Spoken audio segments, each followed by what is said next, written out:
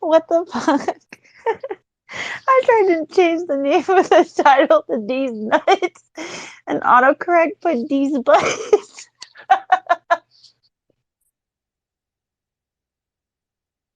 What the fuck?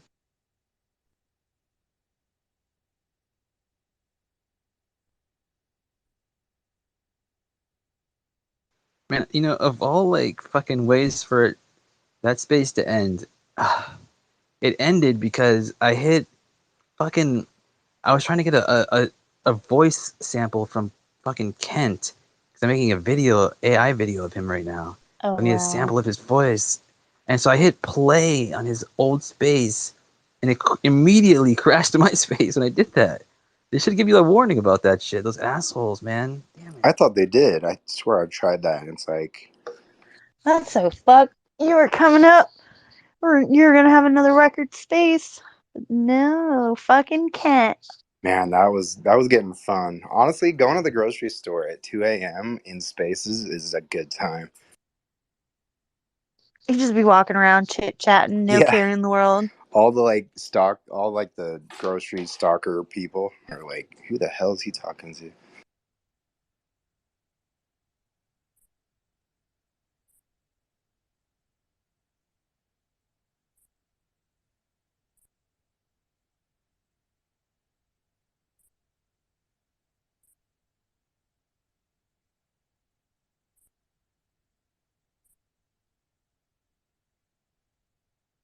Yep.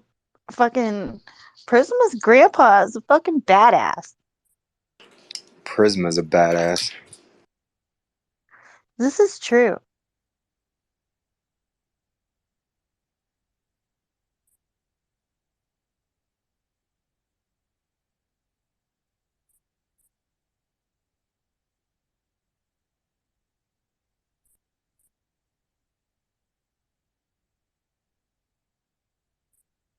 I'm probably gonna pronounce this wrong, but have you ever heard of Princess Ukok? No. So she she's a 2,500-year-old Siberian mummy that nicknamed the Siberian Ice Maiden. She had a whole bunch of tattoos all over her body that are pretty fucking cool looking. On her legs and her arms, and they scanned her. And there's just so intricate, a bunch of like animals and stuff. They're really pretty. I uh I bet she was a fucking warrior.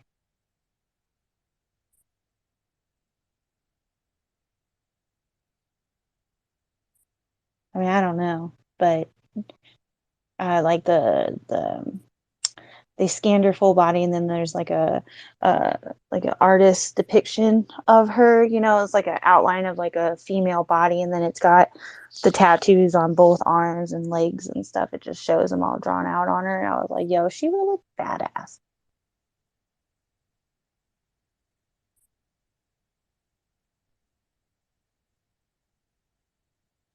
Oh man, I gotta go to that space and harvest it. That was a good one. Which one? The one you just crashed. Yeah, you butt munch. Yeah, how do you harvest it? What do you mean? You have a recording up, so I'm gonna go grab stuff from it. Oh, I'm in the shower. I don't think you can hear me, but how do you do that? I was trying to figure out how to download the recorded spaces, and it was a little confusing. Would you do it through like Spaces dashboard or whatever that thing is?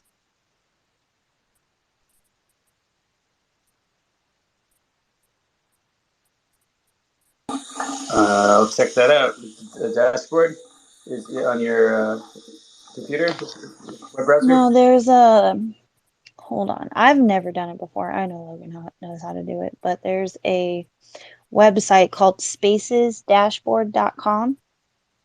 And you can't download uh, from there. I don't think. oh, I don't know, but see, he doesn't even know Yeah. what it is. So now he knows. So if you ever want to go and like look for Twitter Spaces, because like when you click on Twitter Spaces in here to look and see what's going on, you don't ever see a lot, right? But on there, you can go and search keywords for spaces that you might be interested in listening to, and you can go listen. You can just pop right in. Kimby, how do you do it, man? Because when I looked it up, it said the only way to do it was to like archive your own stuff, but it was kind of confusing.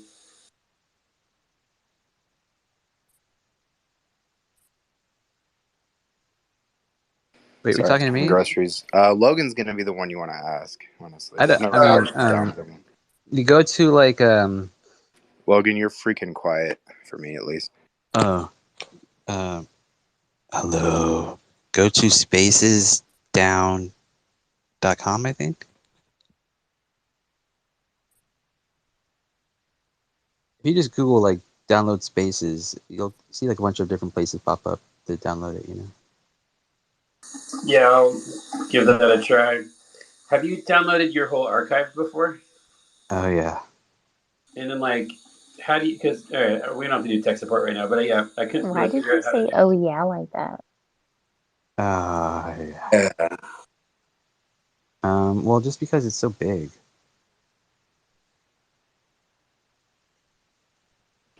Logan, I'm gonna Yo, send you this note tonight. you can't be talking like that. Melo's in the shower. He's all wet and soapy right now. Wait, what'd you say, Kimball? Oh Something about yes, I snow? am. What was that? People said something about snow? I didn't catch that.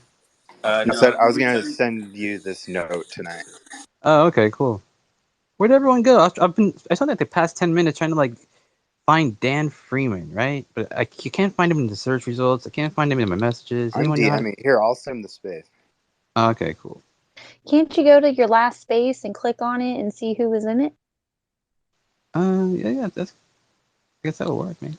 Yeah, it shows everybody who had been a No, listener. but it'll play that space and crash this one again.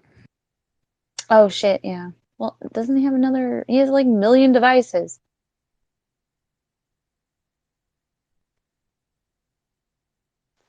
Yeah, you're right. Like sometimes, like if I'm about to like play like another space, if I have a space going, it'll warn me. Well, actually, it's only done that one time. Every other time, it's just crashed my space. But it has happened one time where it warned me. That was recently. I think that was like the other day. But yeah, they should do that every time. That'd be nice.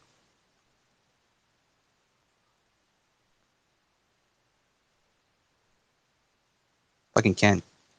Uh, Oh but yeah. yeah, I'm gonna download his space. It was only 10 minutes long because I guess the drama or something. I don't know. Kent space today. I think it was today. See what he said. No, Kent didn't have his space, remember? Well, then what 10-minute space did he have? No, his space was supposed to start in 10 minutes. He had it scheduled for a week. And then like 10 minutes before his space was supposed to start, Chris started his. And of course, if it's a space pertaining to drama and you're calling someone out in the fucking title, ain't no one gonna go to Kent's space. So that's what he was crying about. No, I get you, but there was still oh, this is a space from 6 days ago. Number 2, can philosophy fill the scientific void?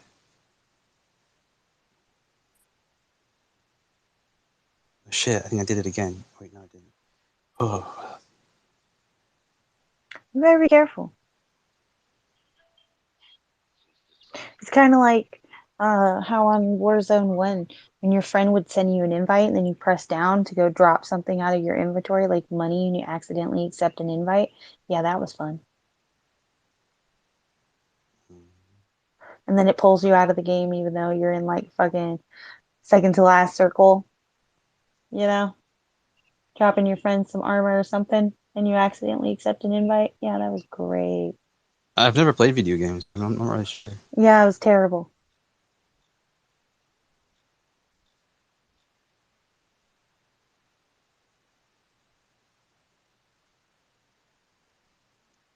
So yeah, it is spacesdown.com, or there is flogen.com and audiolabs.io and Routine Hub apparently. Actually, you're gonna need like a laptop for that one probably. Uh, but then there's spacedownloader.com. Yeah, there's all kinds. There's even apps, you know.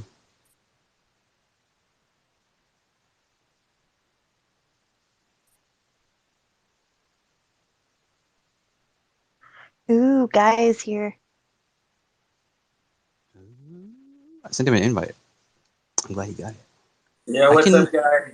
I can never like remember like what time is it for him, Hey right? yo, it's 11 o'clock, man, in the morning, or 5 to 11. Oh shit. So like you been sleeping the past like 8 hours or what?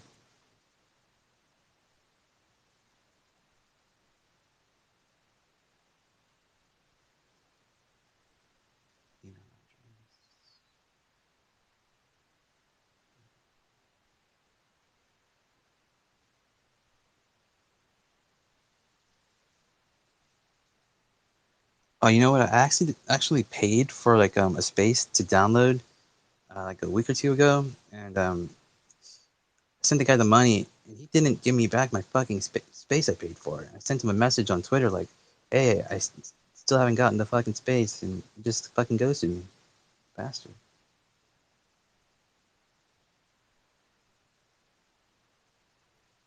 Oh man, that's bad. That's It's only bad. $2. Yeah. Well, say I've set up someone speaks saying before about like if you could just message somebody on these. I was thinking, Twitter circles? How do they work? Could you just like put a group in a Twitter circle and then just do a private space like that? I don't know. I don't know. So what he's all up to anyway. So, well, actually, I'm making an AI video of Kent right now. I'm trying to download his his space so I can enhance it and clone it so I can make an AI video of him like saying some like really wacky shit, you know?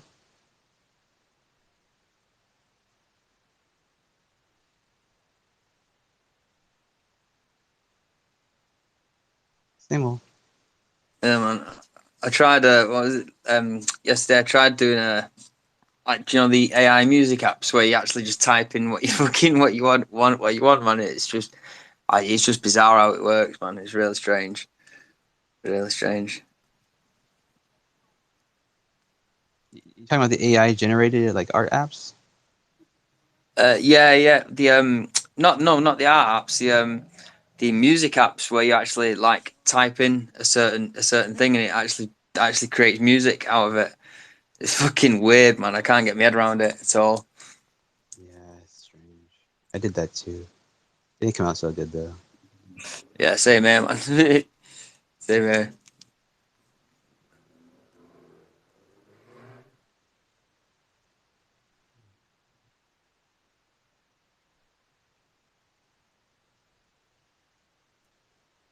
Yeah, I've found a couple more UFO videos as well. I'll post them in the comments, man. There's some funny ones. There is, and some alien ones. Pretty funny.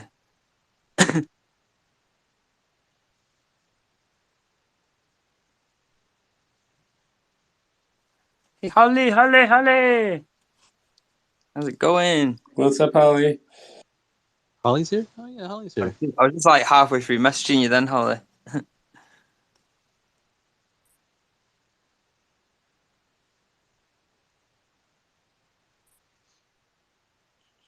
Oh, I forgot I'm the only host. Oh, Heather must have fallen off. Yeah, she popped back in, I think, sort of. Mello, every time you say you're gonna hop in the shower, I want to make a stupid dad joke.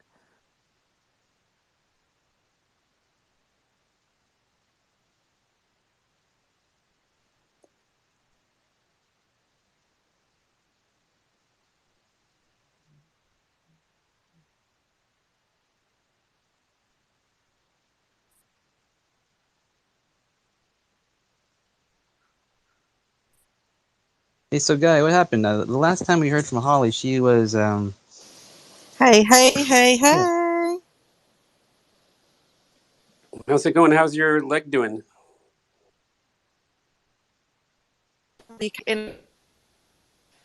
My vacation's come to an end, but Twitter seems a little bit wild right now. So I just popped in. But yeah, hey, I'm all good.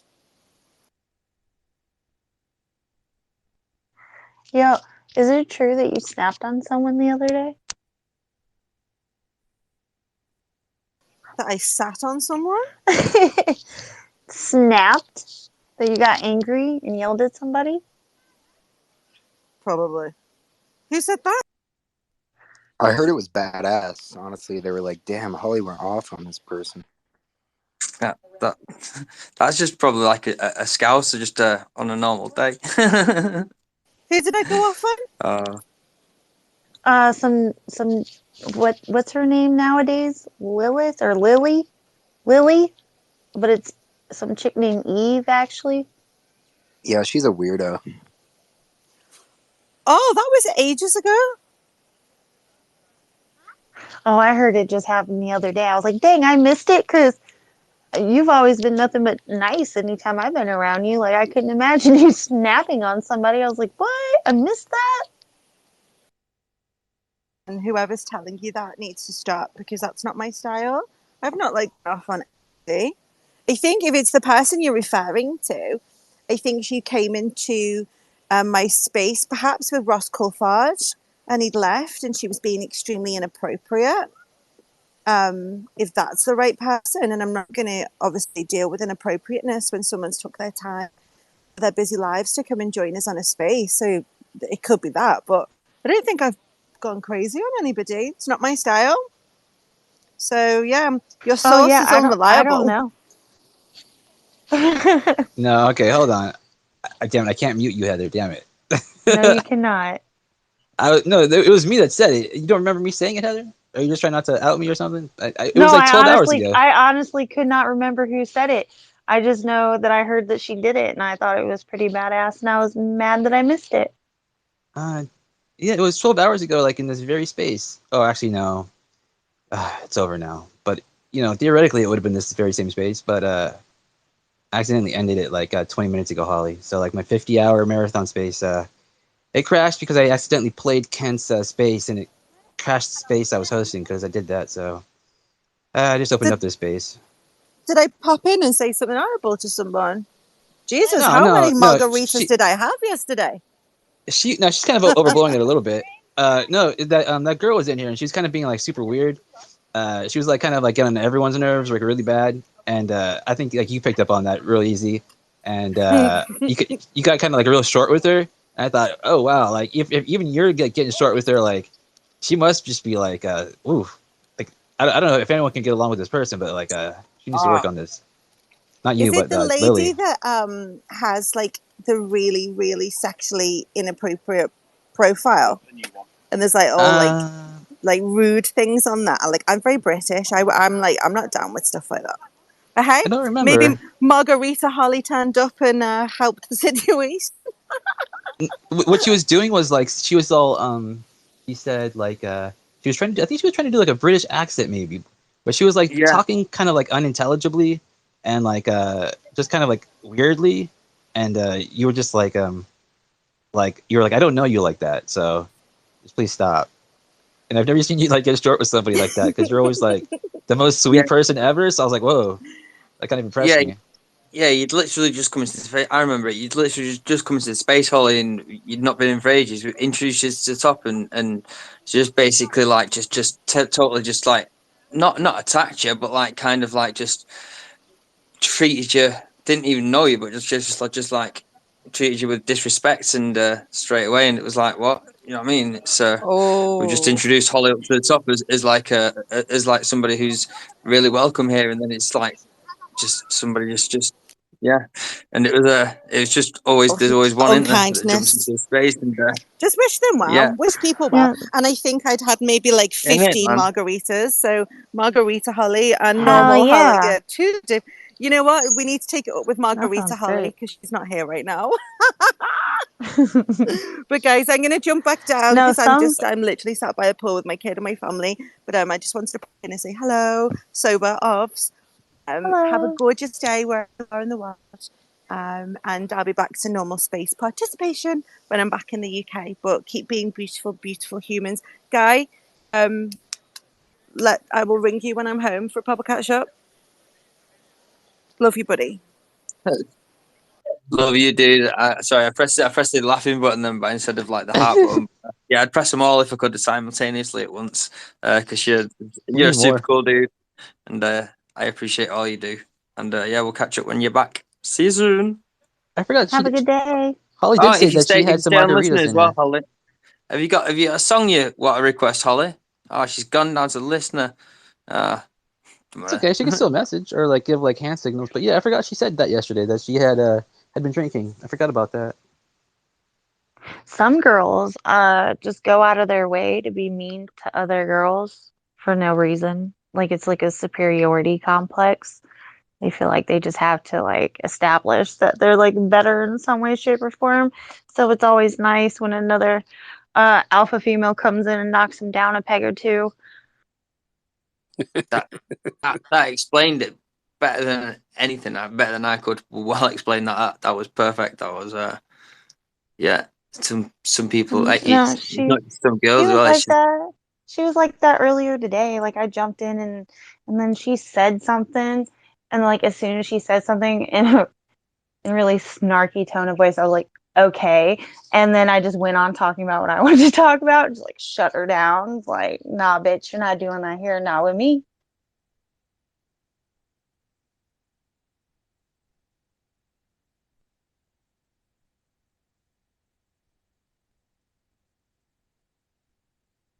And yeah, I would hear her switch. She'd do her totally normal voice and then like this weird sexual voice. And then every once in a while she would throw like some sort of European accent in there. I was like, what the fuck is this girl doing? Yeah, and occasionally that guy popped in as well, and all of a sudden the conversation just went completely like fucking weird, and then he'd just drop out. If anyone remembers. No, I don't know. I was in and out of that space and then I was probably asleep for part of it.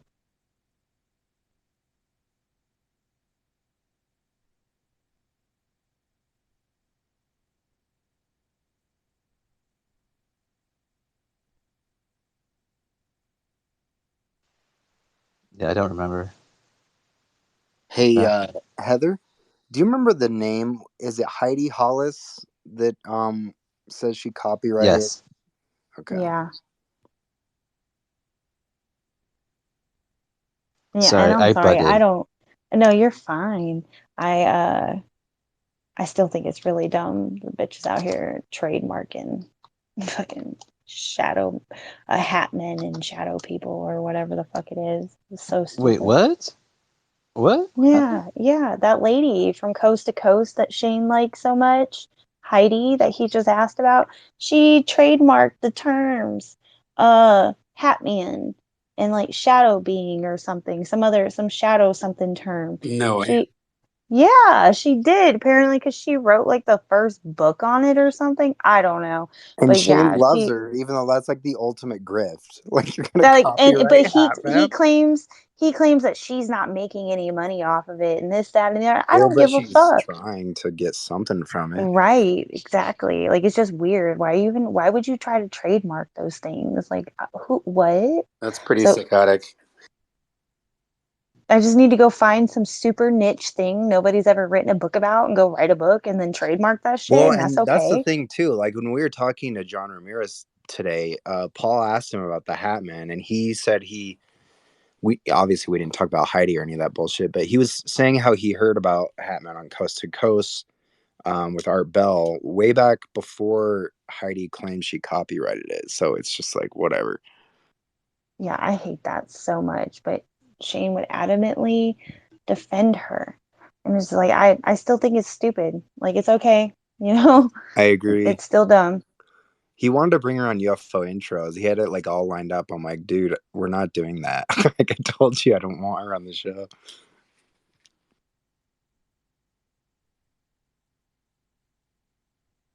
I don't know. Maybe I'm a dick, but I didn't like her vibe. It seemed entitled, kind of. Kind of reminds me of that other lady. I don't know her name, but she she's written a bunch of books on tons of different subjects and shit, and it's like she just keeps going from one different subject to another, trying to make money off of it. And it seems like maybe UFOs has become her next grift. I wish I could remember her name. She's this older white lady. What's her name? Gloria? I don't know. Yeah, I I think might you're be right. I saying. think it was Gloria.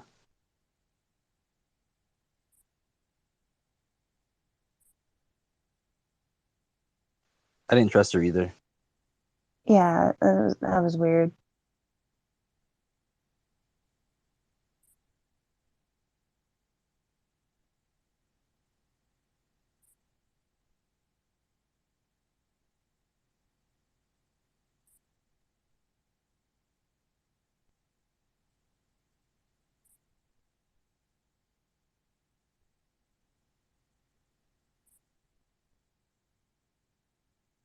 Sorry, I'm just gonna go chip shop. Yo, I'll be all like 5 minutes, 10 minutes, or something. Chip shopping? Is that what he said? Chip shop, yeah, man. Go and get a chippy.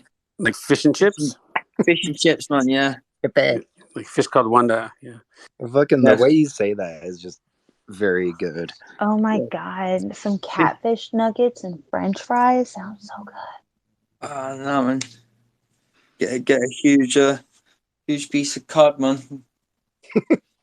Cod chips, peas, spicy curry. Yeah, man, and a scallop as well. Yeah, rocking. Ooh, that Right. sounds good. Yeah, I'll be back I don't five like minutes. scallops. You put vinegar on that?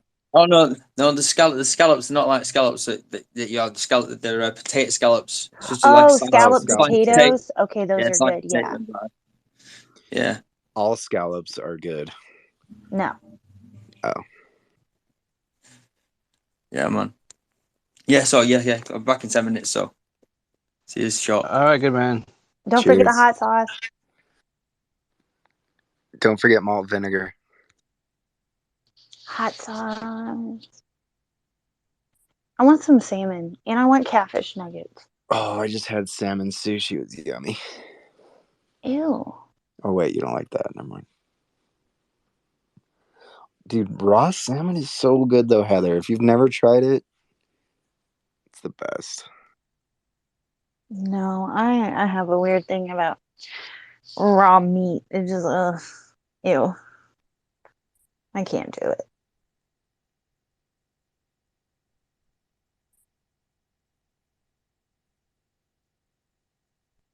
Yeah, speaking of Shane O, I haven't heard from him in days. What's the story on him? Has he popped up? I I haven't talked to heard him on from the him phone either. today. Yeah, I don't really want to talk about it here, honestly, but he's fine.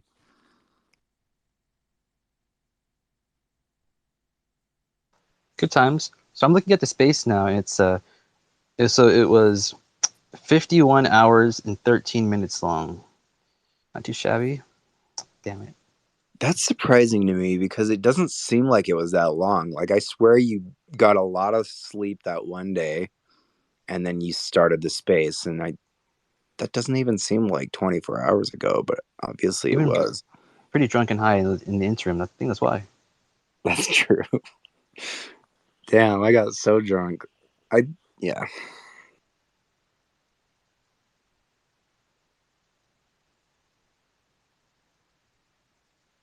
I went off on Tupa last night, though. That felt good. You did? Just on like politics stuff. That thing. Yeah, that was okay.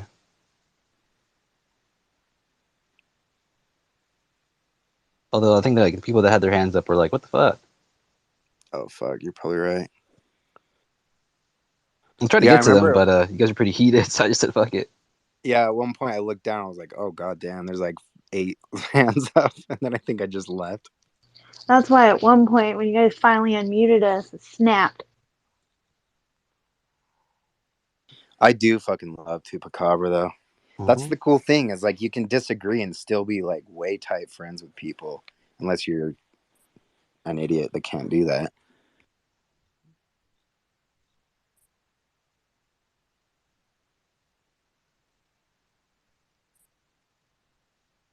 Hey, so our buddy say that he deleted his Twitter,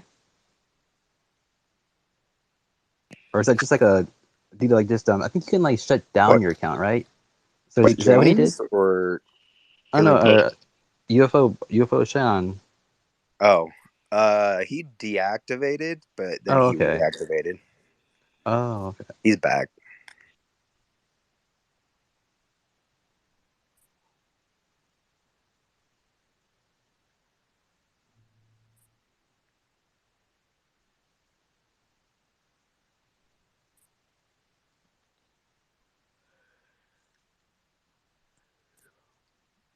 So I'm using spacesdown.com right now. Let's see if it works. I might be able to download a space this way.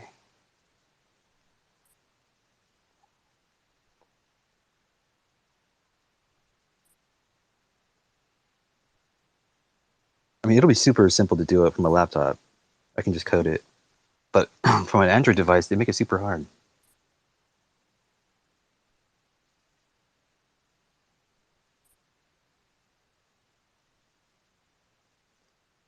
If like it takes too long, they say they'll just email you the link to the download, so that's cool too. They'll automatically like convert your audio space, your Twitter space audio to like a video, and like you can put in like a picture or whatever, and then like upload the MP4 of that to Twitter. So that's cool.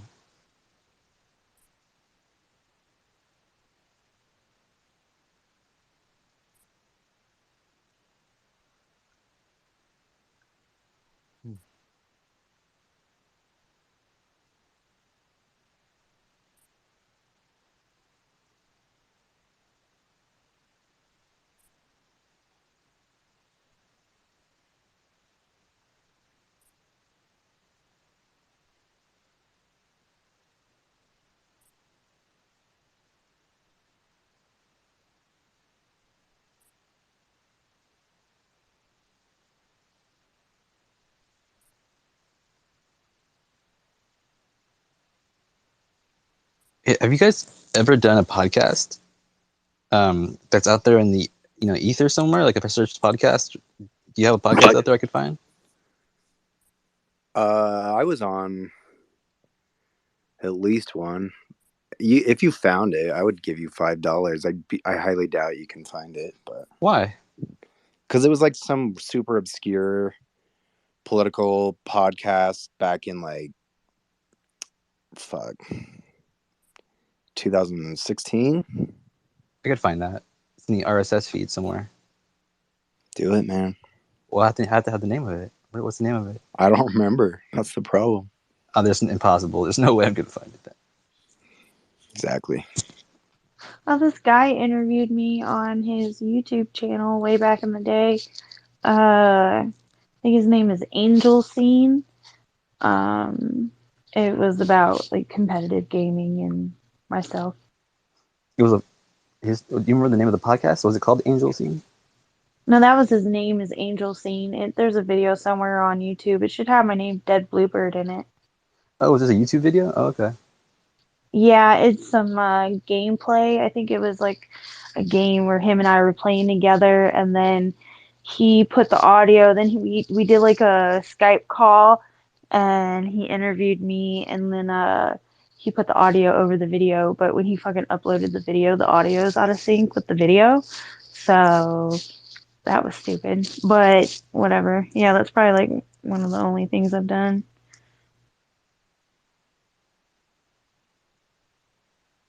Oh, and then my ex, I ended up in one of his old skits on YouTube. I have a part where I don't speak. I'm just supposed to make faces.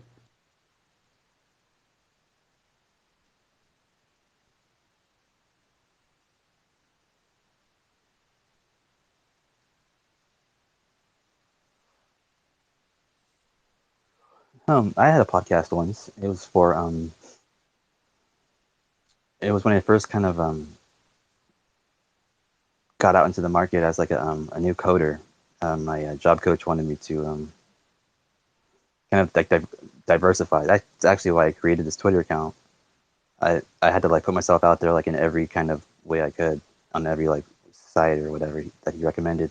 And I don't know, one of those avenues was to create a podcast. But I actually did want to create a podcast just for myself because I thought it would be a cool idea, maybe. But I never got past the first episode, like a trailer for it. I don't know. It's coding. A podcast about coding is I don't know. I guess it just didn't thrill me that much. You're not gonna lie, sounds super lackluster.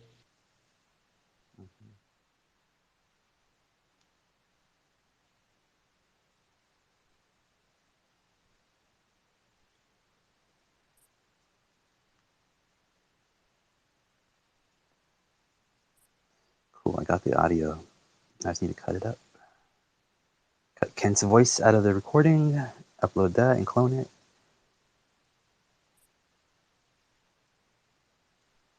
But it's like 5:20 in the morning, so if I pass out on you guys, I love it.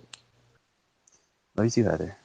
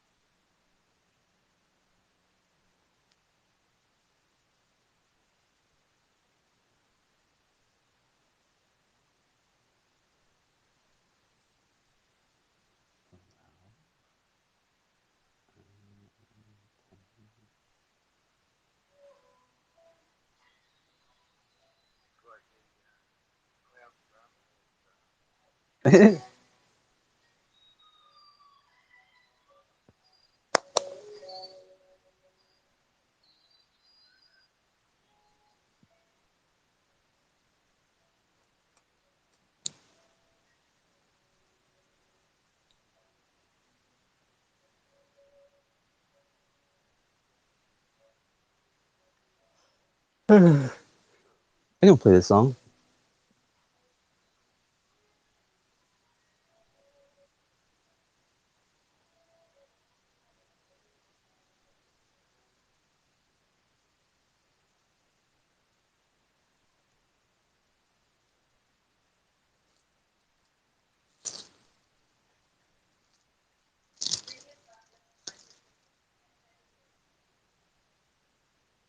Well, it looks like the cloud's drum has successfully taken everyone away from my space.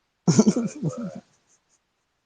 we'll see if anyone from Chris's space comes over, or the 28 people who said they were coming. The principle of today's discussion, if anyone joins, is that science for decades has not come up with the answer to the UAP issue, the phenomenon. So if anyone turns up, the idea of today's discussion, or I might end up delaying it and joining the other space and starting another one later, is to just have a discussion where we try and find out and get people's opinions on how philosophy can actually help science to bridge the gaps that science hasn't been able to bridge in the UAP field for decades. So my co-host hasn't joined me yet, which is a shame. no one else has either. I'm going to give it about another 5 minutes and see if anyone turns up. If not, hopefully someone will listen to this. Hopefully Oh no. next week I was going to have a discussion on how the pandemic has made our society such a mess. Part of my philosophy is that we need to get back towards human basic needs and start to understand that unless we start to really think about how to take care of each other, the rest of it is always going to be a mess. So it's been 5-6 minutes now since the space started. I'll give it a few more. I put down below, I put down the meaning of philosophy according to the book. The more important thing for me is the fact that philosophy is the most natural function of the human brain. Since time immemorial, the minute we had the ability to cognizantly be aware of our existence as a child, we start to question our existence. We've questioned our existence all of our lives. Everyone says the greatest question is what is the meaning of life? So I was hoping to get into that a bit today. It's just such a shame that all this absolutely childish, ridiculous animosity between all the people in our cohort is just doing exactly what the gatekeepers want. It just keeps us all fighting like school kids. Keeps people attacking people on personal What's up, Rachel? levels, people getting We're not really involved in listening all to this this. I'm just kind of back and editing this forth. audio file. You know, things have been You're done. free to come up and talk if People you have want. been Jesus threatened. loves you. People have been committing crimes, and there's no way around that. But unless we actually find a way to, Logan, stop pushing your religion unless we on people. actually find a way to get past I'm just all of a this good old, bullshit fashion start to Christian. realise That's all I that can say. our species is not going to be around in 100 years unless we get our shit together. This is just going to keep being a waste of time. So even though I've had no one turn up, and I can sort of understand that, the big shame is that we're not talking about the real issue. The real issue is Man, this guy can really no monologue. human being, Like, no one has the right to decide that other human beings are less important than them, that they have less right to information than them. And that was why I was looking forward to the discussion today, because it doesn't matter whether you're a scientist or a philosopher or a cab driver, everybody has an equal right to the same information. So I've dribbled on for about nearly 10 minutes now. Had some nice intro music, so enjoy. Joe Satriani's always with me, always with you. I'm going to close up the space now because obviously no one's turned up. poor Ken. But for my followers or anyone who listens to this, I don't care what you think of me, but we need to have these discussions. We need to get past this. He says, she says, he's more important, he's a gatekeeper, he knows everything, she knows everything. At the end of the day, unless we come to a common understanding, none of it's going to be worth it. Hi, Gwendol. Ken can Yeah, Gwendol, I'm going to be annoying, but I do love that guy. He has a good heart. I agree. I had 28 people come to the space today, so you're up and because Chris was explaining the space 5 minutes before mine to talk about the drama again. So I'm going to close this one up Yeah, now. I can't believe how many people turned up for that It's a space. shame. I mean, I It's a can, complete waste of our time. because, I mean, I planned this for a week. if you know It's there's going all to be about drama, important subjects. everyone and their mother is going to turn And up to, like, look what's you know, happened. oh The shit, usual I didn't bullshit realize the name of the started space was taking called over the These Nuts. space. I probably should change And that. no one's here. So thanks for Yes, you did. I told you when I joined and I changed it and it auto-corrected to these butts. Yeah, but I thought it was still on These Butts. and I'm going to try and set another space for tomorrow. Let's see, what should the topic be, or the title be? Thanks for coming, Wendell. I appreciate it. Oh, I got you covered. Okay, cool. And yeah, so I'm going to close it up now. The cloud struck. We're not getting anywhere, mate. We're not getting any further forward. And until we get past all this shit, the childish, all the Okay, that'll cloud do. drama has Save. just gotta clone that audio, and we will have a Kent video in no time.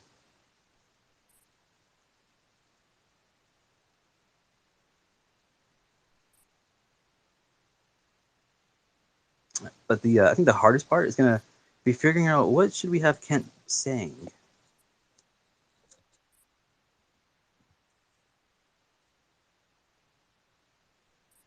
Any ideas? What should Kent say? I don't know, but I can't change the title of the space, I guess. Why not? I don't know. Oh, wait, no, we're... Oh, yeah, sometimes it says that like it doesn't do it or whatever, but it always does.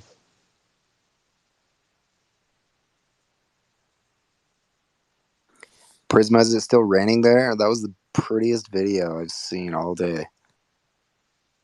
No, it's not raining anymore. It was raining for like 10 minutes. Do you like the new name of the space?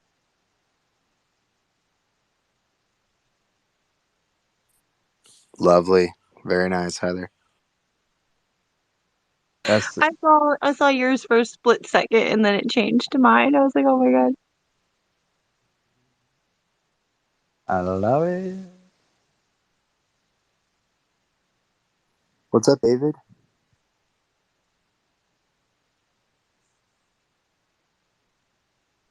Hey, David, you've been listening like a good Christian, that you are. But would you mind coming up here and telling us about the end times, please?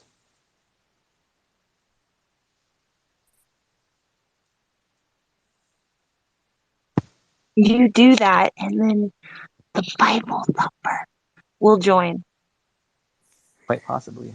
Heather, honestly, if I ever get a tattoo, I might copy a little bit. That's I would. cool. I I would. told him I wanted to I go. would tell you guys. I would tell you guys about the end times, but I think if I remember correctly, Heather's not too much of a big fan of the Bible. So I don't want to start. I don't want to start any beef in here. Like what happened? She's going to sleep, she said. No beef.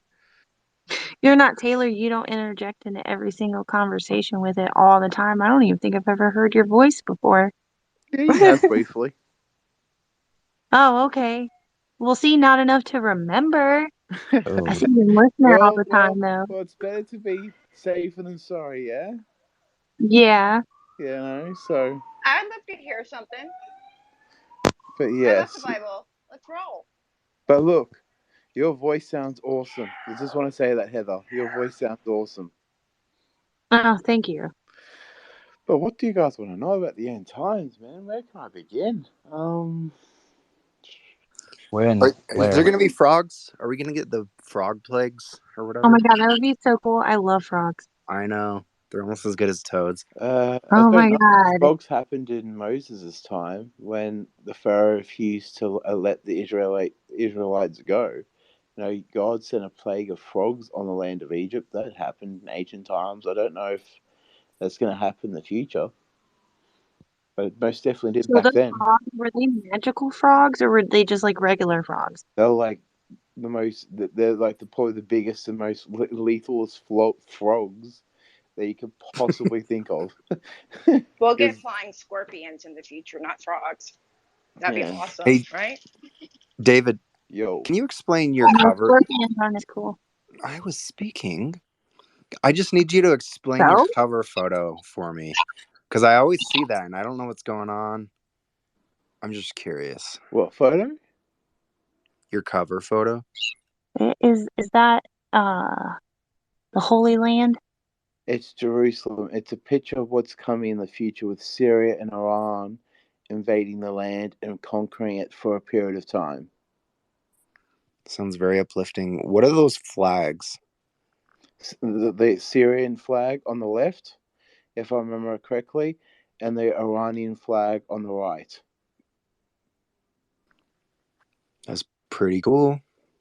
And my my pinned post, if you're wondering want to know about that, is reminding people who's behind all the global chaos and carnage that's currently taking place around the world and who pretty much started it in the 21st century. Like pretty much the Cold War tensions between US and Russia over Ukraine and before Ukraine, it was Syria, and Taiwan's coming after Ukraine in the near future. So we've got to remember it started in Syria when the Syrian crisis started in 2011, when Assad, the guy in the picture of my pinned post, started the war in his own country, and then through that all this terrorism started, and then it just started to destabilize the international community, and all because he refused to listen to the demands of his people and opened fire on his people instead on the 11th of March 2011. It's really 15th of March, sad. 15th of March 2011 to correct myself. So yeah, it's so sad. and that Syrian crisis came out of the Arab Spring, Yep. which started.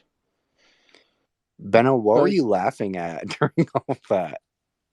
How the fuck do you get all that information from one picture? I mean, that's a huge story. But Dave, just got to worry about what's going on the north side of Brizzy, bro. Don't worry about that shit, man. And Syria couldn't invade a fucking termite What's mound. happening on the north side of And Brisbane? why is Taiwan gonna invade Ukraine?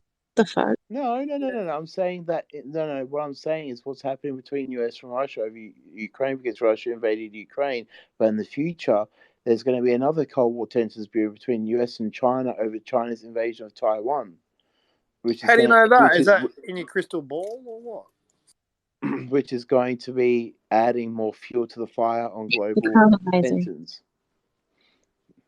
It's not foretelling what's going to happen in the future. It's like looking on it's written all over the wall. If you really pay attention to what's going on around the world, it's inevitable. It's a matter of time, it's a matter of when, not if.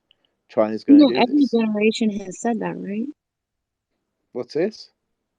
Every single generation has said that. This is the end time, or the end times are coming, or the end is nigh.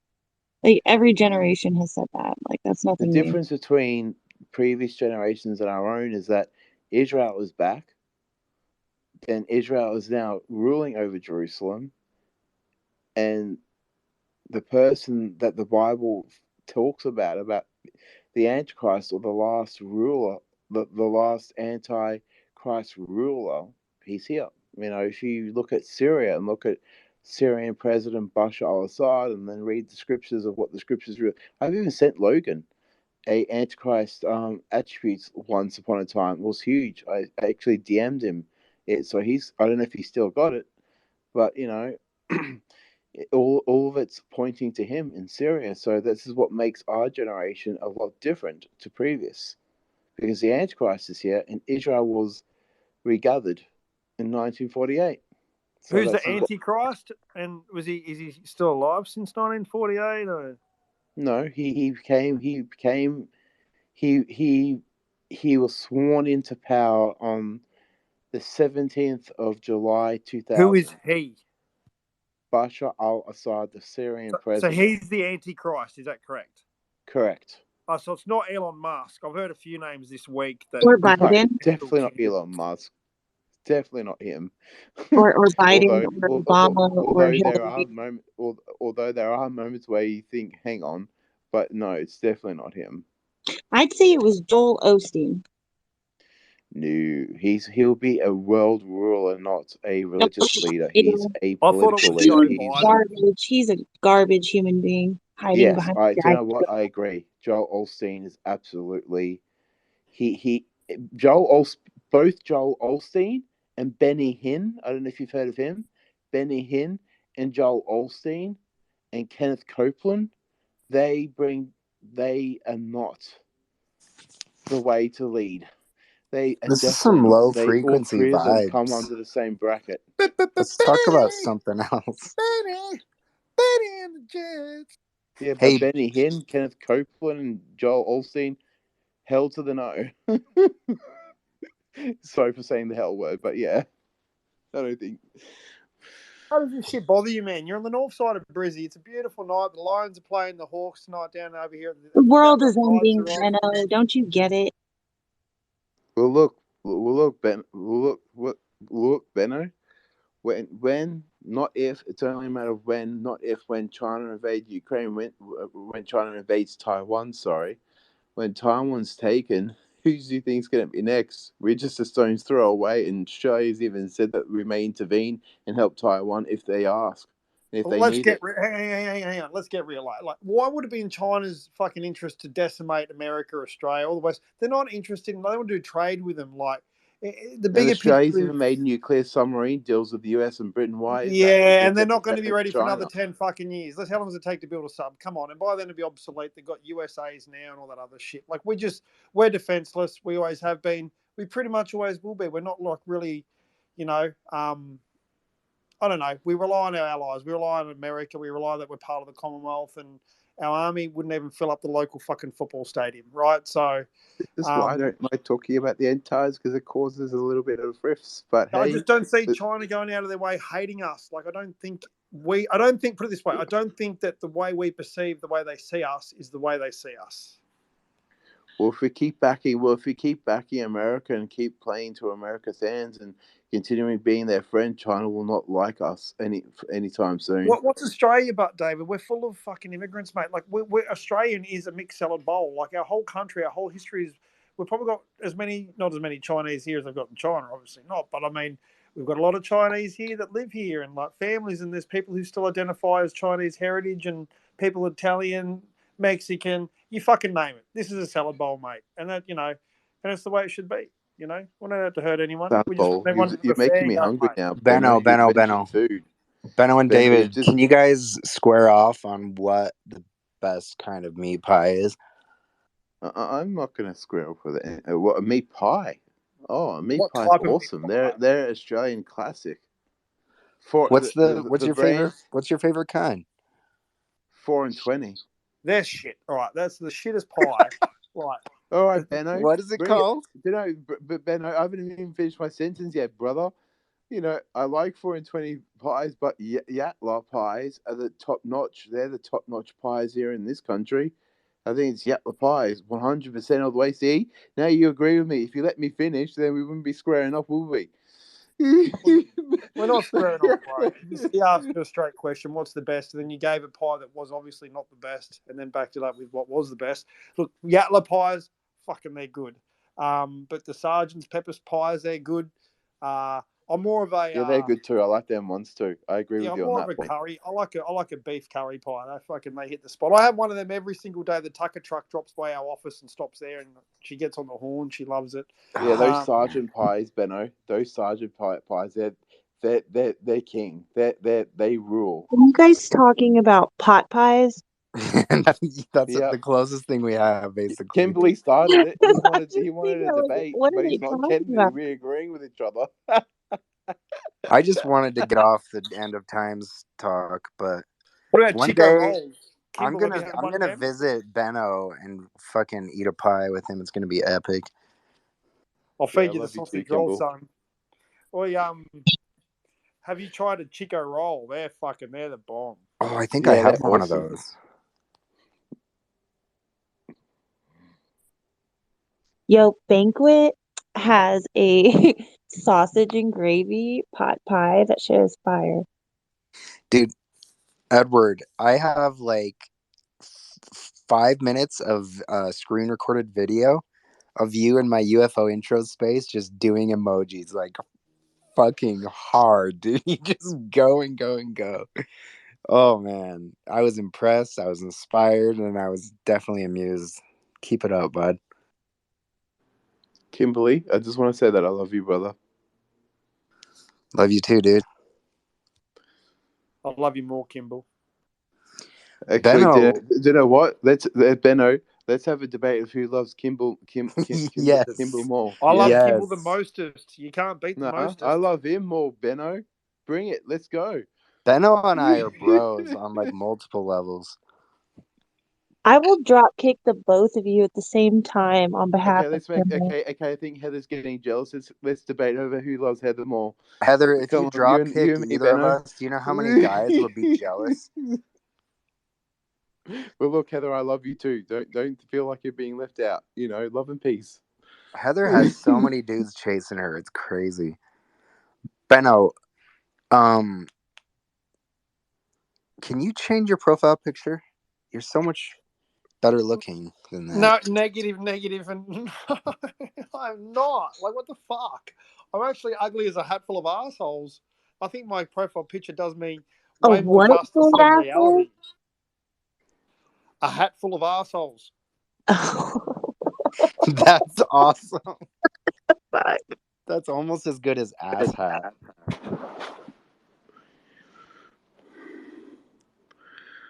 I swear, every A time I hat full of come into assholes. Logan's spaces, it is the most chilled out space in the world. Seriously.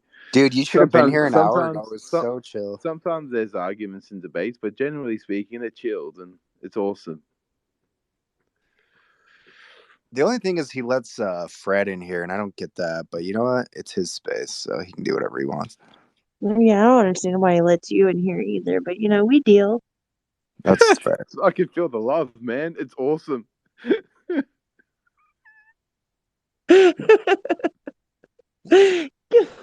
Kimball knows I'm fucking with it. Yeah, it's good. I just got back from a nice dinner. I went with my ex and my kids to dinner. It was good. I love it every weekend. Like, just catch up and just have a feed. It's good for the kids just to have both their mum and dad around, you know. So it was like a Mother's Day, early Mother's Day sort of thing, you know. So even though like we're not together and haven't been for over 8 years now, we're still good mates, and it's That's good for so the kids. cool. You have such a healthy relationship with your ex. I feel like. She still wants to fuck me. That's probably why. Oh, I love Yeah. the title of this space. I'm joking. I'm not joking. No, like, I don't know. But no, the feelings aren't there. And I think it would complicate things. Like, we're such good friends. People say, you should get back together. I'm like, that'll just fuck everything we had. And anything more than like 2 hours with her, I start getting memories of like why I kind of said, this not working. I think she thinks the same thing too. Yeah. I feel sad about my ex a lot. And then I remember that we weren't really happy together, and I knew it wasn't meant to be. Right? I It know sucks, but exactly that feeling. you gotta focus on like the negative, basically. You only do that because you're unhappy now. True. The key is to find happiness when you're on your own, and Yes. contentment. No, we Contentment. we talked about that specifically when we were together. We're like, you know what? Both of us need to like learn to be happy on our own because we're not happy together. But man, her ass, it was perfect. Hey, that's gotta hurt, bro. Stop thinking about that. What about Janelle Monáe? Are you sure those are fake? Dude, she's not that hot, honestly. But I thought you would love her. I know you would think that. I would think that, but I don't. Why do I then? I don't know. I mean, she's very talented. It's not like she's ugly, but her eyes, man, something's weird.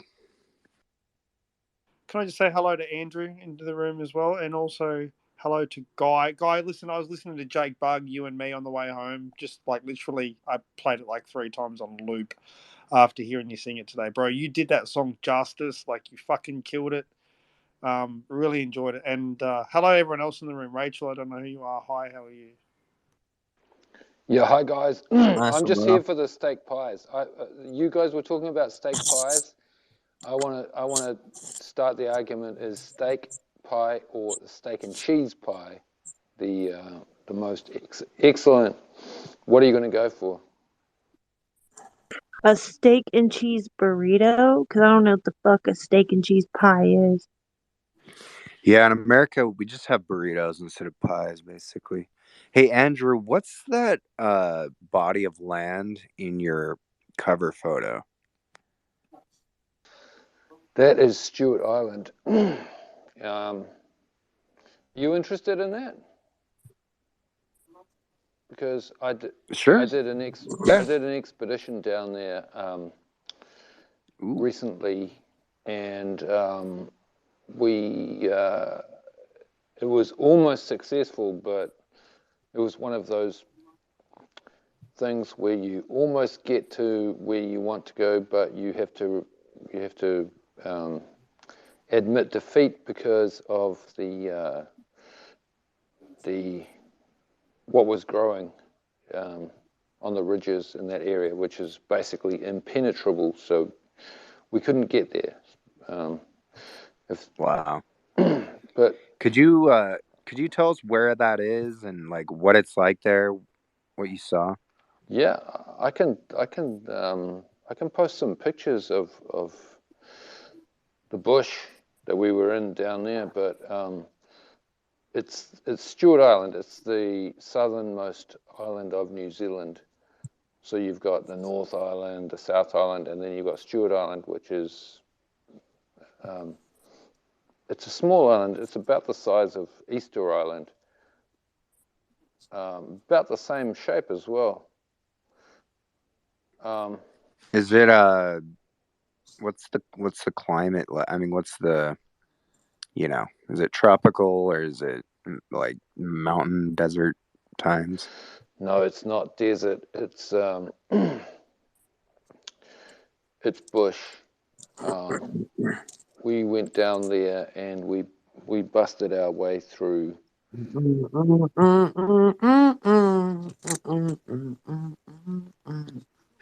Hey, guy, can you hear Andrew? Oh, sorry, is my fucking microphone on?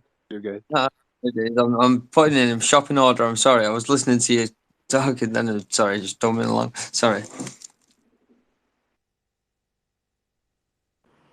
Kimball, did you ask is it desert or tropical? I mean, you know where New Zealand is? It's below New Zealand, which is just above Antarctica. Right. So it's I figured it was definitely cold. not desert. Well, I've always been told that mountains almost always are technically desert, but I don't know if that's necessarily. I mean, obviously that's not true. But yeah, it's not mountains. It's ranges. It's we were busting up through the ridge lines. We stuck to the tops of the ridges, but we weren't getting above 1,000 meters or anything like that. But it was very. So, but is it mostly like deciduous or coniferous trees? Do you want me to post a photo? Yeah. Okay. Well, you guys carry on talking. I'll go away and I'll show you a photo of what we're going through. So, while you're doing that, what's better, meat pies or burritos? Meat pies, hands down. Meat pies, no way. Yeah, meat pie is way better. Than a burrito? You're fucking crazy. I think Logan's the only one that could really say, because he lived in Australia and he lives in California now, so he knows the best of both worlds. A meat pie is great and all, but like a burrito is like the whole package. A meat pie is like, it's a meat pie. I've eaten burritos too. I can compare, Kimball. Our votes count. Well, I do love jalapenos, so I would probably say burritos as well, because you can put them in burritos. So I'm a huge jalapeno eater. I love them. Okay, what burritos have you had in Australia? Yeah. Okay, what burritos have you had? Taco Bell? Is that what your burrito reference is? I bet they're referencing the El Paso like taco kits. I knew it. No, those are fucking cardboard tasting, disgusting. Forget it. That's trash. No, maybe Taco Bell would come close, but I don't know if your Taco Bell has the same quality ingredients. I don't know. Not gonna lie, Taco Bell refried beans fucking slap. Yeah, they do. That's a whole different like genre in itself, though. We were just talking about that the other day. But Logan, I'm gonna make you a burrito someday, and you're gonna fucking lose it. My like homemade salsa I make is so fire. Oh man. Yeah, I know. You're a good cook, man. I don't know how you do it.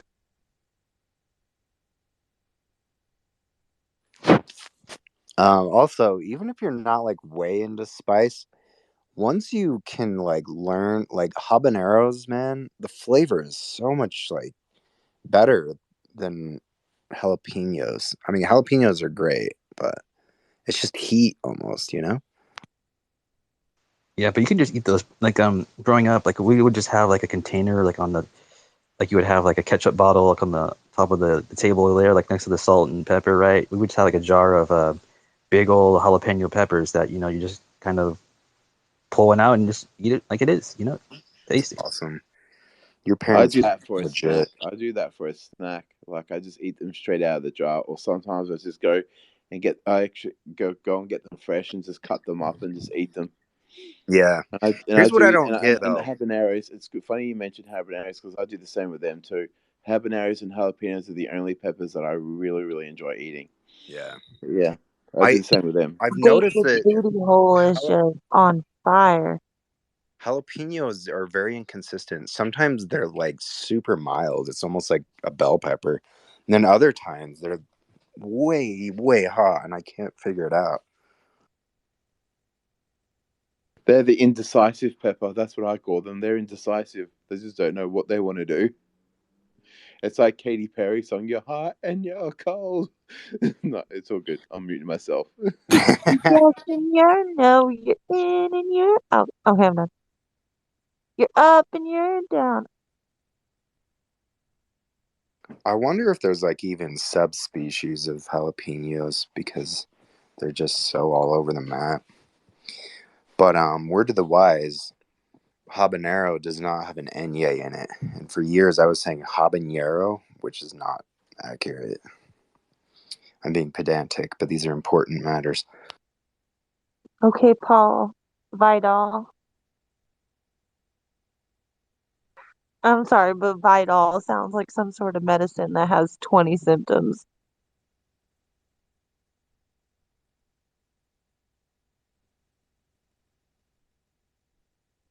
I'm just gonna keep calling him Vidal because it sounds fancy and Wait, what's the cursive. proper way again? Didn't he say Vidal? No, Oh, I'm pretty sure Vidal he did. or Vidal. Vidal? Sounds like Rafael Vidal. Vidal. It just sounds cursive, right? If you say Vidal, it sounds cursive. Sounds prettier. Sounds a bit Spanish, like Rafael Nadal. Polio Vidal. Sounds like I'm gonna flick you in the forehead. Fucking hit me with your best shot. And I got you. Far away.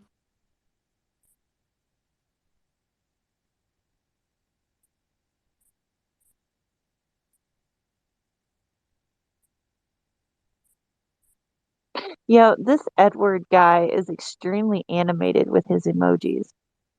Dude, he's the best. He makes Shane look pathetic. I love the picture of the moon he has.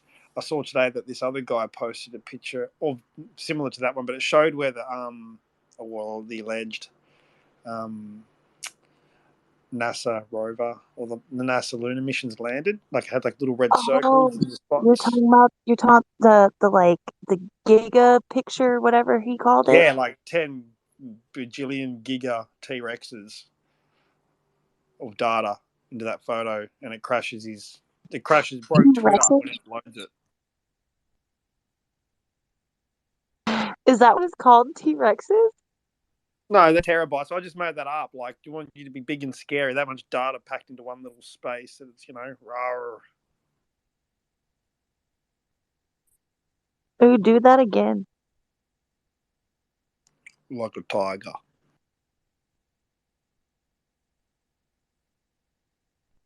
I'm like a tiger. Who said that? What? This will test you. You're outside of America knowledge. Which world leader who is now under house arrest uses the term "I'm like a tiger"? I have no idea, but I have no idea. Who's on house arrest? Well, it could be arrest. I'm assuming it's house arrest, but he was arrested last week. Oh, I Kimball, don't know. Kimball, you should know this. You're a man of politics. Sorry, I was DMing Paul. What'd you say? Who used this line? I'm like a tiger. I'm like a tiger. Are you trying to sound like Arnold Schwarzenegger? Yeah, no. That's get to the chopper. I'm pretty bad at doing accents. But yeah, Get this to the person, chopper. get to the chopper. But he used this famous line. It's called "I am like a tiger," and he puts his hand out like a paw as he says it. And he's a former international sports person turned politician turned like now in jail. Jesse Ventura? I don't know. No, it's from Pakistan. Oh, I don't fucking know. Imran Khan. Cha-ching. Yeah, because he was a famous cricketer and then he became Prime Minister of Pakistan. Correct. And he got locked up last week because they're all For corrupt. what? What did he do? He didn't do anything. He just wants them. He wants the corrupt government to Was stop being actually corrupt. and Imran Khan was also good friends with Princess Diana when she was around, when she was alive, back in the day. Oh fuck, he's about to get Hillaried. But what happened? Why did he get locked up? That's news to me. I don't want to get back into politics. Fuck, I shouldn't have said that. I was talking about T-Rex going, rawr, terabytes, Google, megapixels, billions of them, billions into one little fucking little atom, just jammed in there. Fucking get in there. Yeah, that's what she said. Fucking oath she said that. Get in there.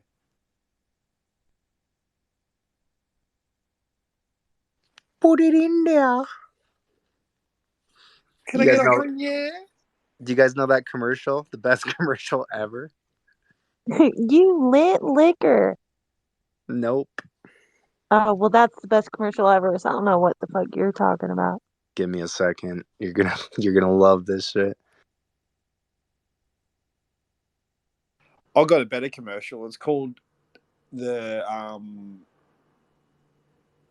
man, the drink. Okay, the legend.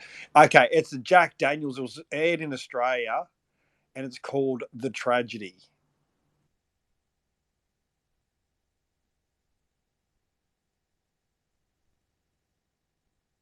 You got to look that shit up. Damn, what the fuck? I'm trying to find good like voices to use, right? And I pulled up. I'm looking through my spaces, and my space from like a week ago has almost 2,000 people that tuned in. Why did nearly 2,000 people tune into that space? I don't know. Guys, I I managed don't to know. post. I managed to post a picture from Stewart Island, but I don't know how to post it onto this thing. So I've posted it. It's if you really want to see it, just go to my timeline. You'll be able to see it. It's at the top. I'm not quite sure how I post it on this thing, Click on your but I tweet. found it. Click on your tweet, and then you see where it says like comment, retweet, like all that. You see the share button. Click on the share button, and then at the very top it says share tweet. Right underneath that, it should say Logan Space, and clicking on that will share it to the nest. Oh, really? Okay. Let me have a look at that.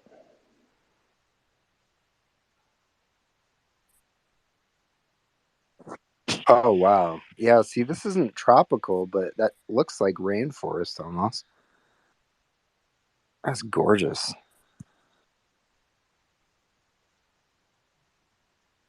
Who's that dude? Is that your son? Oh my Is that god. my son? Are you kidding me? Look at those trees. It's beautiful, isn't it? Very tropical looking. Yeah, those look like prehistoric trees, man. Okay, so you guys can see that.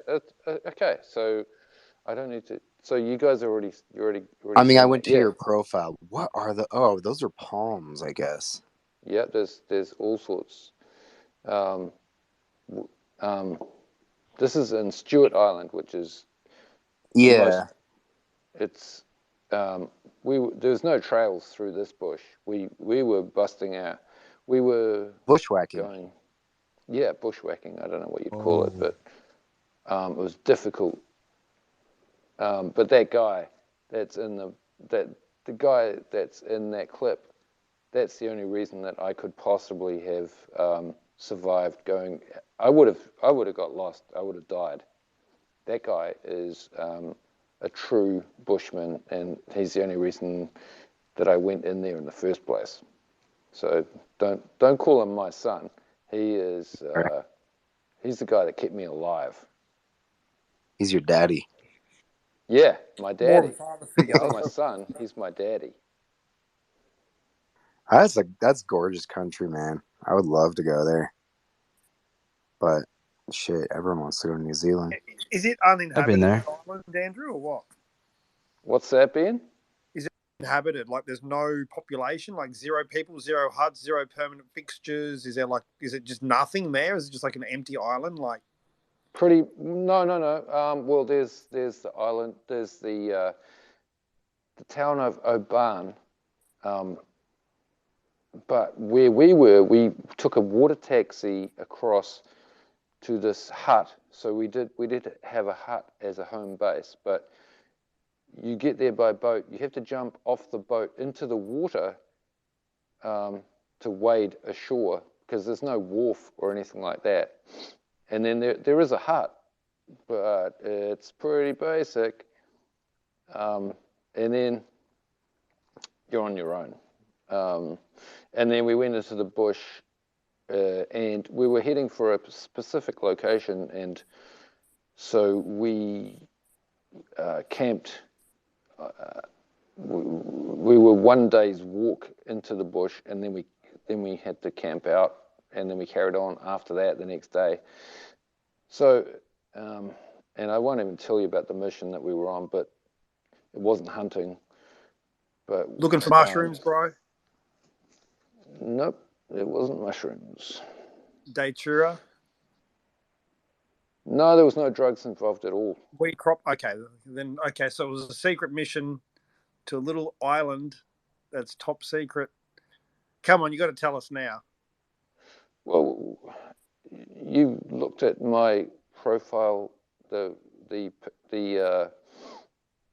picture of someone already mentioned it. The not my profile picture, but the what do you call it?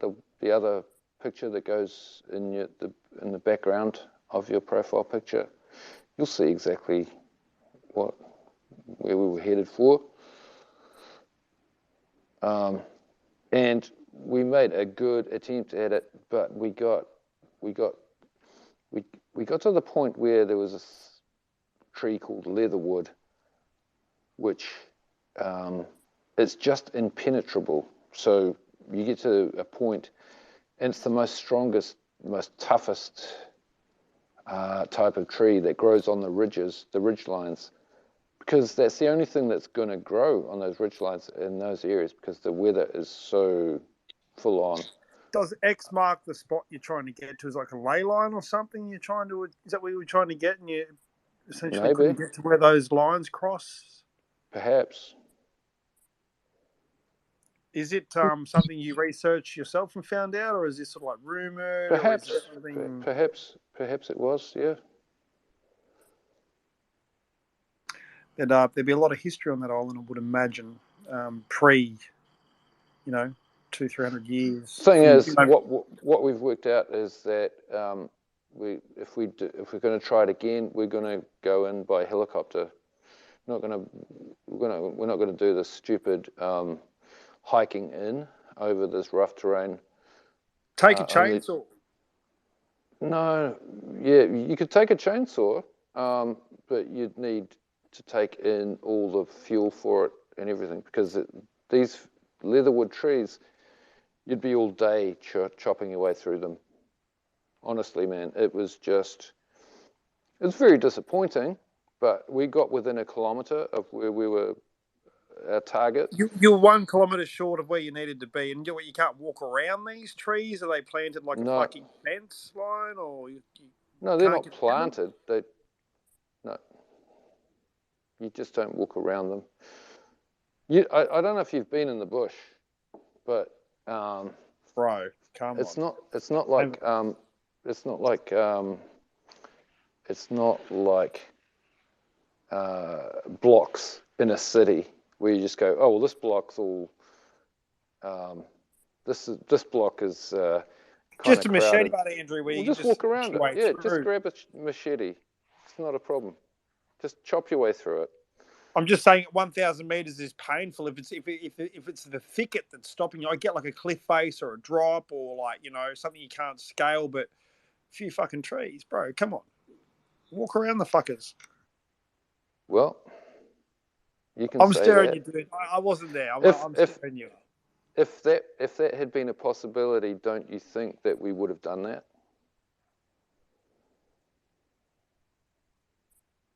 I went all the way down there to do this. Do you think I gave up because I thought I didn't come up with the idea that I could just walk around these trees? Yeah, that's painfully close, isn't it? Yes. You know. What do you expect to find? You have no expectations of what you expect. You just want to basically curious just to go X marks the spot and go. This is a point, I guess, where I'm curious of, or has something led you? Has other people's stories led you there, or do you have any expectation or? I would have been thinking that there would have been a possibility of a megalithic site. It might have been massively overgrown, but considering is it blurred out on Google? Can you look at it on Google or not? Yeah, you can look at it on Google. It's bush. I mean, you can't see under the canopy. All you can see on Google is trees, is canopy. But I would have thought that there might have been the chance that it would have been another example of, because of its position, I would say at least something that was left behind by the navigators that were going around the world way back in, 10,000 years ago. And so, thing is, there's a chance that there was absolutely nothing there at all. But because those lines cross over on that point, I thought no one has been to check out this point, so I'm going to go and see what's there. And I took a really serious bush guy with me, and we couldn't get to the point.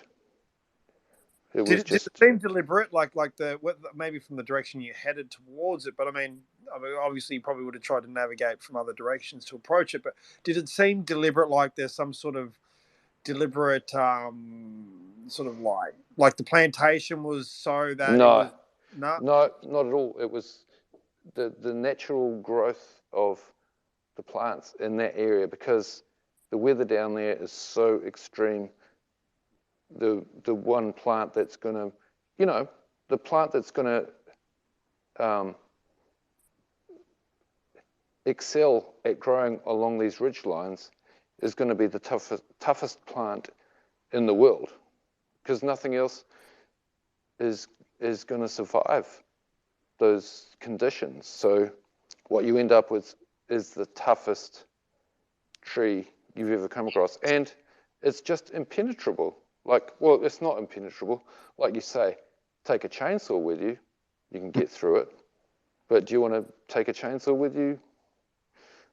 Andrew, in bush like that, can you like camp overnight or?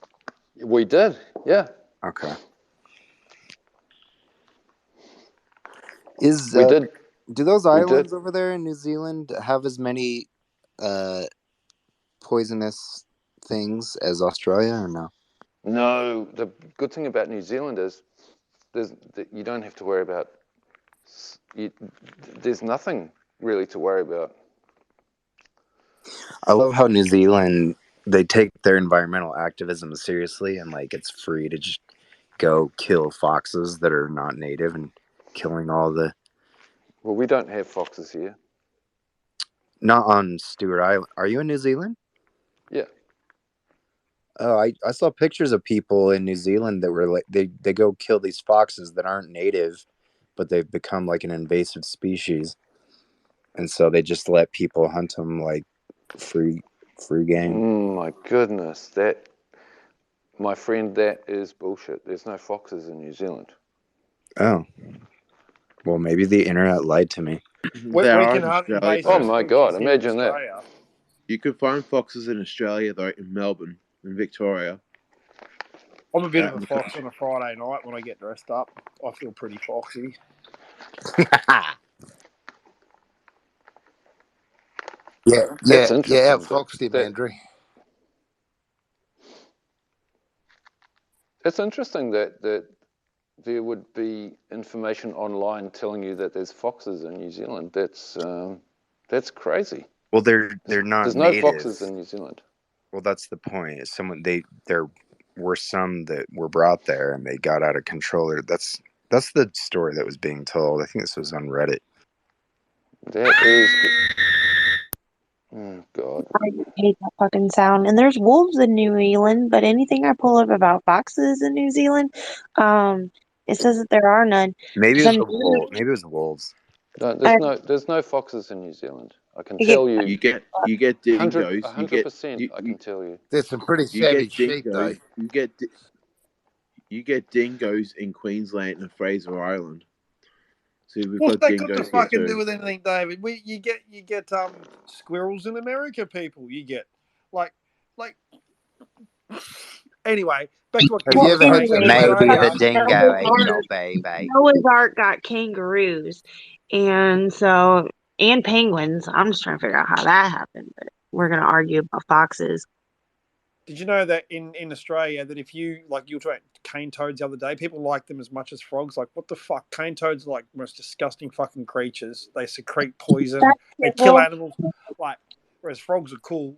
But with cane toads, if you find a cane toad in Queensland, by law you're supposed to kill it or put it in a bucket and kill it. But we used to just go and play golf with them. I know that sounds pretty shit. Not the fact it probably was, but we get the fucking three iron out or pitch and wedge out.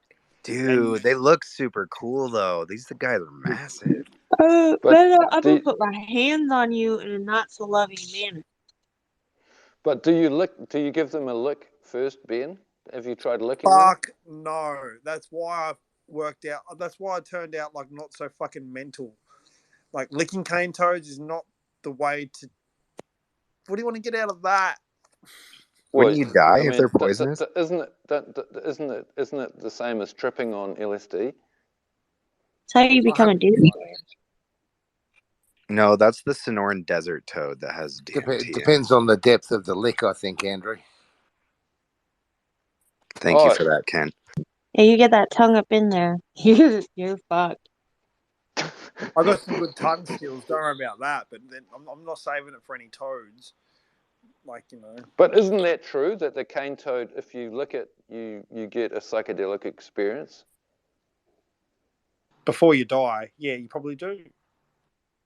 Yeah, you see angels just as shit joining them.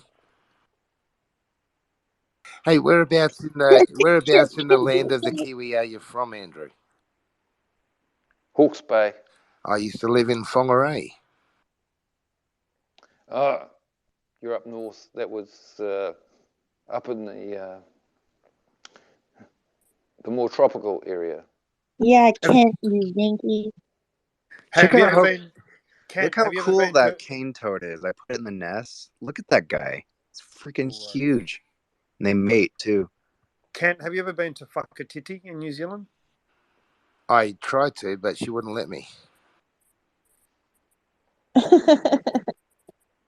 No, I've been up to Cape Reinga. I went up to the Bay of Islands. I lived in Whangarei. I worked on Marsden Point. You might know Marsden Point, Andrew. Oh, yeah. You worked on Marsden Point? Yeah. I was one of the original Aussies that came over there from Australia. And Alan Redman, who was the leader of the Springbok riots, was our union boss. And he dragged us out the gate virtually on a weekly basis, yeah. Did you say Alan Redman? You know Alan Redman? Yeah, he was our union boss. Fucking hell, I don't know. I'm sorry. He was the head of this. He was the guy who led the Springbok riots in New Zealand many, many years ago. We also had Ray Hikaroa, who was the All Blacks coach, was the welding instructor. I don't know if you know any of the names. Ray Hikaroa, Carmen Hedaraka was one of my riggers. And Malcolm Carney, who was the New Zealand kickboxing champion, was one of our welders. Benno said his name was like, yo, you know him? Kind of like he knew him. And he's like, I don't know. No, that's very cool.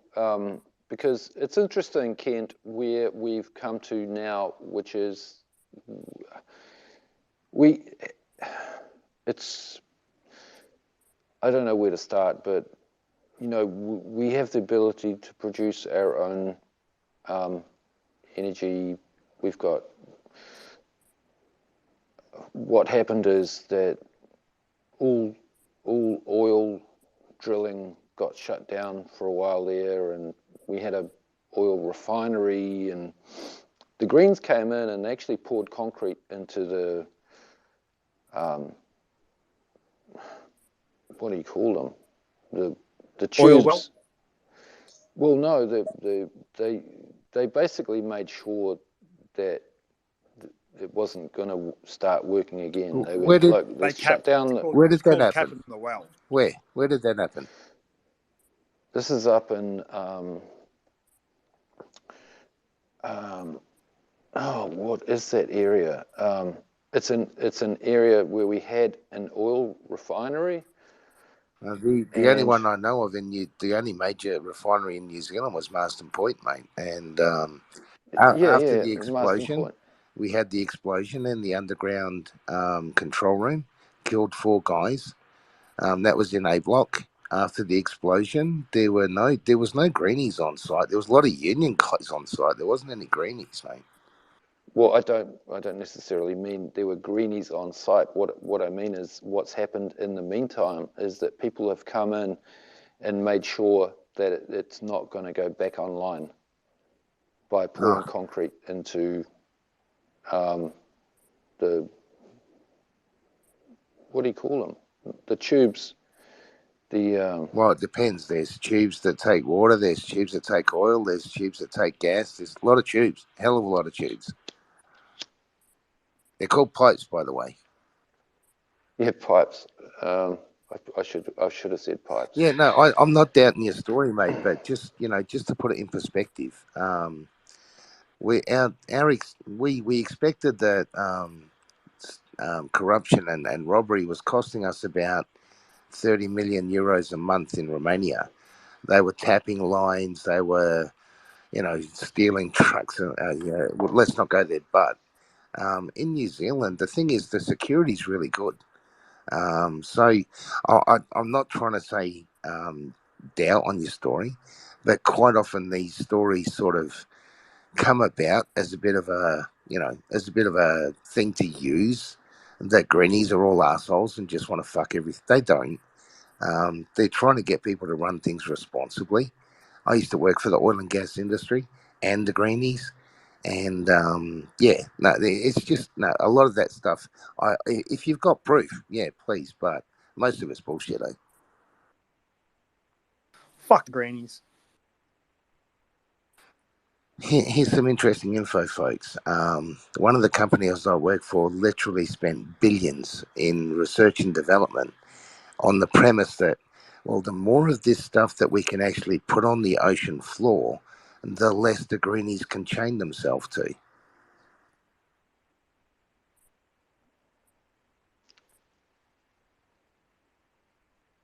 I read last week it's going to cost around $30 billion US just to cap the wells in the ocean that are fucking leaking at the moment. That's pretty fucked up. I mean, some things are pretty shit. There's a lot of legislation, there's so much legislation around all this stuff. The Greenies are a bunch of fucking hypocrites. When you go to work each day, they're dragging their kids to the picket lines, to the front of these mine sites, and calling you a baby killer and all this shit.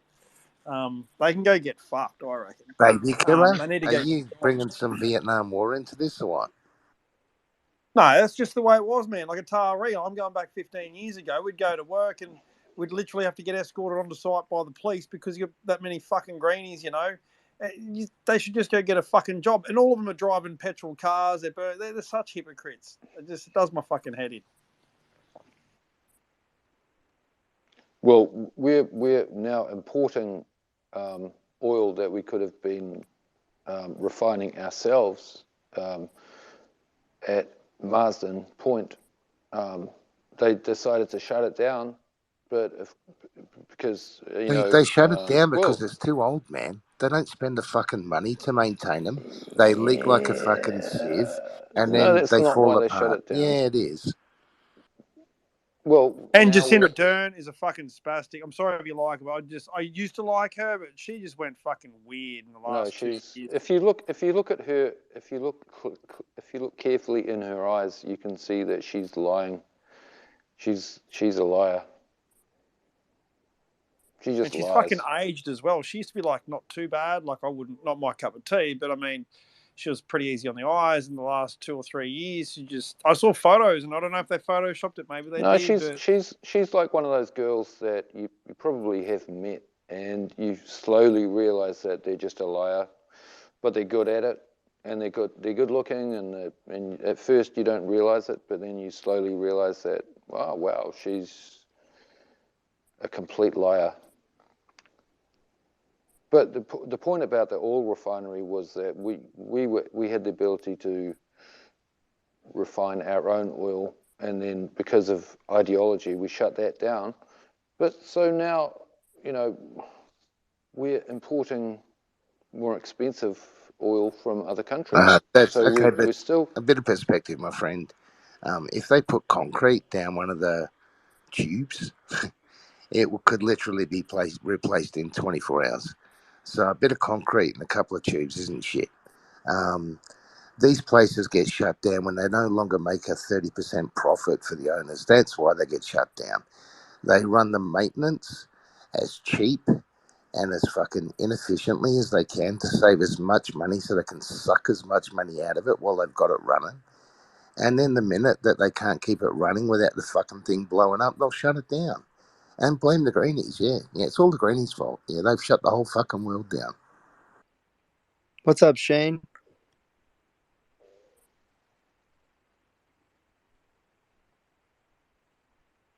Shane doesn't have a mic, Kimball.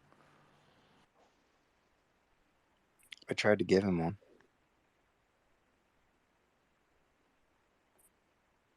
I'll drop down, mate. Why? Yeah, get on your knees, Kent. Drop down, son.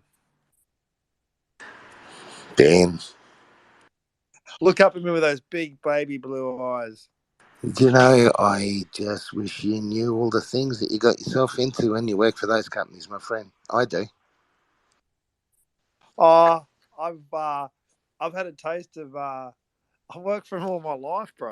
Like all my life, pretty much. Yeah, they paid for my cars, my houses, my children. Yeah, they paid for pretty much.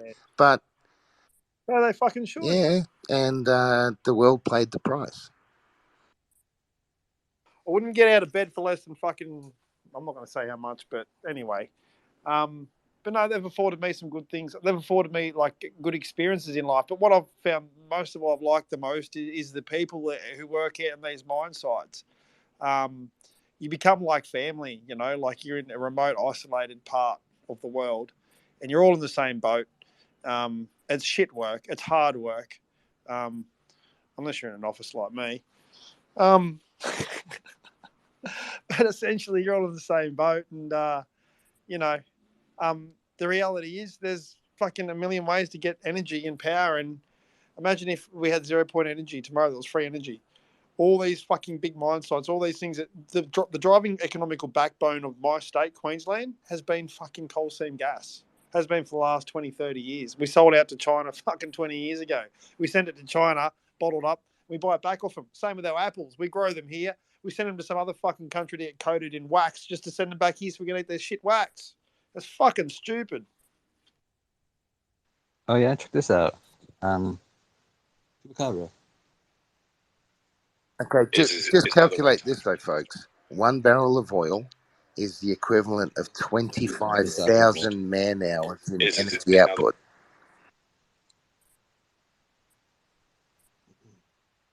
Is now the right time for Ken to start crying, or does he need to talk about all the places he's worked and lived around the world first?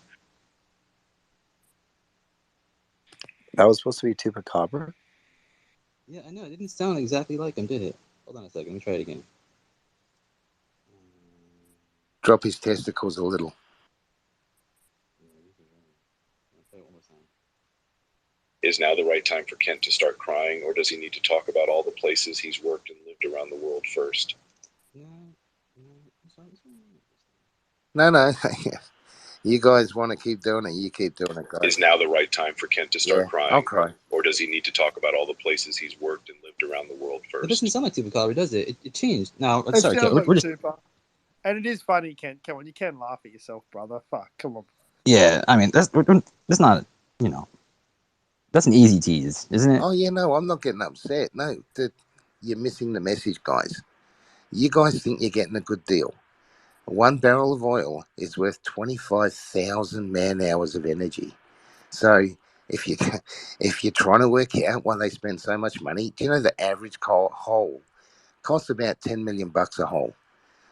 In Yemen, our original program was 30, which is 10 times 30, I've had dearer holes than that. $300 million per hole on land, not offshore.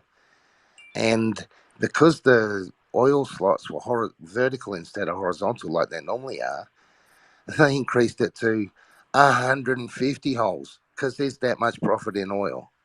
Hang on, you meant it the other way around. The horizontal are less common than the vertical, yeah. So your lateral holes, like your lateral drilling, or your fracked bullshit, No. or your The lateral actual stuff. oil They're way more deposits were big. in vertical forms instead of horizontal.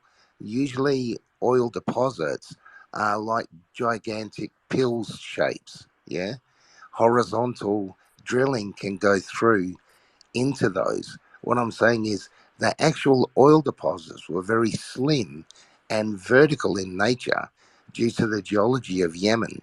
So instead of being able to just drill into the top and drill the well and get the hole out, you had to drill You just through a bend it over and series. fucking boom. You had to do a horizontal well through a series of wells and interconnect them and set charges off in between each of the wells to get the perforation to get your oil to flow. It costs a lot of money. Yeah, there's a law in Queensland. If you lose your drill head, you got to spend $1 million retrieving your fucking drill head. By law, they've got to spend $1 million to retrieve that drill head before they cap it and go, no, fuck it. It's like, cut it off and just write it off. Why would they worry about a drill I head? heard it. A drill head's just industrial diamonds and cobalt. I heard an interesting story from my friend in Texas where they've all got family wells. And she said her granddad told her that when the well runs dry, you just wait a little while and the thing fills up again. And that goes completely against the whole idea of what these oil wells are all about. They're supposedly fossil fuels, but there's this other theory, which is that they're not fossil fuels. That oil is produced by the planet, and you suck all this oil out of this, like you call it It's called a reservoir, and a no reservoir. offense, but your friends are lying to And you. then it runs out, and so you go away, and you leave it, and you come back 2 years later, and it's filled up again, and there's more oil. No, and you it's just not start more oil. sucking more oil out of there. It just leaches in from smaller deposits that are nearby that have a That's it. yeah. It leaches in. Yeah. There So you what go. they tend to do nowadays is if the strata allows it. Here, I'll give you an example. We took a vessel offshore with 200 tons of acid in it to pump down a well because they worked out that they could pump the acid down the well, and the geology of the stone that was down there would be eaten away by the acid to actually leach in all of those other reservoirs into one big one to save them doing more drilling. Um, no one really worried about the 200 tons of acid that we just pumped down the hole. That was just part of the process. It's called acid fracking. The citric acid, but Oh yeah, sure. it is. I used to fucking know the mud doctor. I'm not talking not about shitting you. bentonite. I'm not Yeah. talking about mud. I'm talking about a specific acid frack. And put it this way, Benno, we couldn't allow anyone on the deck of the ship during the process because if the acid got out, they'd be, cut in half at the pressure we were using. Yeah, but what about the idea that there are old guys saying that we've got this oil well, we've just about pumped it dry. What we need to do is go away for a couple of years and Don't let it pump it dry. fill up again, and it just fills up again, and then you start pumping the oil out of it again. How would you explain that? Um, I just explained it. It's leaching in from other smaller reservoirs. Oil takes hundreds of millions of years. That is not a good enough. Well, I That's don't not a give a good enough shit what you think, explanation. mate. I mean, I used to fucking work in it for 40 years, for God's sake. You think we don't know what oil is? Oils ain't oils. Don't be so rude, So, Kent. Let's well, just relax. do you think that oil actually comes from fossils?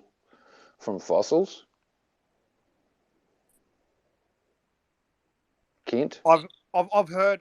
Listen. Ken obviously does not believe that because he told you that your friends are full of shit. That was one of his statements. I think he was alluding to you saying that they don't come from dead dinosaurs and shit. But I've read that, Andrew. I mean, who fucking knows? There's that much of the shit. Do you think that? I mean, fauna is supposed to be coal and dead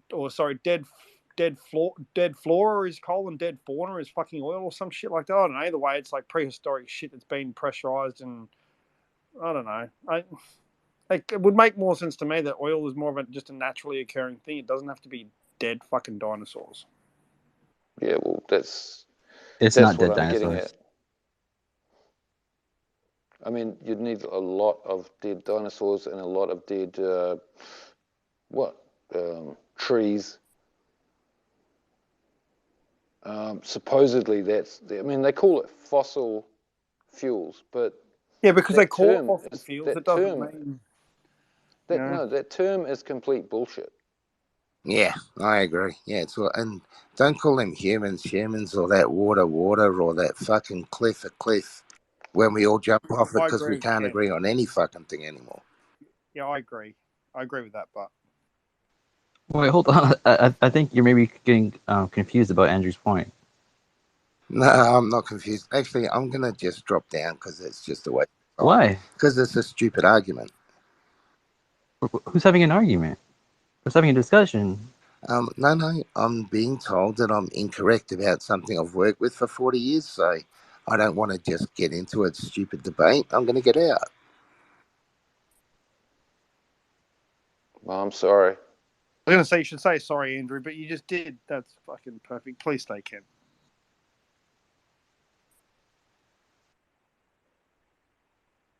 But Ken, you can look it up. I'm not sure if you know the exact name of the type of acid they fracked with, but I know that, well, from my knowledge, they literally use citric acid by the ton fucking load. And the shit is that toxic, right? That we had a fire in our fucking yard one day because it rained water, got on some of these pellets. We had over 100 pellets of this shit. And a bit of water set off a chemical reaction. Next thing you know, fucking boom. Like, shit's crazy. We had like a fucking this weird black sludgy mud fucking weird reaction started running down the fucking road like a creek. It was really weird. There was so much smoke, more smoke than a normal fire as well. The fires couldn't do anything. Just look at it, let it burn out. And just a heads up in case anyone else didn't know this, it's just that yeah, fossil fuels have like nothing to do with fossils or anything like that. Yeah, and the point would be that in theory, what they've been trying to tell us is that it would run out. Like we're going to run out of fossil fuels because there's a finite amount of it. But the funny thing is, it seems to be more and more that exactly what my friend's grandfather said was that if your well starts running low, just leave it alone for a while, it'll start filling up again. It's being produced by the earth. It's not the broken down It's not the broken down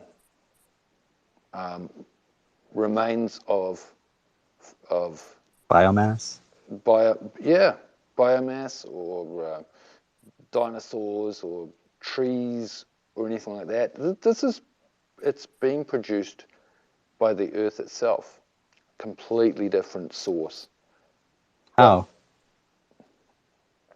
Well, that's a good question.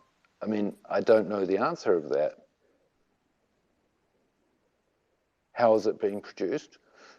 It's being produced. How?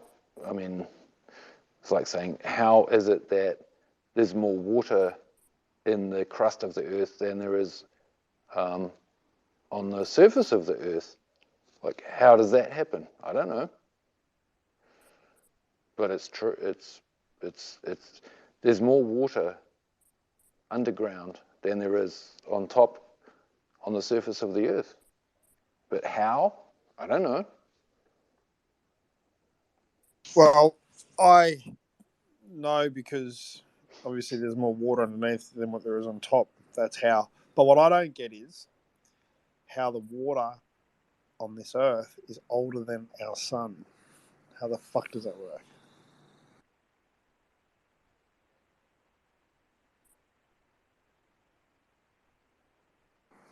Mic drop. You're all gone quiet. No one knows the answer to that. Sure, it's because water isn't natural to Earth.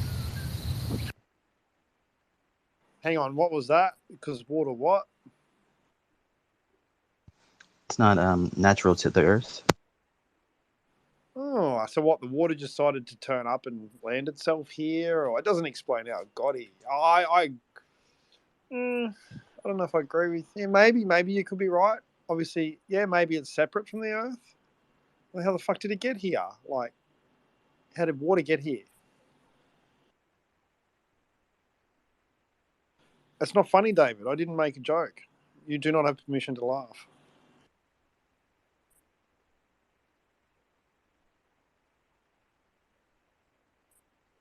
Joking. David, you're a smart guy. How did the water get here? It crashed here. I was thinking that too. Like in a big ice block. Just jammed itself into the side of a fucking big hot lava. Yeah, I'm pretty sure I've talked about this before, but I think that's like a theory out there.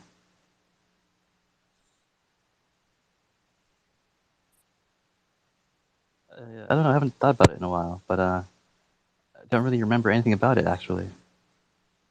Yeah, is the how do they determine how old water is? That's another good question. The thing called water memory. It's got nothing to do with the age of water. But yeah, I don't know how you measure the age of water. That's a great question. Maybe I should have thought to ask that question before I just believed whoever told me that fucking water's older than the sun. Wait, what? Water's on the sun? No, you fuck's sake. Water is older than the sun. The water on this Earth is older. This is a claim, right? I didn't make this up. I didn't verify it. Not yet. I don't know how to verify it. Logan made a great point. But I read that in a science journal that the water on this Earth is older than the age of our sun. It's like, well, what the fuck? Yeah, well, there's no way of knowing that. But water is necessary for life, so we know that water is necessary for life on this planet, and so water has been here since life has been here. Clearly, because without water, there's no life. Well, the claim being made is that the age of water is older than the age of the sun. And look, there must be a way to prove it. Surely people can't just make that shit up and put it in a science journal that's been peer reviewed and everyone agrees with it. Sun. Well, wasn't the sun created before the Earth was created? So therefore, wouldn't the sun be older than water? Which book was that from? I'm just saying, because you just made it up then. Because listen. because both science and religion kind of agrees on that aspect that the sun came first. Just saying. I'd say the daughter came first. So the sun is significantly older than the water on Earth. The age Well, of the no, but what sun. they're saying is that the water on Earth is older than the sun, which doesn't make any sense at all. The Earth's water is thought to have originated from a combination of different sources, like water-rich asteroids and comets that collided with the young Earth. These impacts delivered significant amounts of water to our planet. Additionally, water molecules can also be formed through various chemical processes like volcanic activity and outgassing. Therefore, blah, blah, blah. While the sun predates the water on Earth by approximately 200 million years, both the sun and the water are ancient entities. So that post was wrong then. I shouldn't believe every Twitter fucking post I see. Kent, yeah, hydrochloric acid as well, dude. There's a whole bunch of different mixed acids that go into holes, go into fracking, all that shit.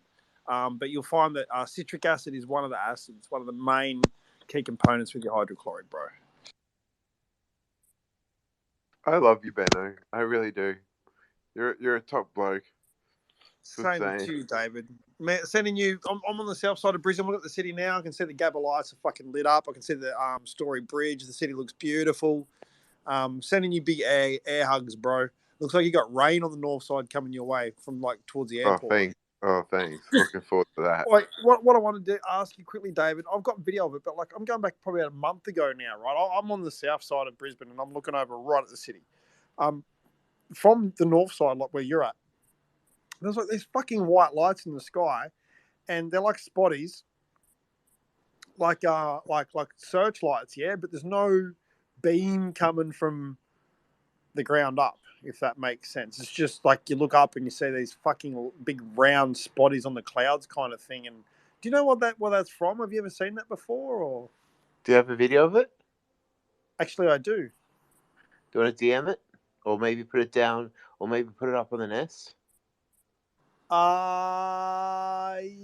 I can chuck it in the nest. I have to jump on my other phone because I recorded it on my other phone. But yeah, I'm interested. You know, it's going to be a nightclub. It's going to be a nightclub that's trying to attract attention.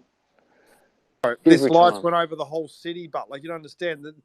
Put it this way: the lights themselves were dancing on the cloud, so to speak, right? But the distance they covered were like pretty much over the whole city. So like I'm talking like probably like a 30-kilometer range. These lights were sort of like reflecting. There's more than two. There was about three, and it was almost like those searchlights or spotlights. But again, there's no beam coming up.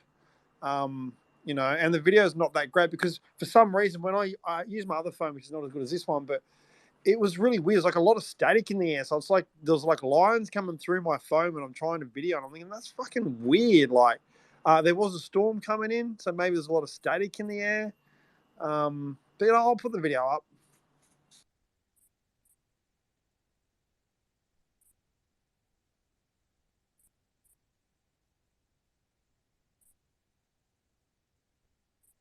Anyway, I love you too, Davey boy. We should catch up for a beer, mate. You want to go for a beer or something, buddy? Or a coffee, say good day. Yeah, that sounds good. Maybe not this week. Maybe not this week or next week, so I'm tight on cash. But yeah, definitely. Tight on cash. Fuck. I'm serious. I am. Like I'm on a. I am at the moment. I'm kind of. I'm in debt at the moment, so I'm kind of trying to pay off my debts quickly. Have you got a job? Yeah, I've got a job, but I kind of was in debt to Optus, which is a phone company here in Australia. But yeah, they're in the whole in fucking world, man. Optus is like global. Do you enjoy your work, Dave? Yes. We don't have it here. You don't have Optus? Just say yes. America's either. America's got AT&T or some other company as well in America. That's what they've got. Well, if you ever need a job, my friend, always happy to help you out and get you working. If you ever get stuck in hard times. Yeah, always, yelling. Yeah, I work at Harvey Norman, just down the road from where I live. You So poor fucker. I work in the stores down there, so Yeah, and I Katie don't mind Page it. is your boss. What's that? Katie Page is really your boss. Katie Page, who's that? Jerry Harvey's wife. Oh, okay. Have you met Jerry Harvey? Has he come to your store yet? Yes, he has. I've met him once. Did And you I've fucking been pine all over him, the rest of the fucking staff, or you just let it not give two fucks and just ignore him? That's what I did. Yeah, that's what same here. I was busy working, so I had no time to speak to him.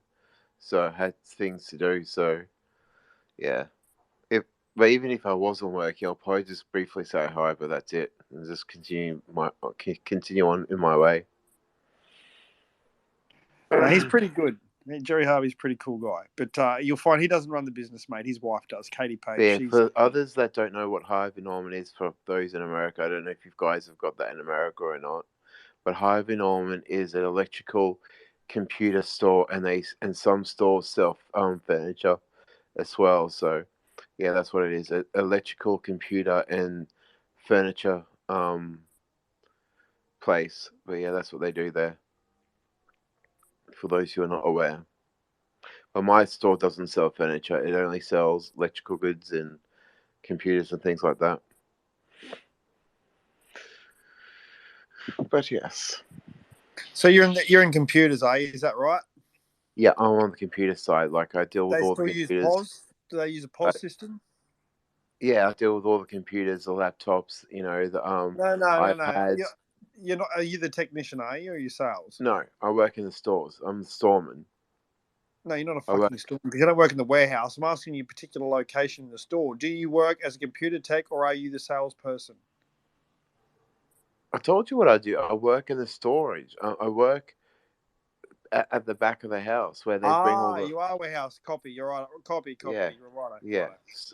Well, the title that they use there is storeman or store person. You're the guy I go and see for cheap computers off the back of the truck. Then. Yeah. But I've done sales before. But my main title is warehouse downstairs at the stores. But if they need any salespeople, if they're short of staff and they need someone to come up and do some sales, or sometimes I do come up and just give like a quick helping hand from time to time.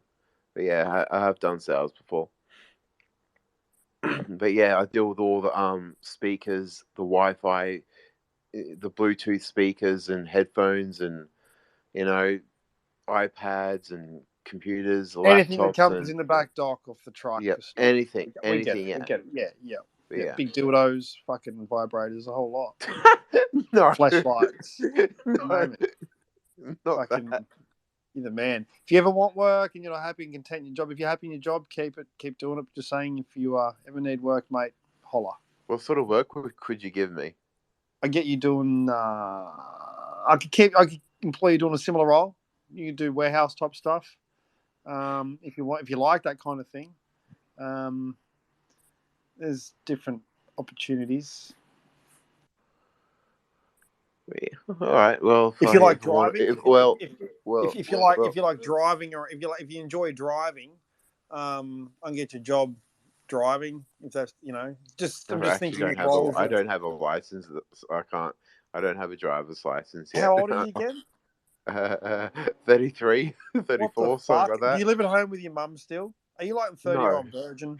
You know what? No, I'm a 34-year-old man, but I live on my own in my apartment, living independently on my own at the moment. I live in a bachelor pad, as they call it. Banyo, you said. But yeah. Are you a banyo? What's Banyo? Banya. I don't know what that is. Are you Bowen Hills? Yes. Copy. Banya's yeah. the next fucking suburb next to you. You wouldn't know that because you don't drive. All right, Benno, ease up. Ease up there, Tiger. Yeah, easy, Tiger. I'll come and pick you up and we'll go for a coffee or a beer sometime, bro. For sure. I live a stone's throw away from the city, man. We could just catch a train in or something, because that's what I do. Dude, I'm over the north side all the time. I got a friend who lives over near your way, and I usually visit him maybe once, twice a month, and he'll come visit me a couple times a month. But yeah, next time I'm over that way, I'll holler out. And actually, he's a sports person, and look, I'll DM you anyway, and we'll catch up because he's making a comeback. He had concussion injury. He's a jockey, and he's Whereabouts been is he? Whereabouts is he located? If you can, Banya. Banya. Yeah. Never heard of that. Banya. Banyo, Banyo. So just look it up on Google Maps. You'll probably find it's around the corner from where you live. So how does it spell? Banyo. Banyo. YO. Like you just past Eagle Farm. I know what Eagle Farm is.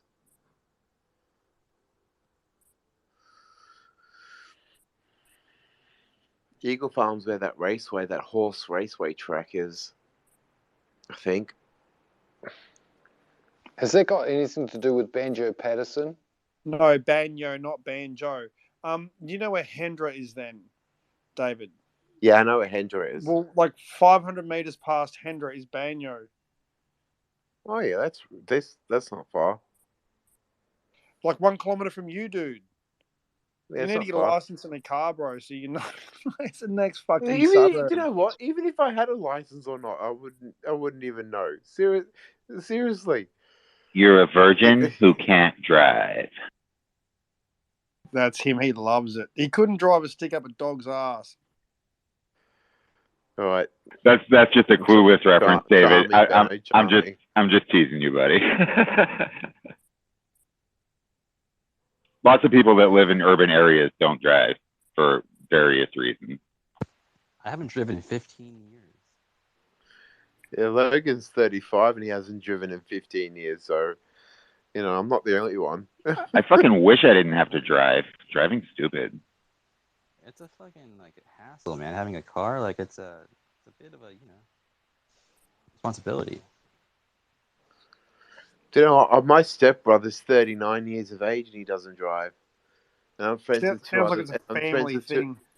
And I'm friends with 2 other people who are 39 too, and they don't drive. They don't have a license. So birds of a feather flock together, like attracts like kind of stuff, If you don't mind me asking, Benno, how old are you? Fucking older than you, Zim. I can't get Zim up. He says request. I'm trying. It just says like an X. It doesn't let me get him up. Hey, you've been drinking tonight, Benno? Hell no. I just went out for dinner. Sounds like it a little bit. I haven't. No, it's a fresh night. I've had a really good night. I had dinner, I hung out with my kids and the ex. No, it's just you are a little fiery tonight. That's all. Yeah, I reckon.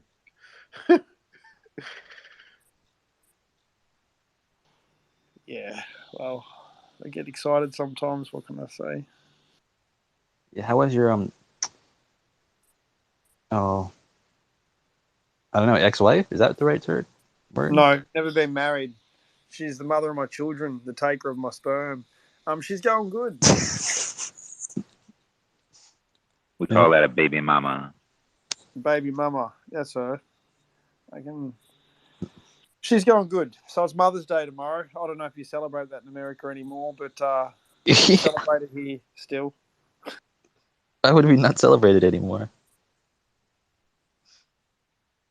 I just don't know since Biden got in if things have changed or not. Things change rapidly. It's a dynamically fluid environment in America. Did you just say it's Mother's Day here tomorrow? Mm-hmm. Yes, it is. You're a shit son, David. Oh crap! Thank you for reminding me. It's a bachelor. I'm gonna have to shoot my mum a text tomorrow. But yeah, thanks for reminding me, brother. Man, you just saved me big time. You just saved me from the wrath from my mother. What is a mother? Think about it, guys. What is a mother? I mean, is it just someone that identifies as a mother? Oh, please don't be one of them fucking... I identify as a fucking toilet, so you can treat me like a toilet. Do you know what, Benno? I'm right there with you on this one. Don't start with that crap. I agree with you, brother. We're right behind you there. 100% too. Is that where you were going with it, David? Were you virtue signaling? No. This is that when Angie said, "Who's a mother? Who's a..." And so then when Benno came in, I was like, "Thanks, Benno. You just saved the day." No, I meant Andrew, I mean Andrew, not David. Andrew, were you about to say something along, about identity or something? What were you going to say, Andrew? No, I'm just saying it goes along with everything else that's going on. I was just making a joke, but it's Mother's Day tomorrow, and there's going to be people turning up going, "What is a mother?" And all the rest of us are going to go, it's obvious. It's Mother's Day. That a mother is a woman that gave birth to children. But there's going to be people that are going to come out and say, oh my God, no, that's not, a mother is not defined the way that I like it to be defined.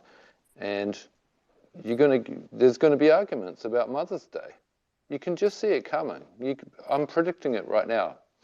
Tomorrow we're going to see people coming out and saying that someone that identifies as a mother is problematic. Well, you could have. You're probably right. So it does get pickly.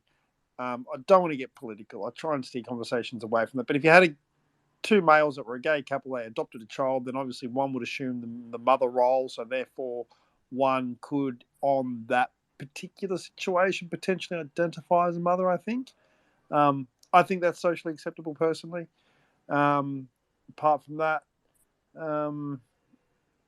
that's the only way I could sort of... And they're a minority of people, such a minority. And if they want to celebrate it like that, good luck to them. I have nothing against that.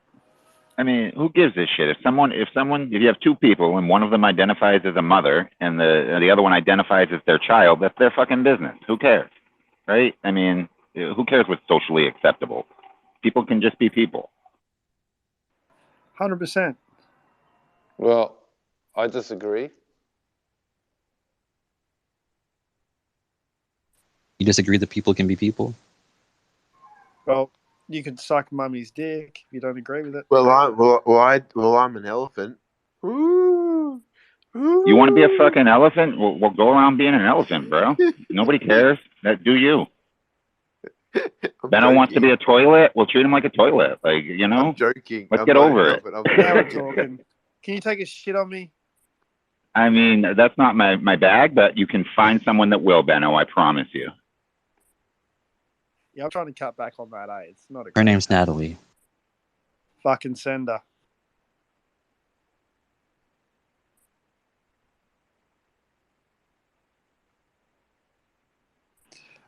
We all just need to treat each other better. I'm saying we just all need to treat each other better. Like, none of this nonsense. Yeah, agree. I agree. I totally agree. That's the bottom line. You just treat people how you want to be treated. Be respectful. If you don't like what someone else has to say or do and it's not directed at you, fucking suck it up, get over it, ignore it. So Guy, what did that guy just tell me? Because I disagreed. What did he tell? What did you say to me? Me? Talking to me, Willis. I said if you want to be a fucking elephant, go ahead, bro. No, grow a trunk. No, that's not what you said. I was joking about the elephant, just so you know, guys. Just chill. It's just trying to bring humor to the situation, but it's all good. Much love from my end. Love and peace. Hey, Guy, are you still awake, bro? Yeah, man. I'm just putting the final touches to my online shopping order. I'm just been listening. Well, what's up? I've got like 10 minutes to go till I've got to put the order in for it to be delivered today. Oh, okay. We'll do it in 5. Can you play me a song? Yeah. Let us know what song I'll finish off this order. The one. If you look up Bono and the Edge, Stuck in a Moment. All right, yeah. I'll have a look at it now. I'll finish off this order and play it in a minute. I don't know it off the top of my head. I'll send you the link. Watch it, and then I'll give you 10 minutes to rehearse it, and then say good day to your cocktail for me. Yeah. Well, 15 minutes because I've got to finish off this order, man. I'm still I've gone fucking silly with all fucking cakes and shit, man. It's a bad thing about ordering when you're stoned online shopping, man. It's not good. It's not good. I've got like a bag of M&Ms, crisps, chips, whole heap of shit. Doing exactly that last night. Stoned out of my tree. Just had this like one of the munchies real bad. Straight across to Coles and like just bought all this shit food. Hey, guy, how was that booty call? Oh, it was all right. What's his name? What's that? No, Jenny. Jenny. Yeah, she didn't come round. Just called up to arrange to come round. Oh. You just got used. You just got used like a piece of meat, didn't you? And you loved it. Oh no, it's not the evening here. It's the morning. It's like midday. It was a preparation call. Yeah, but what time is it there anyway? What time is it in Australia? I can't fucking. I should know this shit. It is 10:03 p.m. where I am. Yeah, it's 10:03. Why should you know that, guy? Why should you know off the top of your head? I should know what time it is in Australia. Fuck, silly me. I don't think so. You should know what time. Let me guess. Are you from Scotland or Ireland? No, Midlands. Originally from Leicester. Was born. England. Yeah. Copy. I got family in England. All over. I got family all over England, and I got friends all over Scotland. Yeah. The Pommies are cool. They're a bunch of whinging cunts, but fuck me, they're good. They got fucking shit teeth. A lot of you got you need to brush your teeth more, but fucking love a cup of tuna crumpet, and a lot of good friends that are English, and my background's English, so. And I got dual citizenship too. I got dual citizenship between Britain and America and Australia. Right, I settled down, Ken. We know you've been everywhere. Yeah, I've been to Britain. I've been to England and Scotland heaps of times. I love it over there. It's just the weather that's crap. That's the only downfall about it. But apart from that, it's awesome over there. Yeah, it's depends where you live in England though, because you get like these little pockets that are dead nice and they'll fucking, and then you get other pockets where they just fucking piss it down all the time. My favourite part of England is Australia.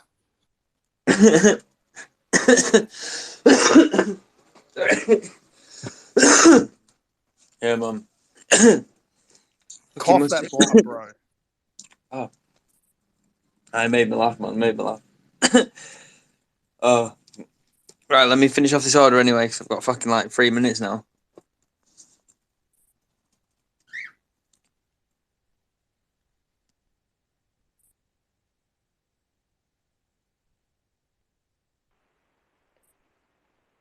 You should try New Zealand. It's even better than Australia.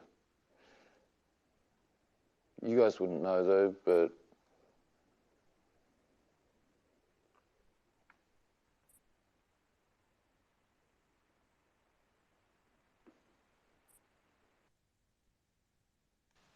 I'm going to be hosting a space with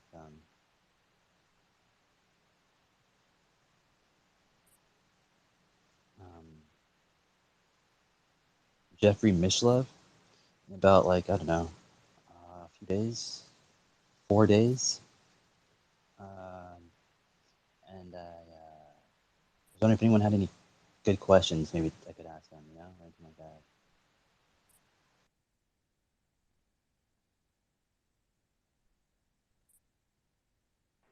what was the guy's name?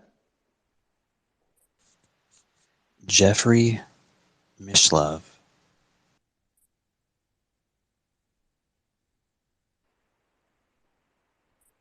Is that a guy that's in the UFO community? He's a porn star. Oh.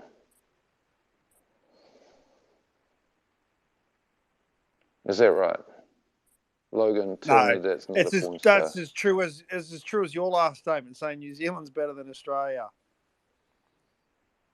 Look, I don't think anywhere's better than anywhere. I mean, like, the planet's a beautiful planet. New Zealand's too cold. Let's be honest, it's so cold, like fucking freezing. That's true. I froze my ass off there. It's super beautiful. No, but I was asking about the guy that you're talking about. Is that a UFO guy, or is that someone said that was a porn star? Was that a joke, or? Oh, he's a guy I did some gay porn with in the late '80s. Oh, so he is a porn star.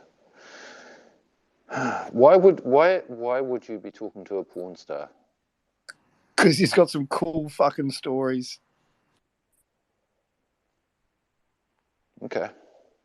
Andrew, we're joking. He's a UFO dude, Jeffrey Mishlove. He's really well known.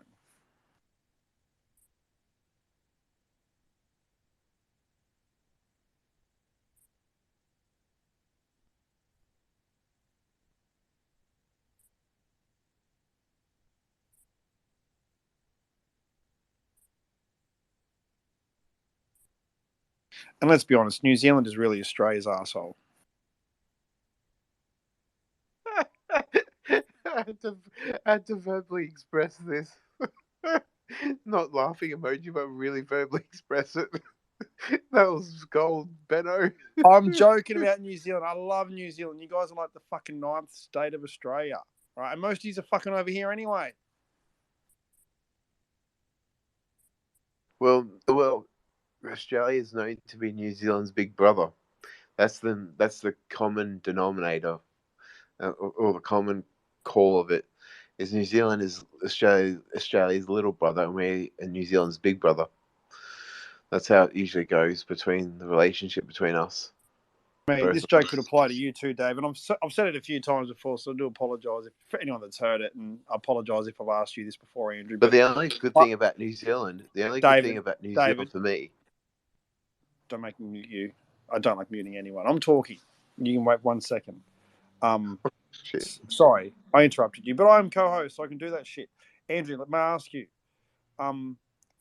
what is the hardest 3 years of a New Zealander's life? Grade 1.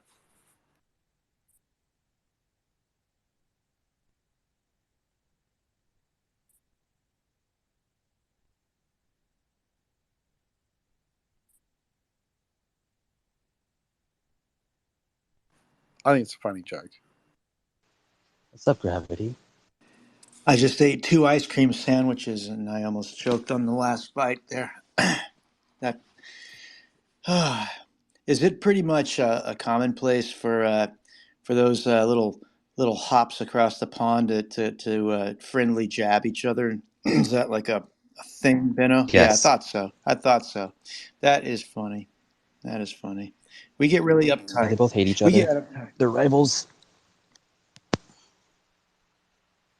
How do you know when a New Zealander's been into the shoe shop? There's come in the Ugg boots. What? Is Ugg boots a New Zealand thing? They're made of sheepskin. Yeah, because like New Zealanders sheep shaggers. I'm joking, Andrew. I mean, some of like Andrew's best friends probably shag sheep, so that probably is uncomfortable for them.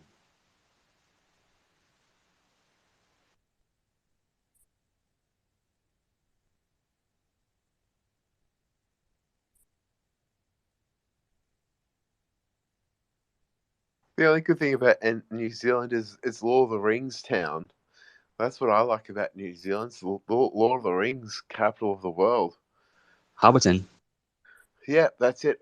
Hobbiton, yeah. The Shire. That's in New Zealand. BRB.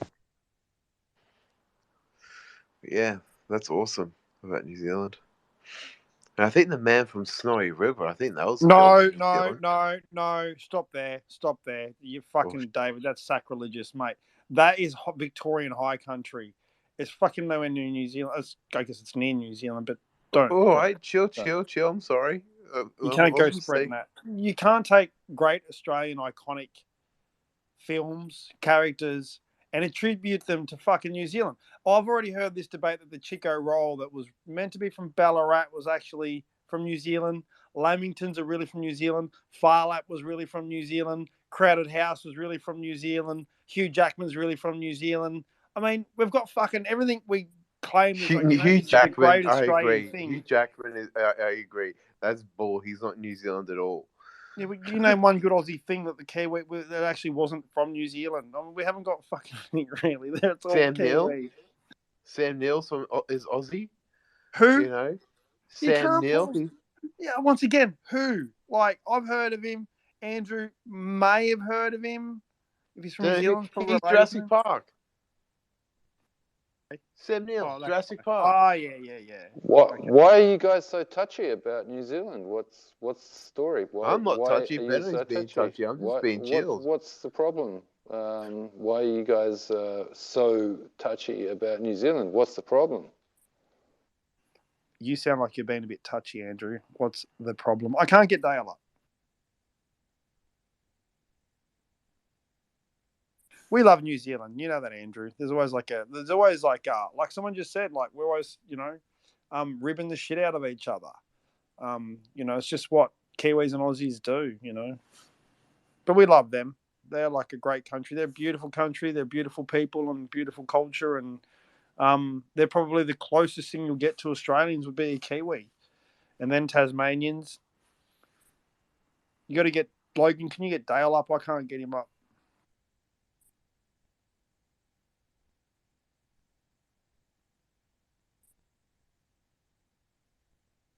Where's Edward's Dale going from? hard on the emojis. Where's Dale from? Fuck, from Australia. Awesome. Australia, mate. Australia. Ishe, ma. Eswaba.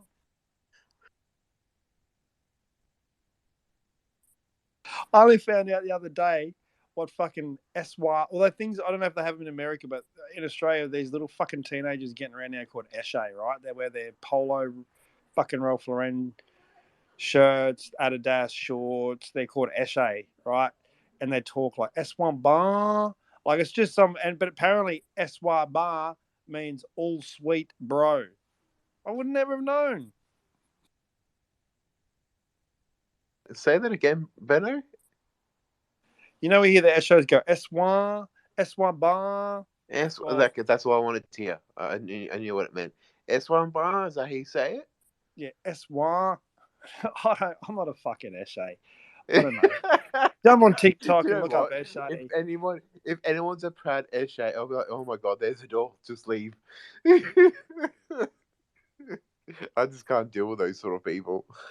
Those who wear like the Ralph Lauren Tommy Hilfiger polo shirts, the Adidas shorts, the fanny pack around their chests, or that bum bag, that zip bag that in like smoking cigarettes and walking around thinking that they're all tough. Nah, I can't deal with that. Out the door. It gives me a headache. I'm like, yeah, I can't deal with that. Yeah, there's a door. I sent you an invite, Dale. Like Logan, I don't know. I'm like literally like a no co-host. I have zero fucking abilities.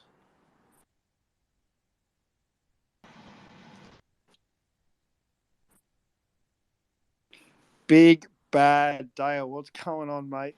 You motherfuckers. What happened? What I miss? You're starting that. I heard the name Logan. You're starting that Kiwi Aussie thing. Come on. We all know who invented fucking Pavlova. We're all the best fighters from. We're all the best actors are fucking from. It's Aussie, Aussie, Aussie. And Oi, oi, oi. oi, oi, oi, and that's it, right? So it's not a discussion like that. That discussion's been settled. Fucking Russell Crowe, Olivia Newton, Yeah, Russell Crowe. He's another. He's from New Olivia Zealand. Newton-John, fucking Pavlova, meat pies. It's all Aussie. Chris Hemsworth, Liam Hemsworth, All of them, everyone. And Robert Nicole Kidman, Robert Whittaker, Naomi Watts, Gobbies. Robert Whittaker, Alexander Volkanovski, the best pound for pound fighter on the fucking planet. Aussie, Aussie, Aussie. We all know that. Dale's a true blue Aussie. I can tell. We all know that those to be honest, it's a bit half. We steal them as quickly as they steal ours, and it's all good fun. And God bless the Kiwis. Australia's the kind of country, for example, right, we'll have someone from Russia move to Australia. And then we go to the Olympic Games, right? No one knows who this person is. They got some sort of fucking weird Russian last name. But if they get a gold medal, all of a sudden, fucking, they're Australians. Like, fucking, you go, Europe. Like, you know, like, they're so Australian, that person. They get adopted. But if they don't win, we're like, who is this fucking Russian person? Fucking Kostya, the best fighter in the world, the best Russian Aussie bloke who ever fucking hammered hands, his son, God bless them all. We will adopt all of you. It doesn't matter, Cuban, Zimbabwe, wherever you're from, God bless all of you. Come to Aussie and we will claim your stolen valor. We will take it. Yeah, and it's the same with all the gang members, the Maori gang members and the Polynesian gang members that moved to Australia. Good luck with them. Have fun with them, guys. No, we actually made a law. We sent them straight back to NZ, and your fucking Prime Minister had a problem with that. It's like, oh, you shouldn't send back convicts back to... If you're going to come to Australia and fucking break the law and be a dick, get on the boat, fuck off home, and stay there. And that's the way it should be. Fit in or fuck off. It's the FIFO policy we have here. But and I believe that with any country. If I went to someone else's country and desecrated, disrespected their people and their culture and their... I'd expect them to boot my fucking ass out.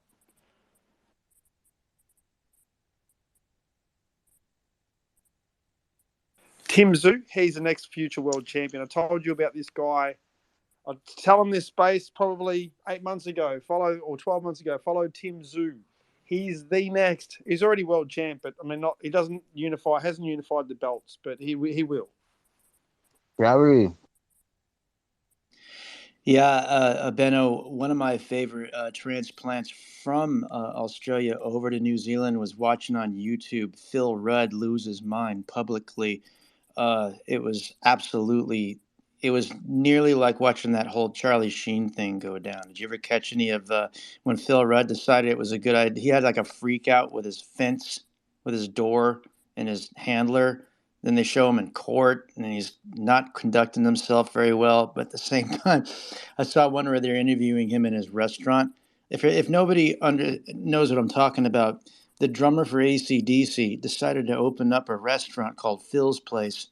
And when that failed, he decided to put apparently a hitman out on the manager because it must have been the manager's fault that Phil Rudd's restaurant didn't do well. And the whole thing kind of blew up in his face. But just wondering if you tuned in for any of that. It's still up there and it's quite entertaining. But that's the reversal. Now, I got to say, Flight of the Conchords, I do like that a hell of a lot. The first season or so. When they started getting into electronic music, I was kind of, but the David Bowie scene, perfect. That's all I got to say about this whole thing. Taika Waititi. The whole Flight of the Conchords thing, it was very hit and miss, but when it was hit, it was awesome. And that's like the whole Aussie Kiwi thing, isn't it? It's hit and miss. Look, you know, we all, even the Kiwis, understand that they're the poor cousins. So that's the reality of it. And that's the end of the discussion. It's Aussie, Aussie, Aussie. Kiwis are poor cousins, but it's a fun game to play. Stealing each other's personalities and pretending that we invented certain desserts and bands, like Crowded House. Like, is that Aussie or is that Kiwi? I don't have a fucking clue, but I do know. I think it's a mixture. I think Crowded House is like a mixture between Aussie and Kiwis. I think there's Aussies and Kiwis in that band. I think it's a mixture. I'm quite happy to admit that Australia has produced much better music than New Zealand. Absolutely, I'm 100%. I'm fine with that. Australia has and they're not jandals. They're not jandals. They're thongs, right? So that's the end of it. They're not jandals. Well, we don't call them thongs. We call them, what do we call them? Jandals, yeah. So what do you call them? Jandals or thongs? Thongs, mate. Thongs. They're thongs all the way. thongs. Thongs. They're fucking They're thongs. sandals. We call them. I think we call them both thongs and sandals. Well, we call them. I think we jandals, kind of call them both over here. But the thing is, you know, thongs. there's another meaning to thongs. So, you want to be careful when you're talking about thongs, because it also means that that type of underwear that women wear, where they've got that floss, that flossing effect It's in called a G-banger. the buttock area. That's a thong, right? Hang on, there's some corrections that need to be made here. David, we don't call fucking thongs in Australia jandals. We do not do that. We just call them thongs. We call I didn't say G-strings. jandals. I didn't say jandals. I said sandals. Yeah, sandals are different to thongs. Sandals are like what you wear if you're fucking, like, I don't know, Yeah, if that's you're what like I meant. 4 years old and your Yeah, mum's that's what I dressing you up, meant. or if you're an 80-year-old man, you might wear them. Yeah, that's what I meant. We've But got two. thongs, We've got sandals and we've got thongs. yeah. So, but what That's what they're I different. said. Yeah, but they're not the same thing. No, exactly. You're right. They're They're not the pluggers. They're same called thing. pluggers. We call them double pluggers, right? So thongs are the colloquial term in Australia for a thongs that you put on your feet, or like they're called pluggers, double pluggers. Hence, In people call America, them. double pluggers is a way different thing. Yeah, I'm sure it is. You're probably thinking of a double ender, but But the thong. what are you going to use to name what a woman wears when it's a it's an underwear. A G-string is called a G-banger. A G. Yeah, they're called G-bangers. Do you know what, guys? So a G-string. So it's a G-string, but it's not a thong. Can I just say something? So you guys are just going to ignore the fact that a thong does not mean a G-string. I think a thong could mean both ways. It could mean a pair of footwear. So in Australia, it's awesome. It could mean a pair of It could be footwear, or it could be underwear. That's cool. It can mean both if you want. Cool. Whatever. It just No, depends. no, it doesn't. We don't call fucking G-strings or G-bangers thongs here. That's in America. All right, Benno. Seriously, man, You can't just make shit up. I mean, Benno's being very hardcore today. I'm not. I'm just, some things I do. Look, when it comes to UFOs, we're all in uncharted territory. But when it comes to shit like this, I know this shit. I've grown up with this shit all my life, and you should know this shit too, David, because you're born in Australia. You've grown up in Australia. You should know this shit. But you don't even know the next fucking and town. this is why I'm speaking live. freely about it. But you're just going off on a tangent. You don't even know the next fucking town next to where you live. But I mean, why can't we all just call them jandals? Never. Fuck. I'll fucking die on that hill. I will fucking never call them. I will die on that hill. My whole fucking family with me whilst we're wearing thongs. Whoa. I would never call them jandals. Never. Well, what about flip-flops? Could we just call them flip-flops? Say no. Nope. We can. Nope. You kind of get away with it, but that's like fucking flip-flops is... Who the fuck calls it that? Britain, English. The English call them flip-flops. And I think Americans do as well. We could reach a peace agreement where we just go, okay, they're flip-flops. We don't call them jandals. We don't call them. America and Britain. America and Britain call them flip-flops, but Australia calls them thongs. You know, we don't. Yeah, but we'll call them pluggers. But whatever we can shorten the word down to. Australia have this ornate desire to shorten every fucking word, put a Y on the end of everything. So, pluggers. Flip-flops is like, 2 syllables. That's painful. Like McDonald's is no longer McDonald's, it's Macca's. Kentucky Fried Chicken's not Kentucky Fried Chicken, it's KFC. Anything you can just shorten and chuck a Y on the end of it, we're good with that. Flip-flops. Yeah, but it's the flip-flops is the sound of someone walking, and it's also the sound of someone having sex. Which I've heard. I have to say, Andrew. It sounded the same as someone walking along with flip-flops. Flip-flop, flip-flop, flip-flop, and it was the same as the sound of someone having sex. I think he's got a point. I would accept flip-flop way quicker than I would accept jandal. Like, if there's a middle ground, I think flip flop may be a neutral territory that we can all meet on. Yeah, that's what I'm trying to get to. I'm trying to. Can we achieve peace and avoid war? This is how we negotiate peace. If only people in Ukraine and Russia could talk like this. Like, we could come to an agreement, like what these things are that you wear on your feet that goes in between your two toes. And maybe when you're walking, it does sound like a woman getting hit from behind, flip, that flap, flap, flap, flap. Why does it have kind to of be a sound. woman? If it was a bloke and there was an extra set of nuts there, it would sound like an extra flip in between the flop, or what? Well, you didn't have to go there. You did not have to go there. You didn't have to go there by fucking naming which sex it was that was getting bent over. But anyway. Yeah, true. Benno speaking with no filter today. I just want to say he's speaking with no filter today. He's off. He's off. and also, while I'm talking, if any of you want to know who a classic true blue Aussie is, I think Benno would probably be a guy for today. I think Benno for the win for the day. Seriously, he's off. He's gone. He's gone ski. They stand well at the barriers set here for the Heather's Got a Tattoo Barrier Cup. Gate 1, Benno. Gate 2, Logan. David's drawn gate 3. Aussie, Aussie, Aussie. Okay, so now we have to introduce Crocs.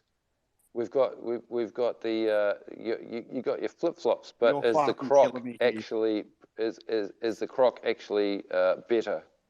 If you work in theatre at a hospital or you're a fucking surgeon, I get it. Apart from that, What about if you're being taken to a location and you have to jump out of a boat onto a rocky shore? Do you want to use flip flops or do you want to use Crocs? Neither.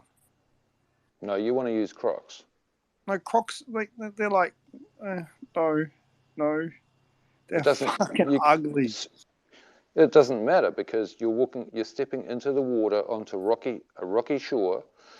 Like you do not want to do bare feet on this thing. And jandals or whatever you want to call them, they're no good.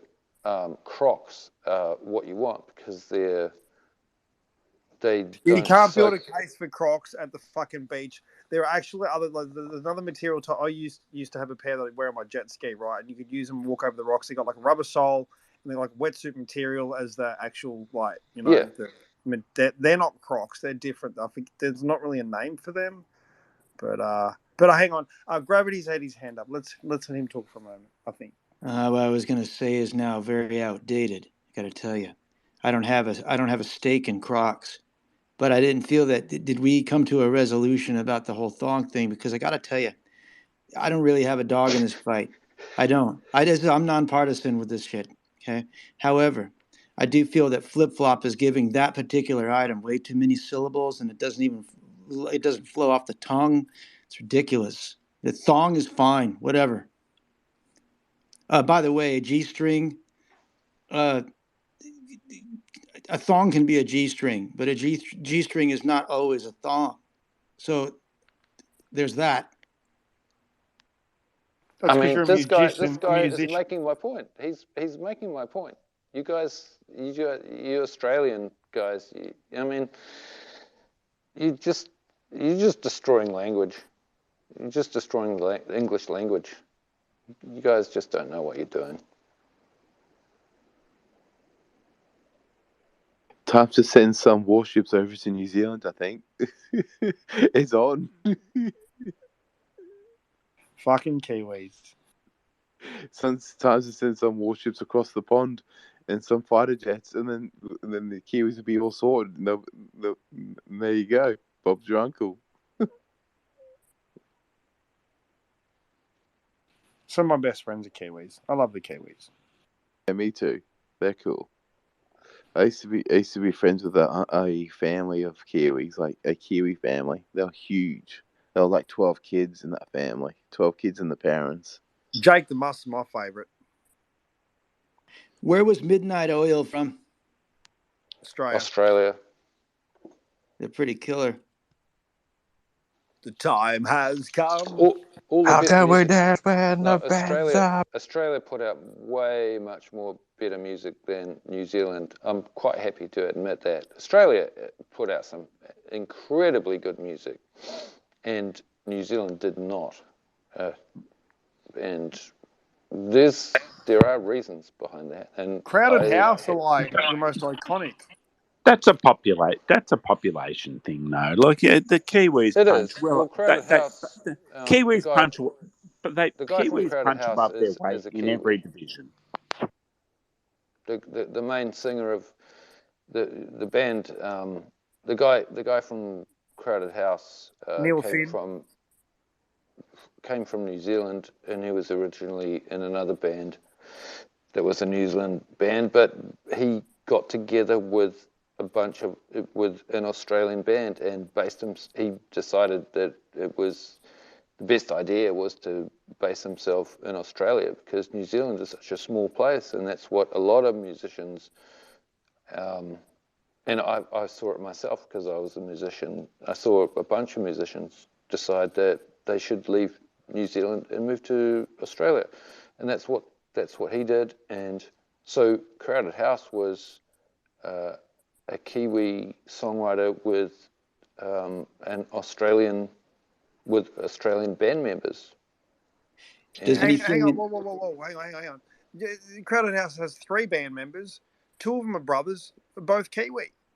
So therefore, 66% or 2/3 of the band in New Zealand. Yeah, but they were based in Australia. They started his whole plan was, to start out in the music business of Australia. So it doesn't matter that they were from New Zealand. They decided to base themselves in Australia. So if we had an Australia New Zealand amalgamation like Brexit, like Euro. Anzac? No, hang on, Anzac. What would we call it? Would we call it? I mean, Anzac's the obvious one, isn't it? But I would call it Newsos or Ozas or I'd call it. I'd pimp it up. Pretty cool. Ozas. Yeah, no, but it's too late for that now because of the music industry has moved on so far that it doesn't matter where you're from. You're just dealing with Spotify, Does anything in New Zealand grow better than anywhere else in the world for what it is? We grow some pretty good pot. If you're on the right latitude. What else? Not really. Just in general, it's a very good area to grow stuff. Sheep. So, yeah, well, in that sense, you're talking about the grass that the sheep are growing, and that makes the sheep very healthy. But the soil is very good. Let's put it that way. Especially when they're getting protein injections every day. So has anyone seen any UFOs or thought about UFOs lately, or is this just Pavlova comp? No, exactly, and this is what this channel is. There was a UFO sighting at my primary school, and tell us. Well, apparently, and this goes back to I guess it would be the 50s or the 60s. The primary school that I went to, there was a story that I remember, but if you try and look it up, you can't find it anywhere. But there was a UFO turned up, and it came down in the orchard next to the primary school that we went to. This is before my time. And it was a whole deal. And then it just kind of disappeared. It was like, well, that never happened. There was, at first, there were all these people saying, this UFO turned up and it came down in this property next door to the primary school, and everyone saw it, the children and the teachers and everything. And then it just kind of went away. It was like, no, it never happened. And yet, so how is it that we heard the story? And then, but when you look up in the newspapers and everything like that, no, it never happened. So, okay, well then where did this story come from? If I can jump in, what I would say about that story and every other story is that forever many of us sit around, myself included, waiting for the government or the media to say, well, here we go, we've got clear evidence, but we never hear it. Doesn't matter whether it's the 70s, the 80s, the 90s, we never hear it. That's because that's not their job. Their job isn't to tell us what the truth is. That's for our eyes to see. You know, we're never going to get what we want from the agencies, the government, the media until there's a regime change. Look, mind you, I don't know shit. I'm just some drunk Yeah, no, talking me neither. talking I don't smack know. I don't online. know So either. I'm But not smart, but I they're just not heard going to tell a whole us. lot of people saying that this thing came down, and that it was some of the students and it was some of the teachers, and you know, apparently the whole thing was just like, no, that didn't happen. Yeah, because that's their job. By the way, I'm on your side here completely. That's the job of the media and the government to bullshit and say, well, it didn't happen. Well, we know it happened. The students didn't lie. The teachers didn't lie. We all know No, it happened. why would they lie about something like that? Exactly. No, we all know they didn't lie.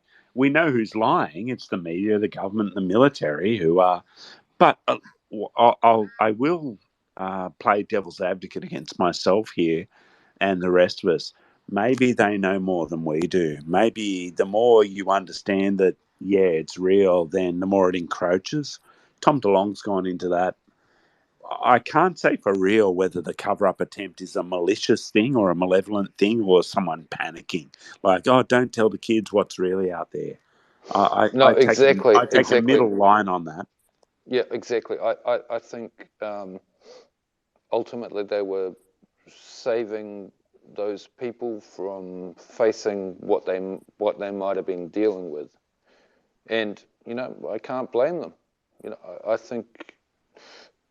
Do you want these people to be able to go ahead and live their lives, live a nice, happy life, or do you want them to have to face something that is probably gonna, it might ruin their outlook on life No, for the Wouldn't it foreseeable make future. more sense that you're they right. don't You're know, right, Dale? Andrew. Now, wouldn't it make more sense that they don't know? And because they don't know, they need to save face and keep up appearances to the public that they do know. So therefore to say that didn't happen is a case of, well, if it did happen, they acknowledge that it happened. Then the next question goes, well, what the fuck is it? And all of a sudden they've got to provide an answer. But because they cannot provide an answer, it's safer to say, you know what, it didn't happen. Because the fact of Exactly. the matter is they don't know. Yeah, and because they want to they don't know. maintain, they want to They maintain, absolutely don't. they want to maintain this position that they're in control. The worst thing that could possibly happen is something that would happen that would put them in a position where they're not in control at all. 100%. So, what kind of hope should the people have if our elected governments or those who we foresee as being, well, we're the most dominant species on the planet, we're the apex, and therefore the apex has a structure within it. And at the top of that structure is the fucking all powerful everything. And when they don't know, well, then what sort of hope does that leave for the rest of us? I guess is probably their thinking. So, for mine, I believe they understand a lot of it, but I wouldn't even say go as far as saying that there's a ceiling or there's a cap on what there is to know. I think knowledge it's fucking infinite, and I think our understanding. No, I agree. I got to run, guys. God bless all of you. Big love, UFO Twitter.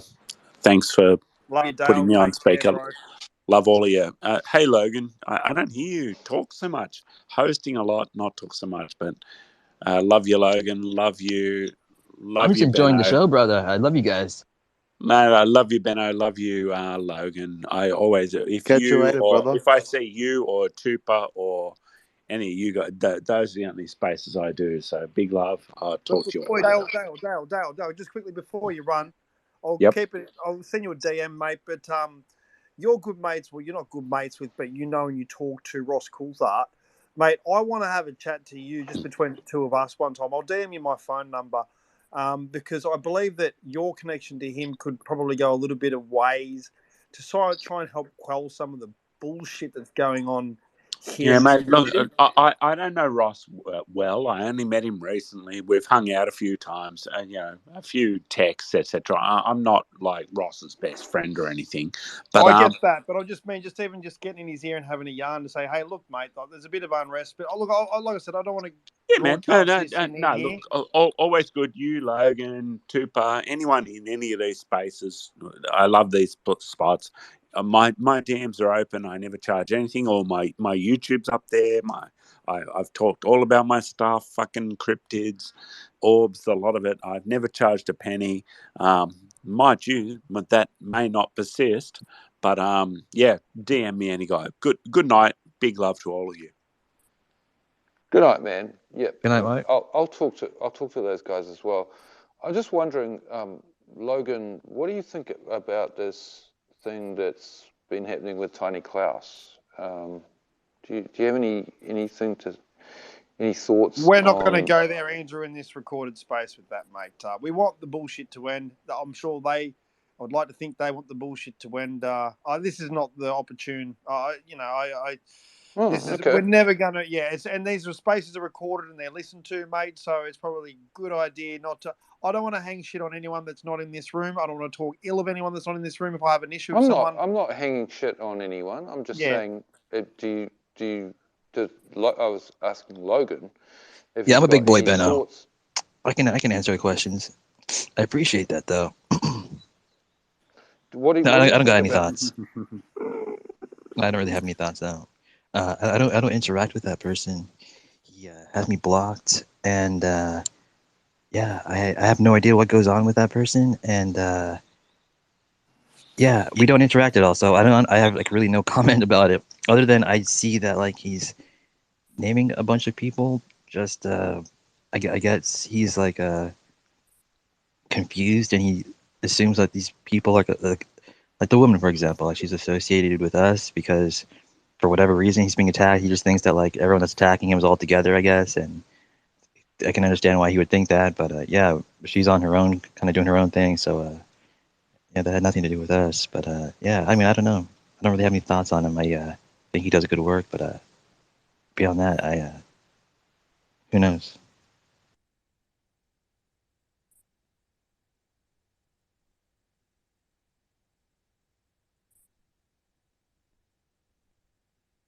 Hey Benno, I just googled Benyo and I've been there.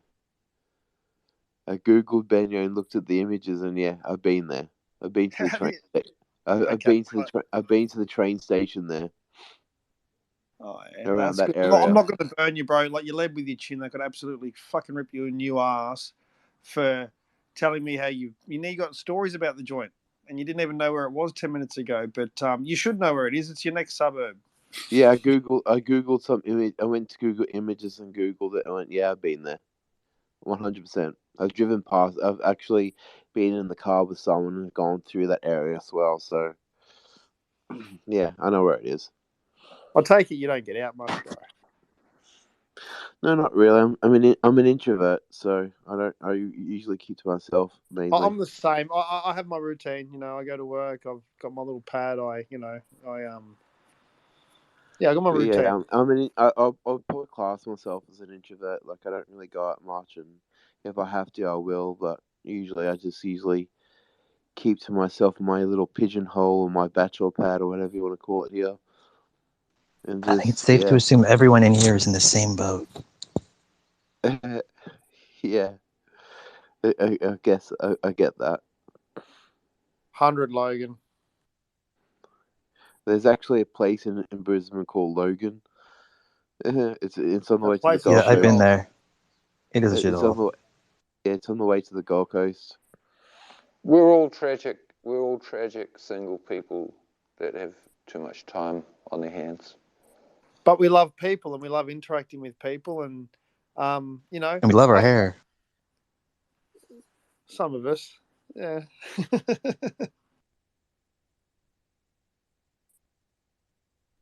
I I mean, think I'm about to cut mine off. what the hair on your head as well, or Especially. Yeah, dude, because I was combing my hair the other day. It's like the first time I showered in like a week, I swear. And I was just combing my hair, and afterwards I saw like my hair like goes down to like my nipples, dude. Like, dude, that's way too That's far. hot. Oh shit, Kimball's in here? do you whip your hair back and forth? Damn, that Kimball comes out of nowhere. Well, Snuck up on me there. No, but yeah. I need to take off at least like 6 inches.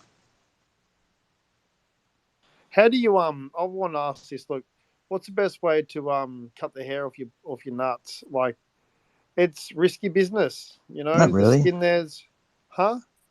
Nah. You just gotta have the proper Laser. tool. That's all. Laser hair removal. What, What? Why would you laser your nuts? you laser your nuts? What the fuck? Me. That's brutal, man. That's so brutal. Lays on your nuts is like, not attack. Can I ask? That's like I'm Dr. being serious. Evil. I want to know, because all I've gotten so far from Logan is use a tool. Kimball offered laser hair removal. You haven't answered my question. I've tried doing this, and it's like it's not easy to manscape. I'm just saying, you get to your nuts, and it's like, well, fuck, hang on, and your gooch as well. Is that what you call it? The gooch, the thing between your nuts and your ass, is like that Chode. hairy. No, I call that the pocket vagina. If you're a real man, you just rip them out. You just rip them out, man. One It's like by your one, nose. or you grab like a handful and just rip them out like a No, you fucking just caveman? lather that up with Nair, dude. One at a time, you rip them out, and no more sticky. One at a time. What the Damn, fuck? this How is does it like take prison all weeks? over again. You just put Veet. Get Veet. Just put some Veet on your nuts and that'll sort it Just out. wax them. That's acid. Wax. Who's going to wax them? Do you wax them yourself, Kimball, or you go to the Yeah. salon? And No, you sit on it and then you just stand up real quick. what happens if your nuts, like the skins? What happens if, let's say, lots of wax got caught on one bit of your nut, on your nuts, and you stood up and the skin and something's got to give? You know, what if the hair was the thing that didn't Well, want to then you give? lose your nuts, dude. You have 2 kids. You don't need them anymore. I can't believe we're having this conversation, but anyways, it's all good.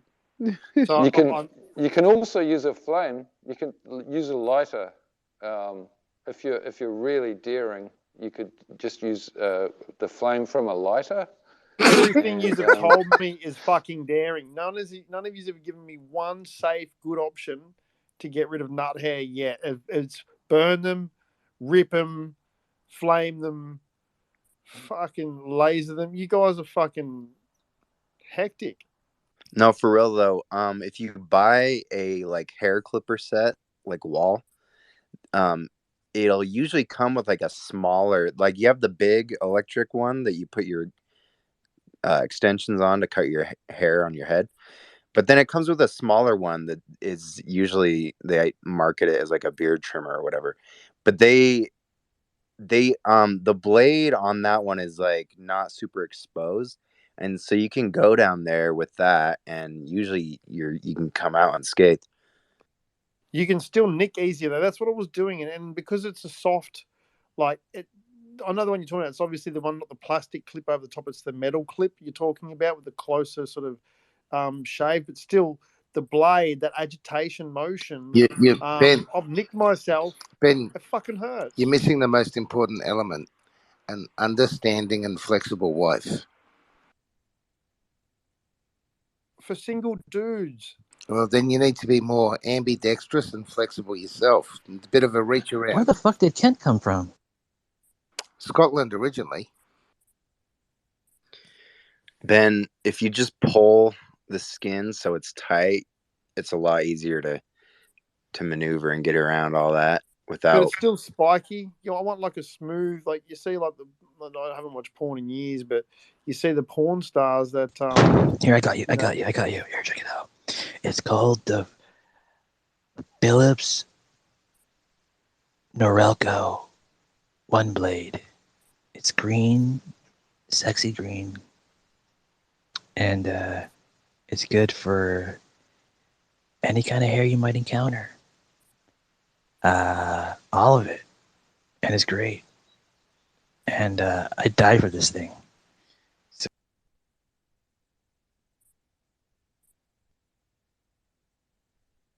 the Phillips what? The Phillips.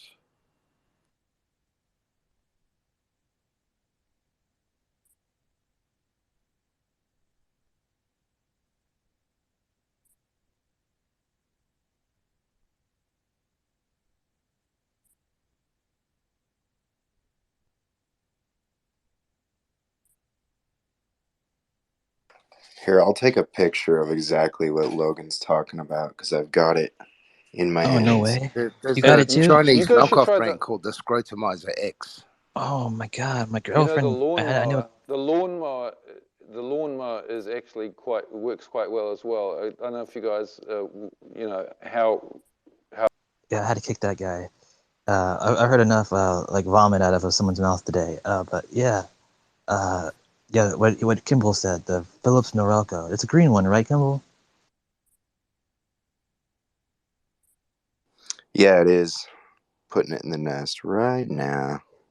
The only thing about it is that you have to use it like flat against your skin. Like you can't use the edge of it like you can with a lot of other clippers.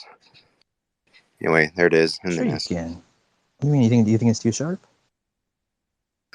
No, it just doesn't cut. If you've got like really thick, coarse hair like me, it won't cut through that. You got to use it like flat, if that makes sense, against your skin, and then move it laterally.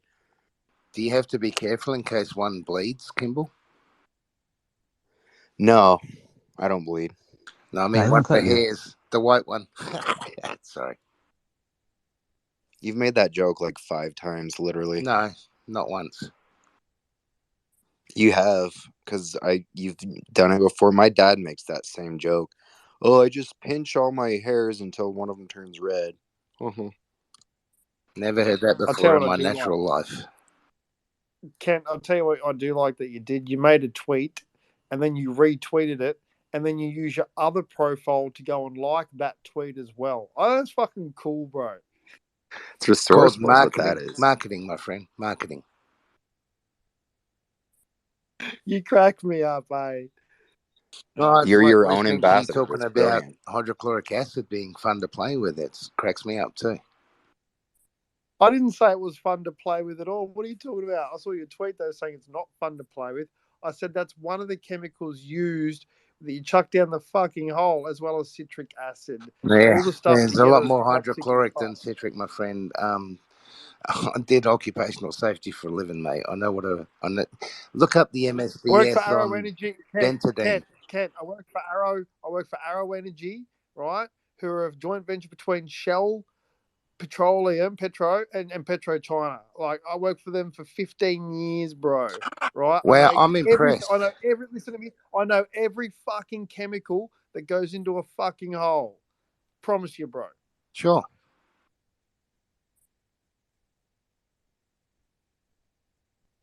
One of my mates is a guy called a mud doctor. Right? He works for AMC. Yeah, great. Like he's I'm one of my proud good of you. Well mates. Like done. those guys. Can we move on I'm now? just saying. Yeah, but no, that's okay. Look, you're not the only one that knows shit. Other I people know do that. too, bro. Well done. Good. Problem solved. Thank you. Can we move on now? Well, we're talking about fucking mud, for God's sake, and testicle hair. Yeah, let's get back to testicle hair. That's better. Like, I just want to be able to go down there and fucking shave. Like, go down there with no fear, right, when I manscape, and not have to worry that I'm going to come up with blood or hurt myself. And it's very tedious. And You end up like giving yourself like just a shit haircut. And you look at it, just what the fuck is that? You know. Well, You want to get that luckily, if they shine. haven't dropped yet, you've got an easier job.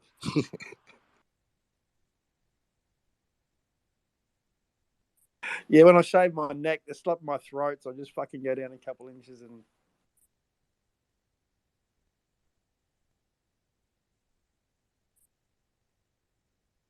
It's all right for you married blokes. You kind of let yourself go after you get married and whatnot, you know. But when you're a single bloke, and you're going to try and look after yourself, you know.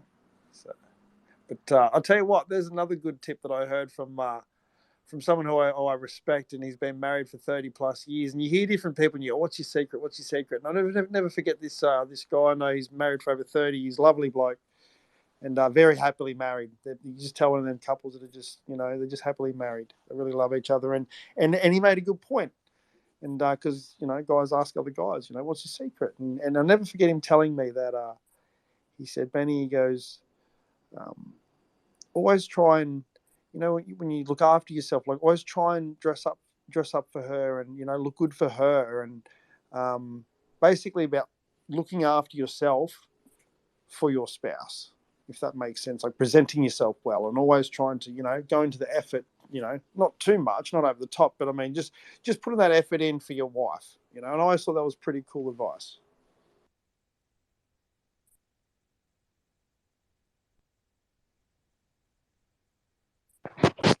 That is good advice.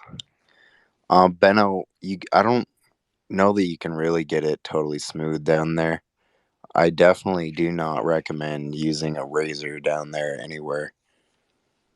Porn stars do, dude. I mean, I don't watch porn, but I remember when I have watched it, like, fucking shiny coconuts, I mean, says there's no hair, like. Yeah, but that's weird. Porn's weird. I did hear last week, though, that apparently some guy that identifies as a woman went into a salon and wanted to get like a waxing, like crack, sack, and back, whatever, and they said no. And he tried to sue them, or she tried to sue them, because they do women, and that he wanted to get his stuff waxed, and they refused. And he tried to sue them, and he lost. True story.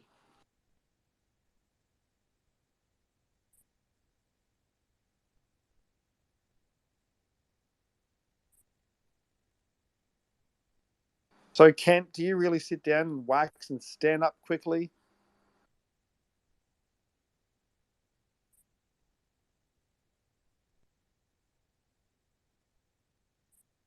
He's retweeting his own shit, I think.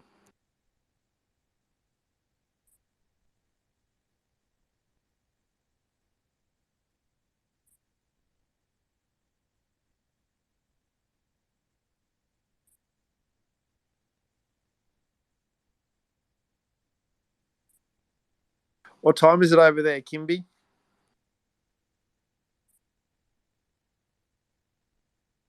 It is 7 a.m. You'd just be getting into bed now, wouldn't you? Yep.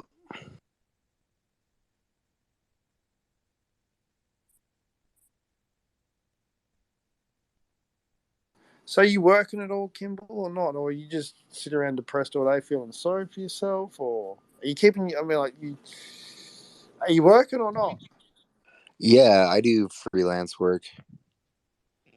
I don't feel sorry for myself.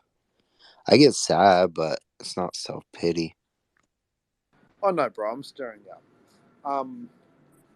Do you work at DN or not? DN? D's nuts. You idiot.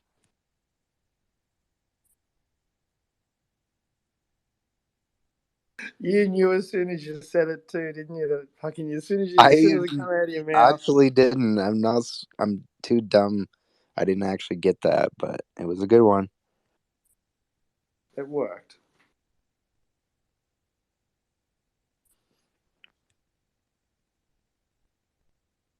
Hey, we just, I don't know if you're in here, Kimball, or not, but Kent, you certainly weren't in here. But we had Dale just come in. So you left, and then Dale come in, and then he left, and then you've come in. Can you even hear me, Kent?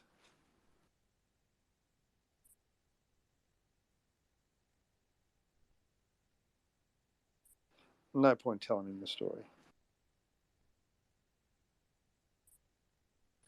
It's all those retweets.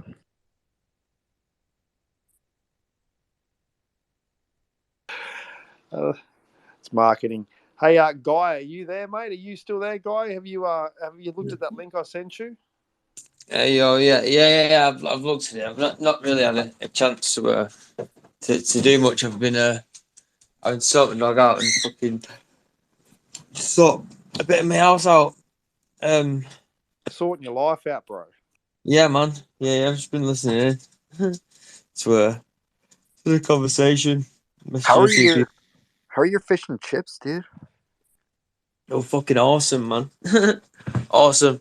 I'm gonna go pub in a minute, I think, and go and get a pint. Going to the pub and have a pint with the boys. I'd rather say we're in Australia. We're just going down to the pub and having a beer with the lads. Yeah, man. Just go and get a pint, innit? Nice fresh pint in the beer garden. Is it true that in England, like, you don't refrigerate your beer because it's so fucking cold there? They just literally, it comes out at like room temperature, I guess. Not room temperature, but I mean like outside temperature, yeah? Europeans don't like cold beverages, from what I Yeah, remember. it's just a bit chilled, I would say. Yeah, not massively cold. I like loads of ice on me. You can't beat an ice cold beer on a hot day. That's true. Is your bird more vocal when you're making noises? Yeah, or when he sees a bird outside or something outside of you. I mean, like, if you're just chilling there reading, not making noises, does he still make noises? Sometimes. He does chill out a lot of the time. He doesn't always just make noise. It's really cute. Whenever I hear it, I love it. Then there's times when I'll chill out and I want to chill out and he'll just be non-stop just making fucking noises. It's like now he knows I'm talking about it now. Ain't you, Floyd?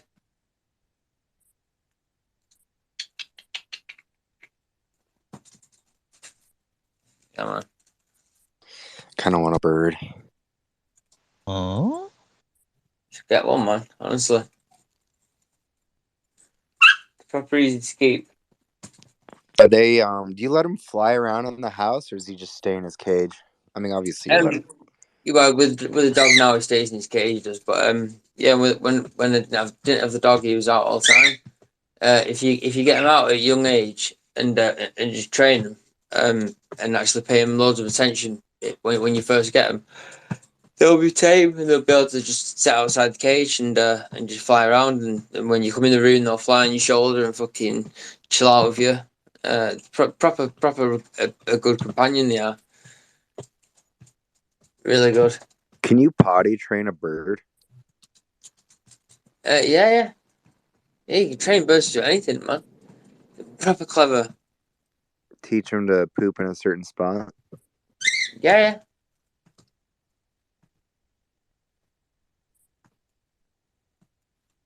Yeah, they literally normally do just poop in one spot. What was that? They normally do just poop in one spot. Oh, okay. You don't even have to train them; they just go there. Yeah. And they just go in one spot. Some strange lines of questioning, Kimberley. Like, you're thinking, what the fuck? I'm just doing my research. I wonder what the best kind of bird to get is. What sort of bird do you have, Guy? A cock or two, Kimball. A cock or two. A cockatiel, but a cockatoo is a really good bird to get. A cock or three. Is that what you've got, Guy? A cockatoo? No, I've got a cockatiel. A cockatiel. Oh, nice. They're awesome. Yeah. But if you're more open to be able to get cockatoos, then cockatoos are the one to get.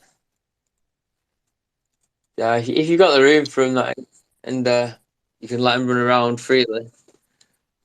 My buddy has a cockatoo, and it's like 20 years old. and he describes it. He's like, imagine a dog, except for it's really manipulative. And they, similar to dogs, they know who the alpha is, and they'll, yeah. Basically, his dad came over to help him like do some construction on his basement, and they got in an argument about something. And his cockatoo like suddenly flies off his shoulder and attacks his dad because he was getting in an argument with his alpha. Yeah, man. Oh, shit. Yeah, Birds are cool. Like they're the only other animal that walk on 2 feet, like apart from humans. And some people believe that humans used to be able to fly, that we used to have wings. I've heard that rumor years ago. Like there was like a little, one of those little, not even a folklore. It's just like a, I don't know what you call it, but you hear some people, more than one person, sort of tell the same thing about this, about humans used to be able to fly, and so we're more similar to birds than what we are any other animal on this planet, apparently. That's the Mothman, isn't it? I think. Or what they call it. It was in mythology. It was the Mothman. I'm pretty sure. I'll have a look now. No, this is more about humans, us humans, our ancestors, or there's a rumor or there's a story suggesting that early, like before human or pre-human or some sort of ancestor to humans, that we used to have the ability to fly. Like this, like I said, it's something that I heard young, many years ago. But hearing it from more than one person, from I guess it's strange fictional science fiction type stuff. You hear stories growing up and watch docos and that, and but that was one of them, and they actually had like I watched something on it, and these people claim that humans used to be able to fly. We used to have wings, essentially, is what these people claimed, and I don't know why, but we don't have wings anymore. And but I think birds, they walk on 2 feet. Humans walk on 2 feet. There's kind of something there in that. I think. Yeah, in it, right? Don't you think if we did evolve, why didn't we evolve cooler than we are? If you know what I mean. Why didn't We we do have evolve? relations in us too, but in our DNA, like there's shared DNA. I think they did a study and found that ravens were like the only other animal that, what was it? They can do. They have theory of mind where they can actually sit and think about what you're thinking. It's pretty fascinating. What was that again? What was the name of that again?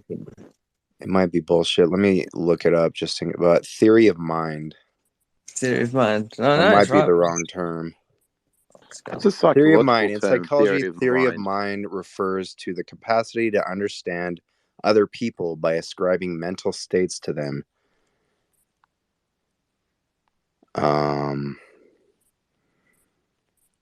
The ability to infer and understand another's mental state and use this information to explain or predict human behavior. So ravens apparently are the only other animal that can do that. They can read your emotion. I guess that's what it insinuates. But if you look at the Egyptian hieroglyphics and whatnot, and these bird men, they've got these bird heads. Birds are fascinating, and the eyes on them. And if you're going to imagine, like when I imagine like an alien being, like a grey or something, they got those black eyes. That's the kind of eyes, I guess, the kind of pictures, like the eyes of a bird, those black eyes they have. They're kind of creepy too, in a way. Birds are reptilian, right? We were just talking about this, Screen and I. They're related to the dinosaurs, but I don't think they're reptilian. They're not reptiles. I'm just saying, like, they got those vibes. If you like, I don't know, maybe a cockatiel is different, but we had chickens, and honestly, just like I could sit out there for hours and just watch our chickens. It's just really entertaining. But you get really close up to a bird and you look into those eyes, bro. Chickens are the ancestors or cousins of the T-Rex. There you go. Yeah, 100%. That one. But we're talking about Guy being British. We were talking about music before, about Australia being better than New Zealand. I think Britain or British music will be better than any country on the planet. Britain will win any competition when it comes to music any day. But yeah. But anyway. So lately, you're gonna be the one that saves me. Yeah, Oasis are Britain fucking will smash both Australia and New Zealand combined.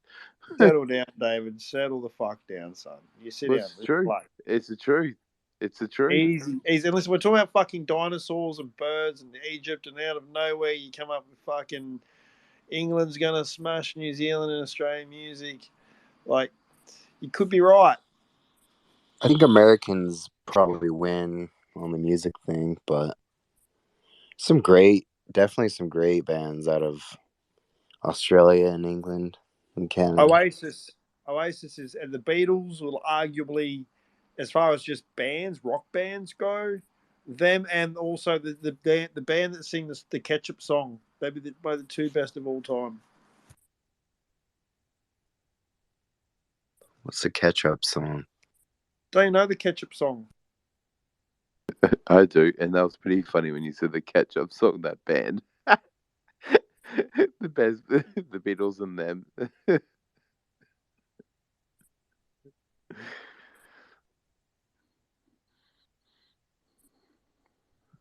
Don't you know the Ketchup song, Kimball? No, I do. So them and Oasis would be like probably the two best bands of all time. The One Blade. It's a miracle. I think the top 5 greatest bands, and in goes with rock bands, talking about rock bands only, the top 5, in my opinion, will probably be the Rolling Stones, Led Zeppelin, the Beatles, Pink Floyd, Queen, and then AC/DC will be probably the 6. So those 6 will probably be like the top 6 rock bands of all time in modern music history since 1960 until now. AC/DC is Australian, right? Yeah, they are, but the other 5 are British. But yeah, those 6 will probably be it for me in terms of rock bands. And yeah, I think I said Queen. I think I did, but yeah.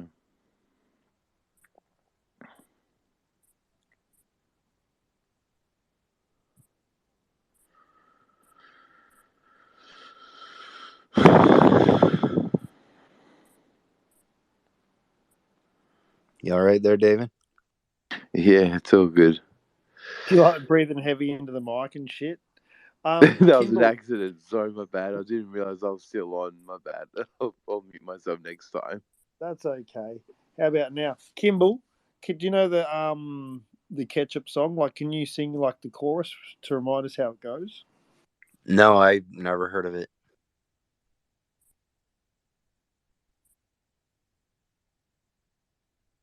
Maybe you should play that song through the speakers, Benno, if you can.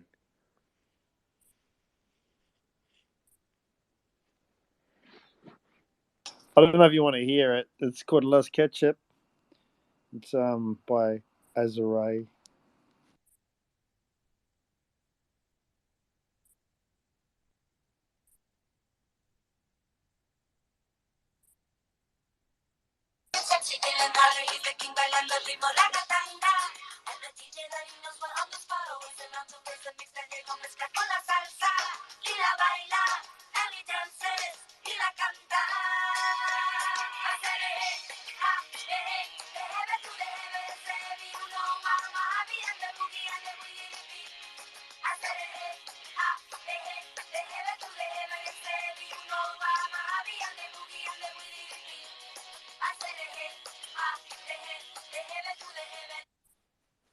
Fucking Kuno loved it.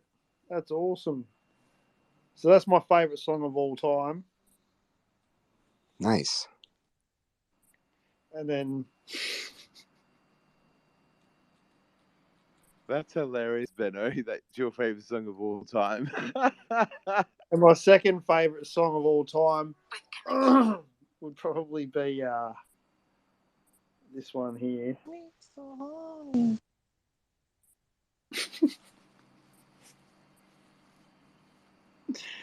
Me so horny. Okay.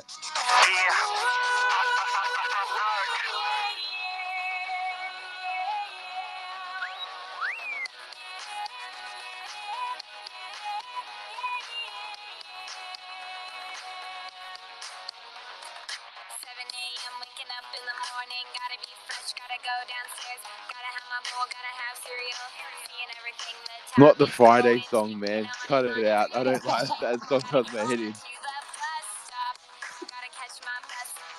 Gotta hear the chorus once. It's got me fast.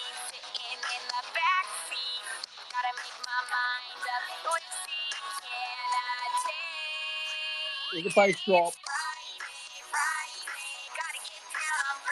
What the I fuck think are you Benno's guys being funny now. I listening don't think he's being for real.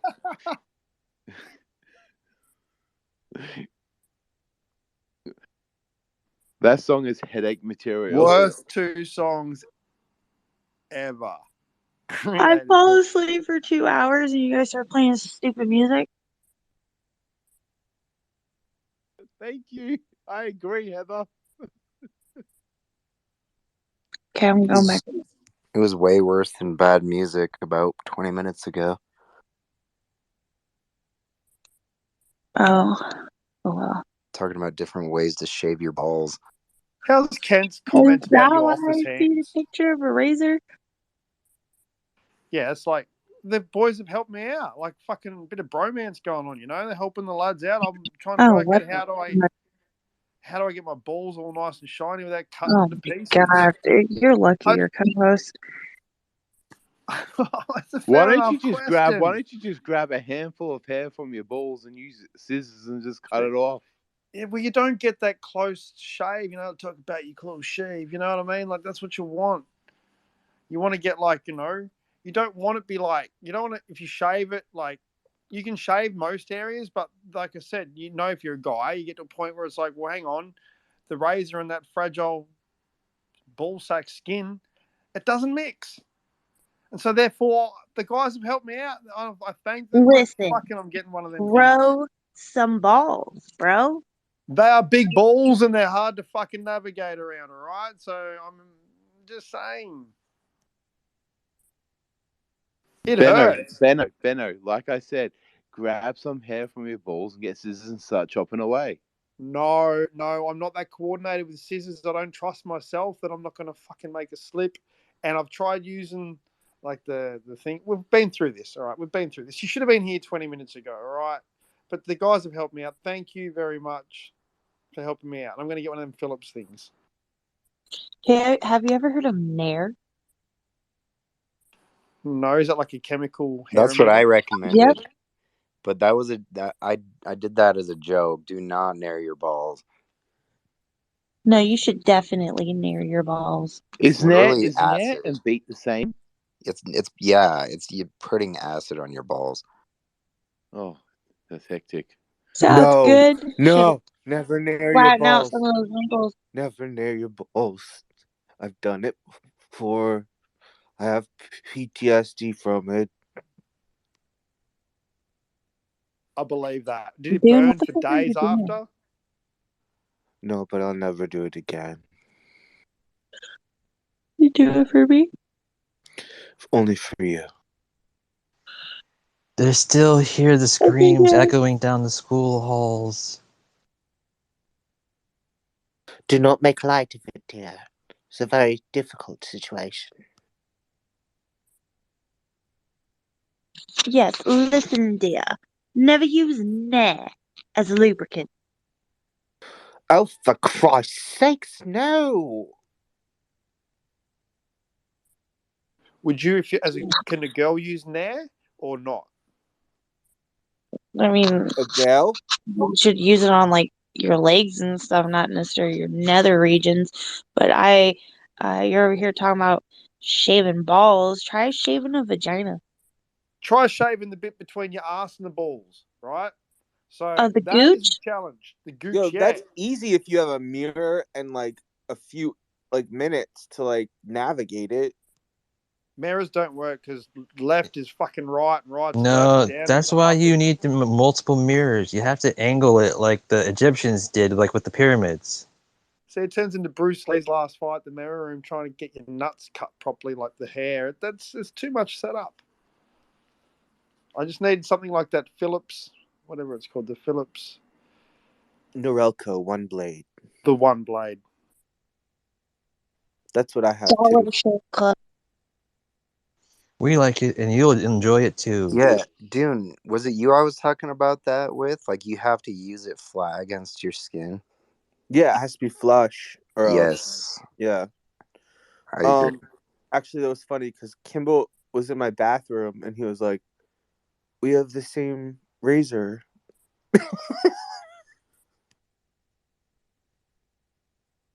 Yeah, Dune and I discovered this some time ago. I've been an advocate, what's it called, a champion for the Philips Norelco since it like came out in like like 10 years ago. It's all I've used for like the last 10 years and I love it.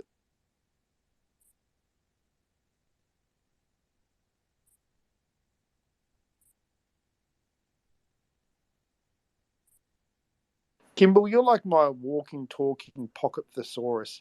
Every day I learn a new word from you, and I just want to say thank you because my dad raised me. He said, "Son, if you learn something new today, today is a good day," and I've always remembered that. So every day with you, I learn a new word. So thank you, my friend. What word did you? Well, Kimball, what's the word of the day today? Insufferable. Wait, you didn't know that word, Benno? I didn't know it. I'm sure I've probably heard it before, but the context, the way you use the words as well, it teaches me about the word, how to use the word. Careful, Benno. Yeah, You just know he's American, right? Like to an extent, June. To an extent. look up insufferable, and there's a picture of Kent Reynolds.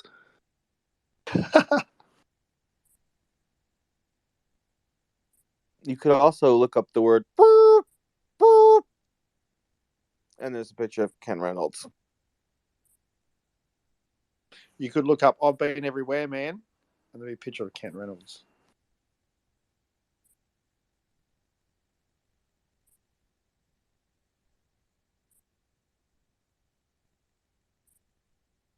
You could look up the word victim, and there'd be a picture of Kent Reynolds.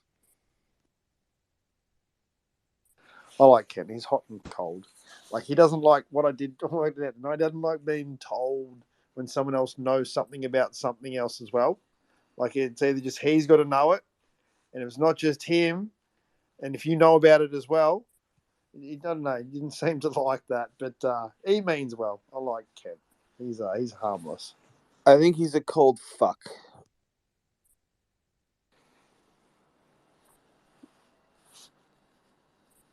I can see how you could see him like that. Yeah, but I don't. I think inside though, yeah, like a bit of a hard nut. I think he's probably a bit gooey inside, and he's probably a lot softer than what we give him credit for. No, I think the woman said it perfectly the other day.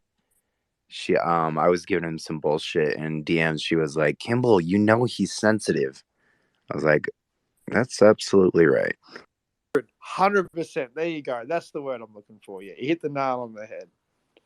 Well, the woman is delusional, and she keeps messaging me this bullshit, and I'm like, "You're delusional," and I fucking unfriended her because I unfollowed her because Well, she dude, fucking you went showing your that. true colors. How did you find Yeah, time to message every single person? I showed my true colors. My true colors is that I don't believe in fucking conspiracy theories on the internet. You're literally in a group that spends days upon days talking about conspiracy theories. Oh, you're a fucking another one.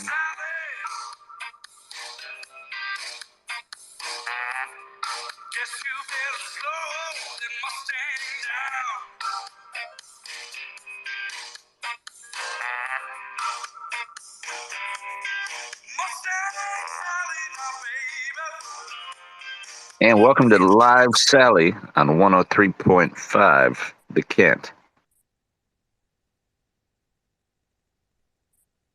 Love, peace, and light, everyone. Let's all give each other love, peace, and light.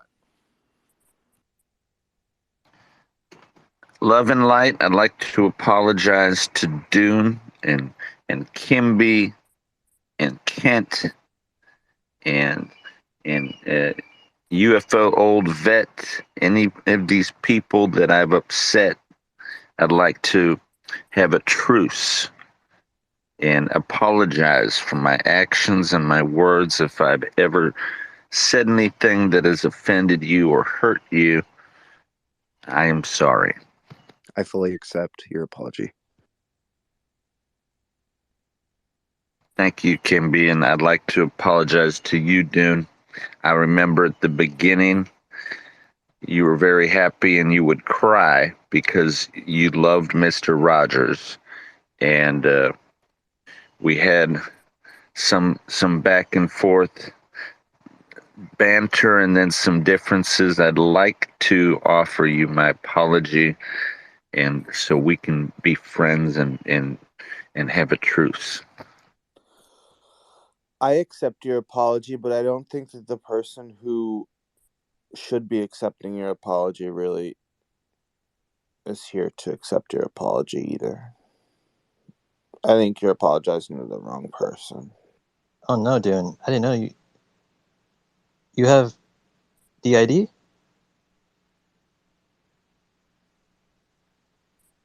To what? What?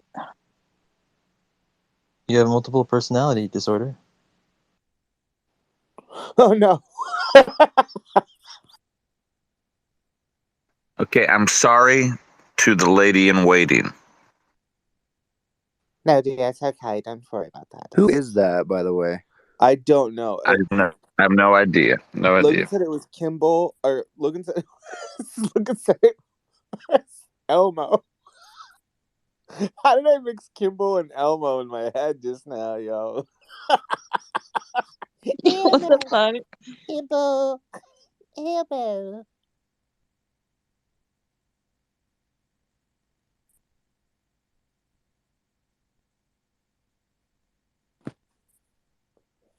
Are you referring to the walrus that I need to apologize to? His name is Shane Dare.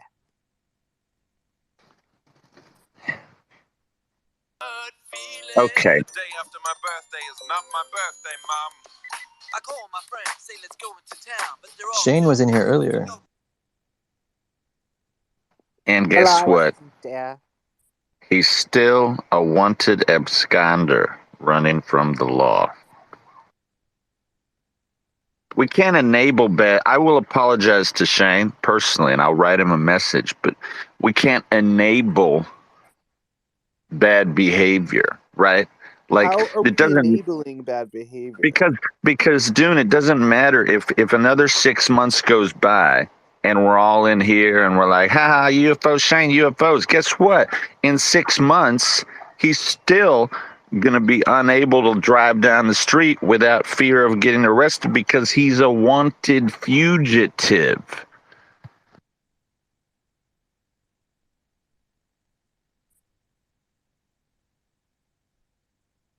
Yeah, I mean, are there any other, as far as the warrants go, I don't think there's any bigger warrants you can get, are there? Does it go higher? Not real. A wanted absconder, right, is when somebody gets a great plea deal, they're on bail, 5 years, probation, and then they say, oh, I'm going to take a big bong rip and miss my meeting with my probation, and then all of a sudden, what do? There's no more, there's nothing else, right? He already got, it's not my business, though. So I will, goddamn right. I want you to tell everybody what the fuck you gotta say. Fuck the police coming straight from the underground. A young nigga got it bad cause I'm brown. but you are right, it's not my business. and I will. I feel bad, and I will pull any post I made down. I will write him a long letter and apologize, and hopefully, I don't know, he makes the right decisions, and I wish him love and happiness. I'm going anyway, guys. The bird's going off on one, so yeah, I'm gonna. I'll speak to you in a bit. Right, take it easy, yo. Take Peace, it brother. easy, guy. Catch you later, guy. Yeah, Sally, you can't do any more than that. You've apologised to Doon. He's in the room. Your conversation with Shane, that's between you and him, mate. You don't have to justify it to us, buddy. You're both grown men. Yeah, so yeah. That's where I'm at anyway. I don't know. Each their own. I just treat people how they treat me. People are good to me, I'm good to them. I don't buy into other people's bullshit. I try not to. If you got a problem with someone, you sort it out with them, you know. But I'm not the kind of person to stand around either and watch and you know, see people get bullied in public. I fucking hate that shit. I wouldn't do it in the street. I don't stand for it in the street. I wouldn't stand for it here either. I try and maintain some sort of morale, some sort of good ethic, you know. You got to try and have some sort of standard. Just respect. It's all about.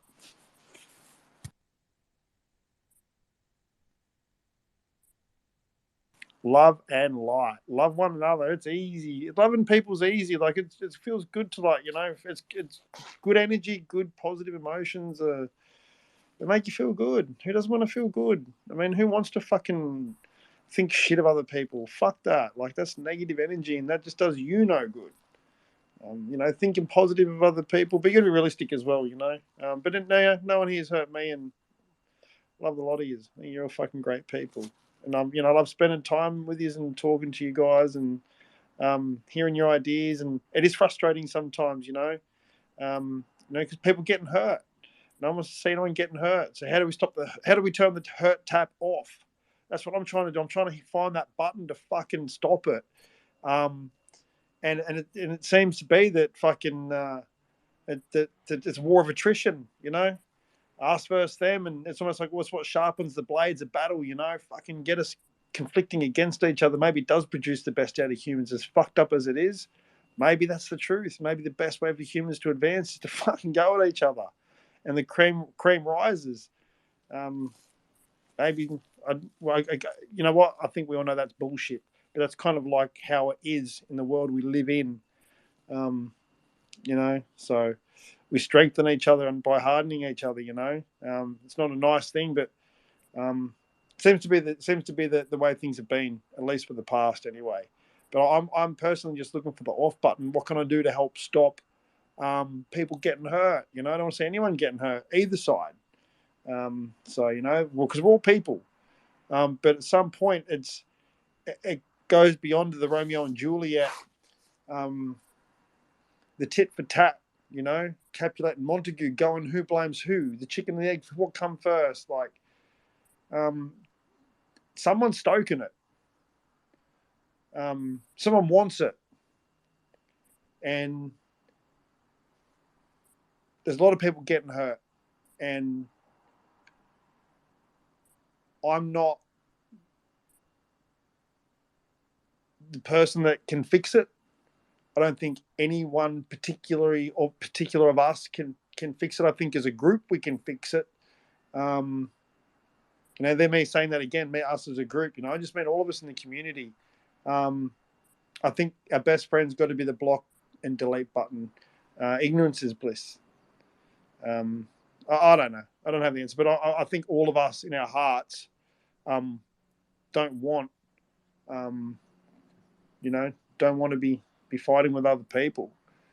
But it's hard because it's such a meshy, it's like a web, like, you know, where there's people that you're friends with, you go into spaces and you can go into a space and be a speaker or a co-host or talk, whatever. Next thing, you're going to be fucking cast out as something or one or another, you know, just for doing that or for being in a space. You know, so, and there's fear there. There's fear. Everyone feels a bit of fear. They don't want to be seen as, you know, as a bad person or someone who contributes to hate or bigotry and any of that stuff. And I can tell you right now, I wouldn't be friends with people who do contribute or invest in that kind of shit. So And I think, and I like to think that I'm a decent judge of character, and the people I associate with in here, none of you are of that vein. So, but anyway, I don't know where the fuck that come from, but I'm looking for the off button. So if anyone's got any good ideas on how we can stop the hurt, then I'm all ears. What the hell are you talking about, Benno? What hurt? What hurt? Well, Sally was apologising for what had happened, and he apologised to Dune, and and it's loosely related to factions in this community. That's what I'm talking about, and I want What that to factions? stop. What factions? Like, where the fuck have you been for the last month? What are you trying to bait me? I'm not taking it.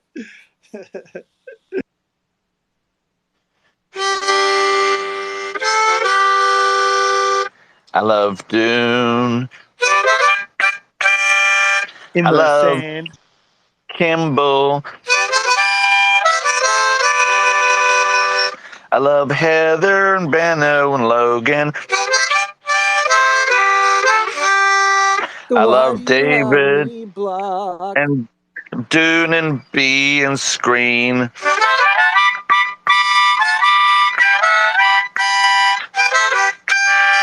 I love Screen and Alicia and Yukino and Jane. I love Joseph Marinello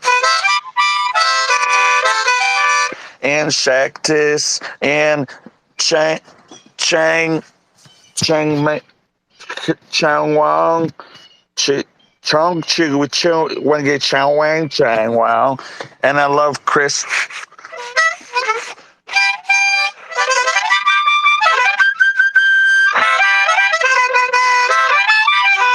I love all the people in UFO Twitter. I love all the people, and I like to spread peace and love. And I love UFO Shane, wanted absconder. I love all of you.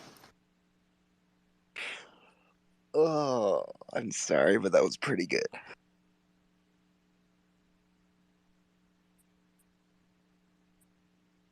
I think that's it, Benno. I think that you hit it right in the bullseye there. There's a Yeah, about virus. 12 times you hit it. There's a virus that spreads within the community where it's just unnecessary.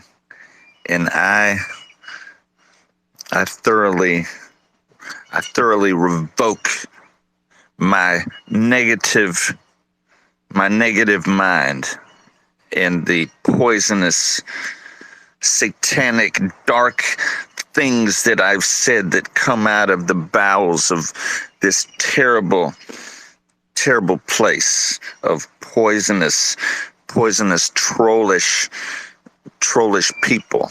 And I am sorry. That felt like putting on a fresh, cold pair of underpants. Look, I agree with Sally, and I'm sorry too. Like, I think we all are, But wake up tomorrow with a different fucking attitude, and fuck you all over again. Yeah, that's how it goes. All it takes is someone to say the wrong thing and piss you off, and that regretful sort of somber attitude isn't always present. Some days you wake up the wrong side of the bed, and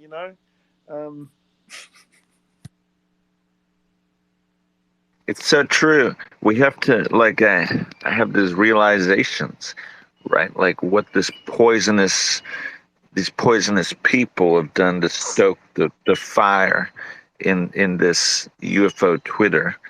I often ask myself, how did I go from being a floor trader on the New York Stock Exchange, living in a penthouse at the top of on fucking Park Avenue, to doing a Mr. Rogers voice and talking shit about people that are on the lam.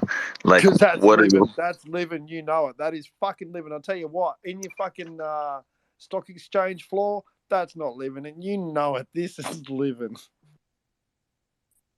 Well, we would talk shit all the time, right? That's part of the thing, but at least we were making money doing it. Now I'm I just a get that. turd. I'm just a turd that hides behind a No. That's Mr. bullshit. Rogers voice. Hang on. Before you go and beat yourself up or any personality, that's bullshit, right? Because the fact of the matter is, a measure of a man is not by the fucking money or his penthouse, how many mercs he's got. Fucking, you know just as well as I do that ain't the measure of a man. You know, who the fucking your relationships are a measure of a person. You know, your family. If you've got family or friends that are family, you know, and how you think of yourself. That's what fucking matters first and foremost, and that'll be the last thing that matters as you take your last breath. You know, I've seen that. What matters is who's standing around your bed, not fucking how The many measure Mercedes Benz you got parked up your driveway. the measure of You a just, man is his character and his dick. like you just said, Benno, the measure of a man is who's standing around the bed, and I can tell you for certain, um, being a floor trader on the New York Stock Exchange, I had a lot of nice pussy standing around my bed. I bet you do, and I guess Wait, like you know. did they get into the bed or they just stood there and watched you? Oh, they were in my bed. They were in my head, and you know, it was a lot of fun. But that doesn't matter. You're right, Benno. The measure of a man is more than all that. I mean, I need to shower. It's been a week. I'm sitting here. I feel stinky. I feel like, what am I doing?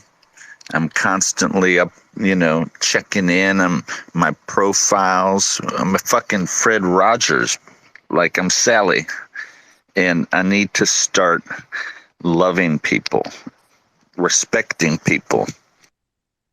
We do automatically. Sometimes it's just not easy to give into, you know. And some people piss us off, and you don't have to fucking love everyone. You don't hate, you know. I guess the way I said, I love everybody, and some people piss me off more than others. In fact, nearly everyone pisses me off. I piss me off, you know. So it's just a matter of, and I falter all the fucking time. But ultimately, I didn't get on here to fight with anyone or to disagree or disrespect anyone, be disrespected, tell anyone their ideas are shit or, you know, put people down. I never came here for that. Like, you know, I don't think any of us really come here for that. We come here to just, it doesn't even have to be always talk about UFOs or anything, you know. Like, we've had nearly every conversation you could almost have about that stuff, I kind of feel like, you know. And there's a lot of people who come into these rooms and we've never heard a fucking thing about them from what they think about it, you know. And I bet you there's heaps of ideas just brimming at the surface, and you know, I'd love to hear other people's ideas that don't get up here and speak as much, but you know, it's not so much. I didn't mean as in like the number of people standing around your bed. It's just how you treat people in life. That's all. You know, just it's not nice to die on your own. I'll tell you that much. You know, you want to. It's yeah. Just you just I don't know. I've seen a lot of death, right? And because I've seen a lot of death, it makes you think about life, and makes you think really deeply about life and what matters. Because ultimately, that's going to be each of one of us one day, right? We're all dead. It's guaranteed, and no one likes to think about it. So for me, it's seeing death in real life and seeing what matters to those people when they're dying is it ain't fucking money. It ain't that. That's all I know. And that's all, you know. And I want you to know that because you're my friends, and when you want to put yourself down, or you know, don't want to talk down about yourself, or you know, you shouldn't do that. You know, love yourself. That's all. I mean, can we at least get like a group consensus that Kent Reynolds is really fucking annoying? Hell yeah. 100. I was just about to say, Benno, I mean, you're not perfect and you falter and screw up every day, but at least you're not Ken. I've been called Kent before. That's like a kick in the nuts. I'd rather be called arsehole or. See, I've learned to watch my tongue in these rooms. I drop the C-bomb a fair bit in Australia, and it's standard, but in America, it's not standard. It's a kick in the nuts. The thing is, it's like with Kent, right? I mean, you could be doing a space where you got like somebody speaking that is 3 PhDs, makes fucking rockets, was the first person to walk on Mars, was and Kent will chime in and he'll I be just want like, to say something here. be like, listen, mate, and like he knows everything that, like, more than what they're talking about. He's always the expert on everything. I was a safety and health inspector when I was working in industrial construction. Last night he said, believe it or not, Kimball, I used to get paid a lot of money to speak. People used to pay a lot of money to hear me talk. And I just wanted to be like, yo, I'll pay you a lot of money to not talk.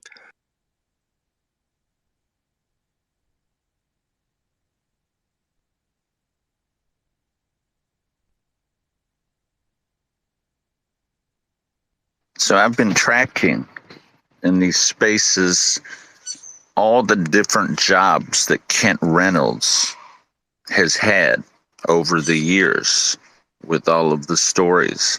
And it's really extensive. I've got petroleum engineer, actuary, software developer, a chemical engineer, a nuclear engineer, psychiatrist, and gynecologist. Is this Kent's resume you're reading out? No, it No, was it's his just a LinkedIn. Google search for the top paying degree jobs. I thought it was Kent's last 10 jobs. I mean, that's probably where he's pulling the info.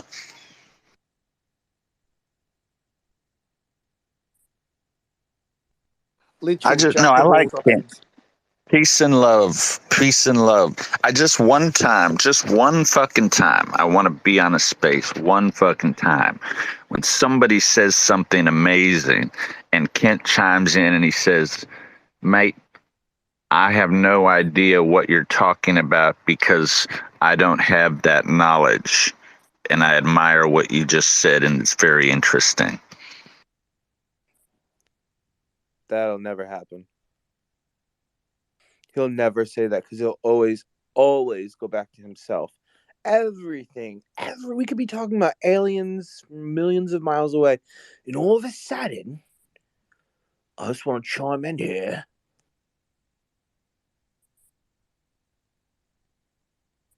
Yeah, like you could literally have like somebody like from the Aruban Criminal Investigation Unit say that they found Natalie Holloway, and Kent would chime in and be like, "Yeah, I was there. I helped that project, right?"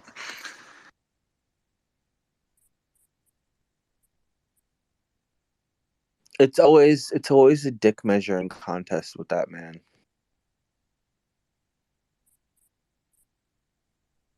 Oh, dude, your balls haven't dropped yet.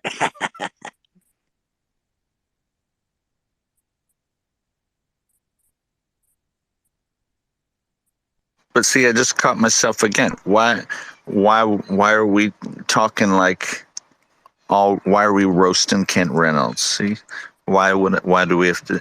I'm sorry, Kent. I truly am fucking sorry. That's Go to bad the behavior nest. of mine.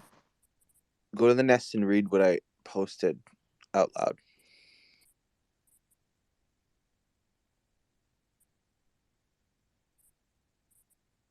I'm looking. Oh wait, you blocked me, so you can't see it. Sorry. No, I unblocked you when we had the truce. Let me see. I have to maybe refresh this.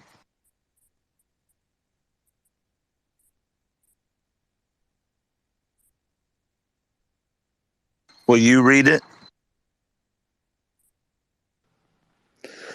It says rent kennels can duck my fat Italian sick.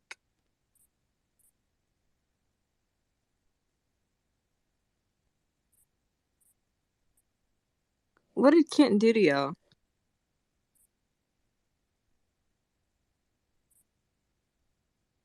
What didn't he do?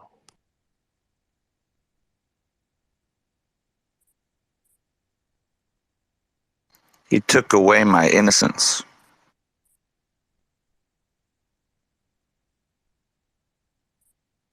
He divulges his salary every 5 seconds in a space that has nothing to do with his salary.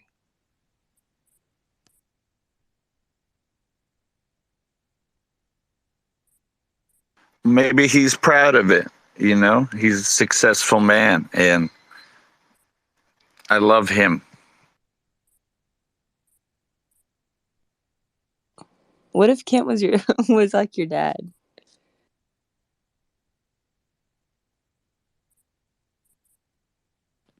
I would jump off a cliff.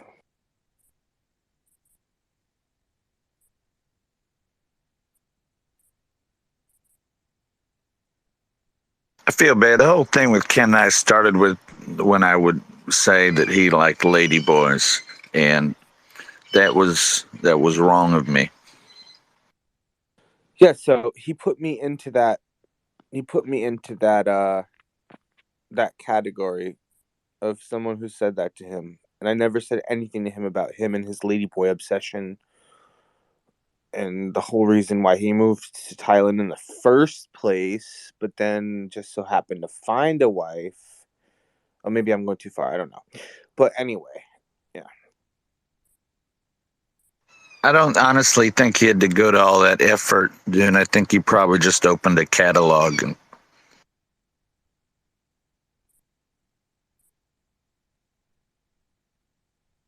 Back in the early 90s, we used to have these catalogs that came to our house, and then you just choose which ladyboy you'd like,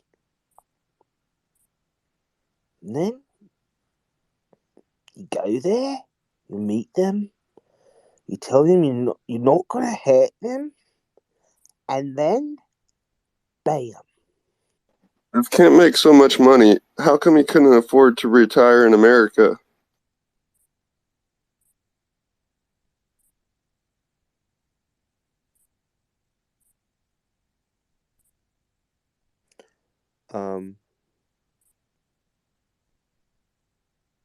Because I'm not American. I think, in all honesty, the answer to that question would be that I don't know. Like, I think Australia's like America. I think it's like a Western country, whereas where he's at, it's a real different kind of lifestyle. I got a lot of mates who live that life, who literally work a 3-in-1 or 4-in-1 roster, and they don't have a home per se, right? So, but they're on big bucks, and they'll work 4 weeks at a particular location, and then on their week or 2 weeks off, they'll go to Thailand or Philippines, or it is so cheap over there. Like the price of everything, the price of alcohol, tobacco, food, clothes, accommodation, everything. Like your dollar, just like especially the American dollar, fuck, you live like a king. Like literally live like a king. Um, but the people as well are great. You can buy a fish from the fish market, or buy fish, for example, and go to some little humpy village out of the main sort of smoke of Thailand, and give that fish to people in a village. They'll take you in, treat you like royalty. They're so Yeah, even hospitable. if you're a bald dick, right? Yeah, no matter who you are. Like even if you are Kent, like I remember you Kent, my pee pee bigger than yours.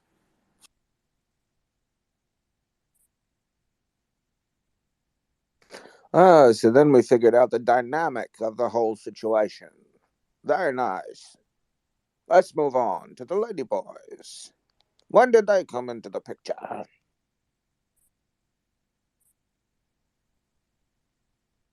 Probably when he was 6.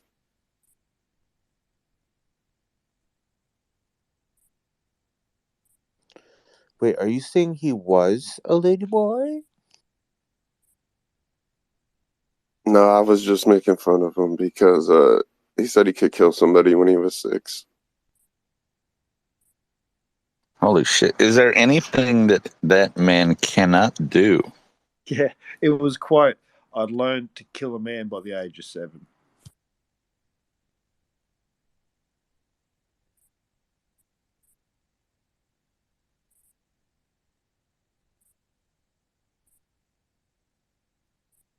I'm pretty sure it was the rear naked chokehold maneuver.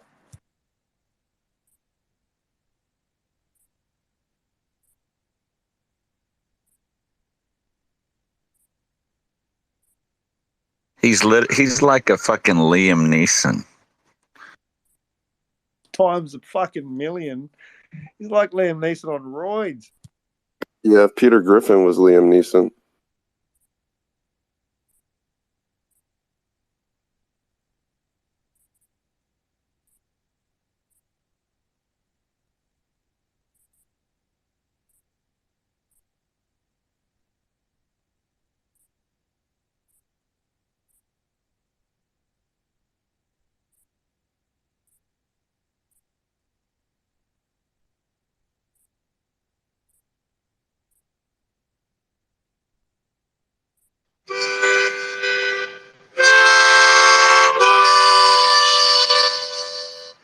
Kent Reynolds.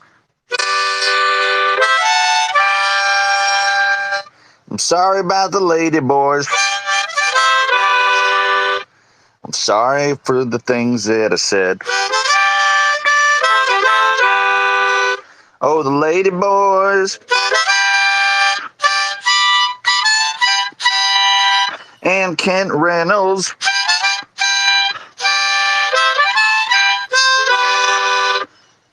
Love Kent Reynolds.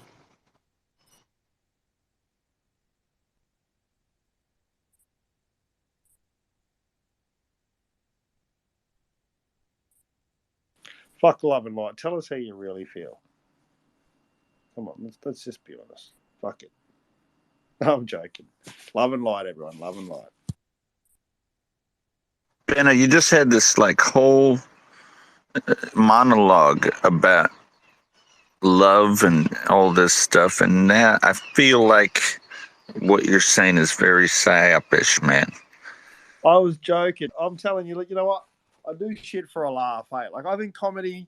I love comedy. I love I don't. I'm not saying I'm funny, but I love comedy, and I think you should be able to laugh at anything and everything in life. You know, fucking laugh, stare it in the face, and laugh.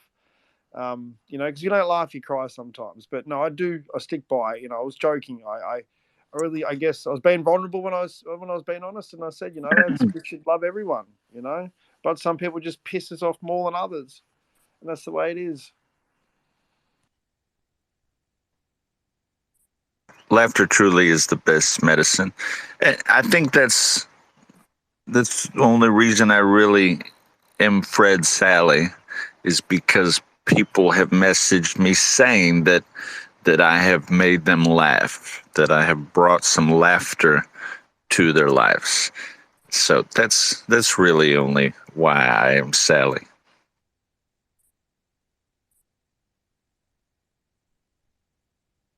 Taylor's like, there's Taylor. She's known for her comedy. What's going on, Taylor? Nothing. I just miss Mr. Rogers. He's my favorite. And I passed my general yesterday, so that was cool. Congrats. Thanks. It was pretty dope. Like I was like praying before I Nice. went in, and dude, I got some answers just like downloaded in my head, and like I got them like almost all right, which is like really rare. And they like rated me like 10 out of 10. Same thing we read you.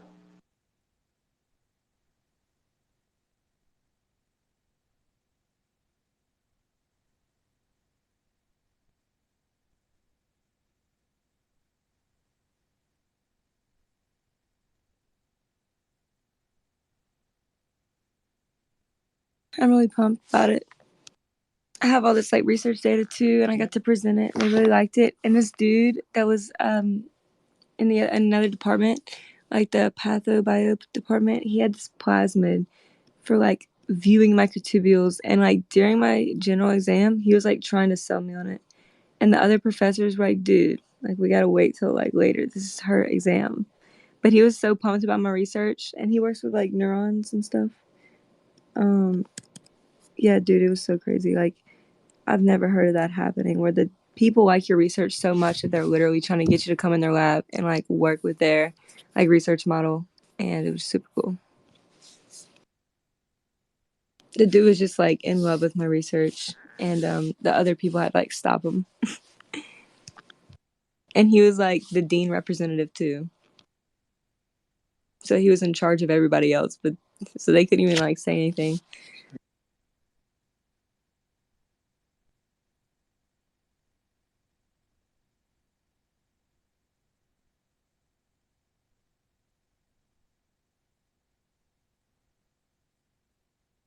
But it was so crazy. Like they had to question me on all kind of stuff. Like they basically give you like an oral exam on everything, and I I don't know, like some of these answers I've never had to recall before.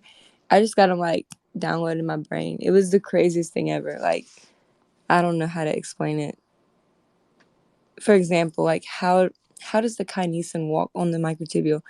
I've never like really learned about that or thought about it, but I was like, okay, whenever one of the legs goes down, the conformation of the enzyme changes and the back leg picks up, and then now it's able to take another step, and that's how they keep walking down the microtubules. And I don't even know if I've ever learned that, but that was correct.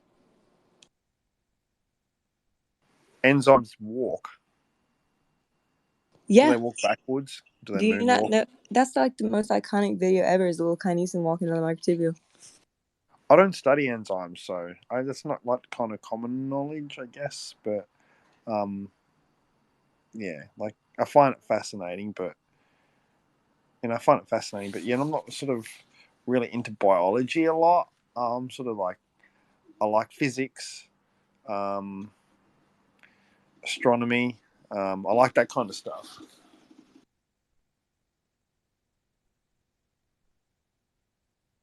You have your favorite areas of science that you like. You know what I mean? I guess you're more biology. You know, you love biology and that stuff. That's cool. So is it like a university, like admission, or is it like a what was it you're trying to No, get? it's a big oral exam, like for PhD candidates, like or students. So yeah, I can get into a little bit more detail, but we had another exam, like an entrance exam, which I'd already passed, but the general exam is like a big deal, and you're gonna take that like a few years before you graduate. And that's kind of where I'm at. So yeah, but I posted a video, I guess like a GIF, whatever, at the top of this little kinesin walking. It's so freaking cute. Y'all have to look at it.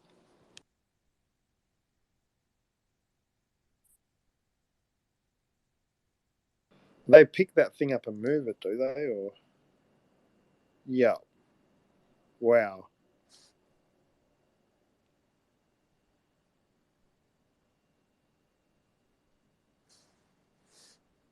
Yeah, you got to watch it. That's cool.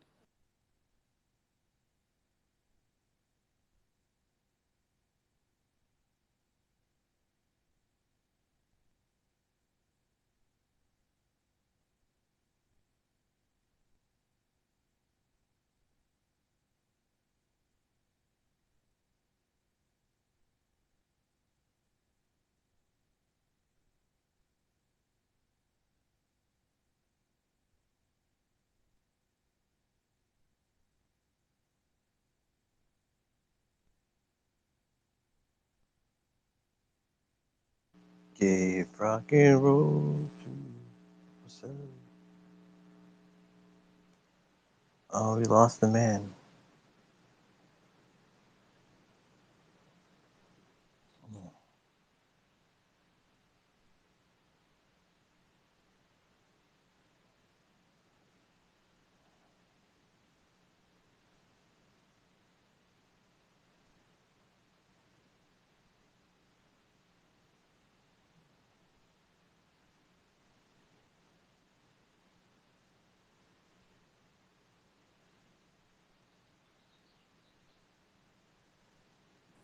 To everyone that has mothers, don't forget to ring your mum for Mother's Day. If you can buy her some flowers or buy her something, then buy her something.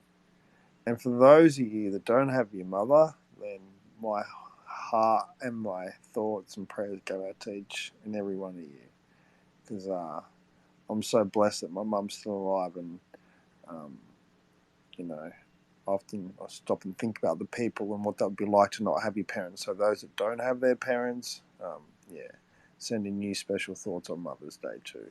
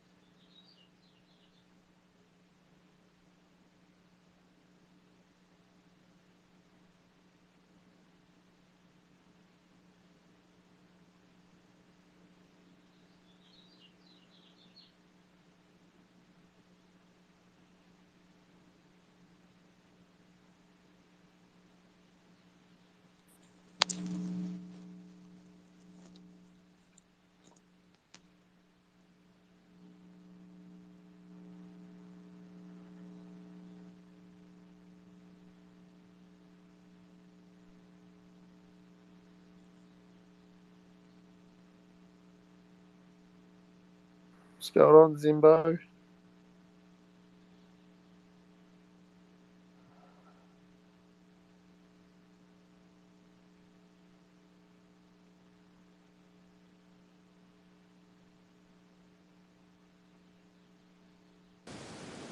Heading to Baltimore in the rainstorm through the mountains with my two dogs.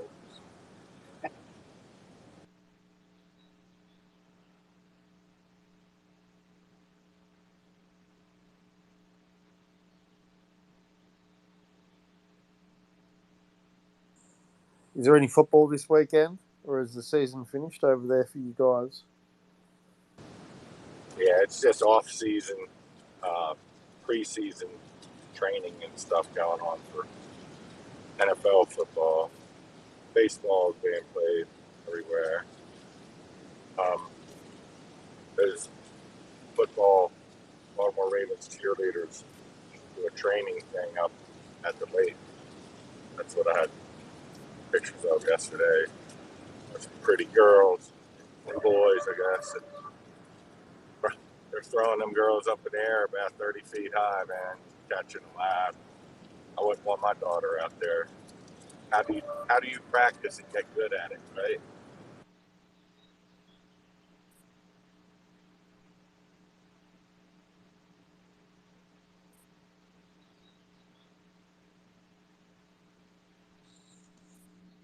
Did y'all know if y'all put microtubules in a petri dish that they'll start like literally trying to walk around, like just squirming around, and like you have to put a drug in there to kind of calm them down because they'll just like move around like little inchworms. It's the craziest thing ever. That's from like the kinesins on them, like just trying to move around. Oh my god. So weird. I didn't even know that. I just saw a video of it yesterday. I was like, this looks like. I mean, I was thinking about posting it 'cause I thought it was pretty cool, but anyway. Yeah, that's how much I've been doing research. It's like all I can think about, literally. For like the past week, I've been just staring at my computer, learning and everything. Butt naked. Did you see that thing I tagged you in? No. It was about microtubules.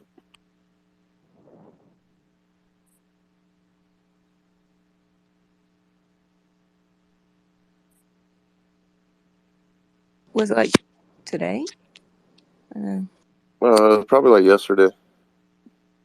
Damn, let me check it out. I was so busy yesterday, for real. Like, I haven't even like really been on Twitter or anything.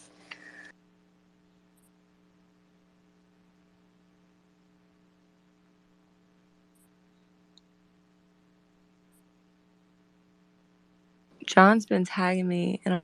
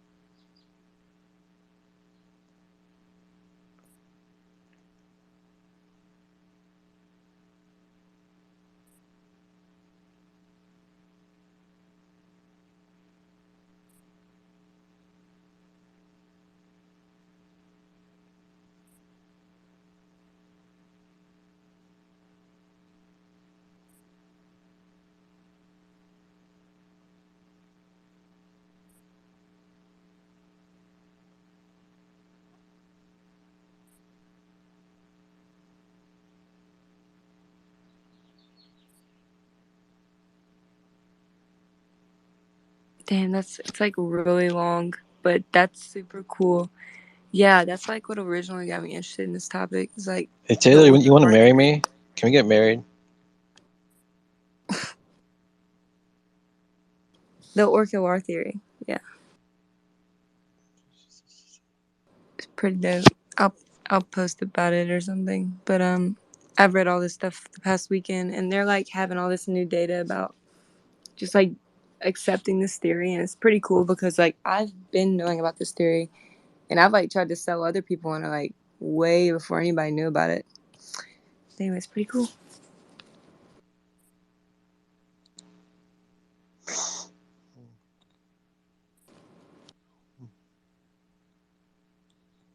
Oh yeah, my mic's open. Shit.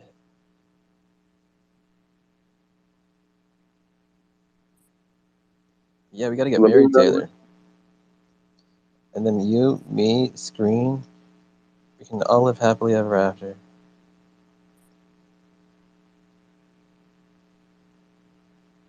I'd like it the other way around. Me and two females, but I guess I can deal with that. But let me know I what you think appreciate about that. that theory, Taylor. What theory? You know that Brian Romeo dude or whatever? He shares a lot of cool shit.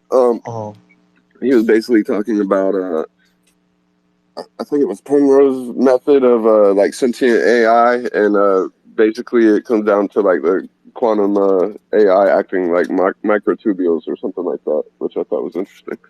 I told Crow that, and he doesn't even believe me. Like, and he's supposed to be a big AI dude. I don't know. But yeah, I agree. He said you don't need a quantum computer. Yeah, I agree too. To me, like this is my uneducated like uh overview, but like microtubules are basically just like vortexes. They're like a wormhole that connects everything in the quantum realm. Dude, biophotons will move through them. Like light particles will move through them. And they're literally like a freaking conductor of like, light, of electricity. And like the fact that like people don't even know about it really. Like people are still trying to figure out how like, these different signals are transduced through synapses and this and that. And like it just the other theories are just so materialistic and not adding up. And really it just makes sense like if you're trying to understand like how we're conscious or anything like that. Like, but I don't know. I Yeah, don't know you why should look at biologists Victor are not catching Schauberger. it. Yeah, I agree. Yeah, he was from like Tesla's time, and he was all about nature because like I'm about nature, so like that's how I got into him. But he basically describes how like everything at the base level is like either a plus or minus vortex, and then I guess because of the shape of the microtubules, that's what helps speed everything up. And like that's what's crazy. People don't understand. Like a funnel, like at a very minimum, like a megaphone, you just talk into it and it amplifies your voice. Like that's just the shape doing that. That's what people are missing.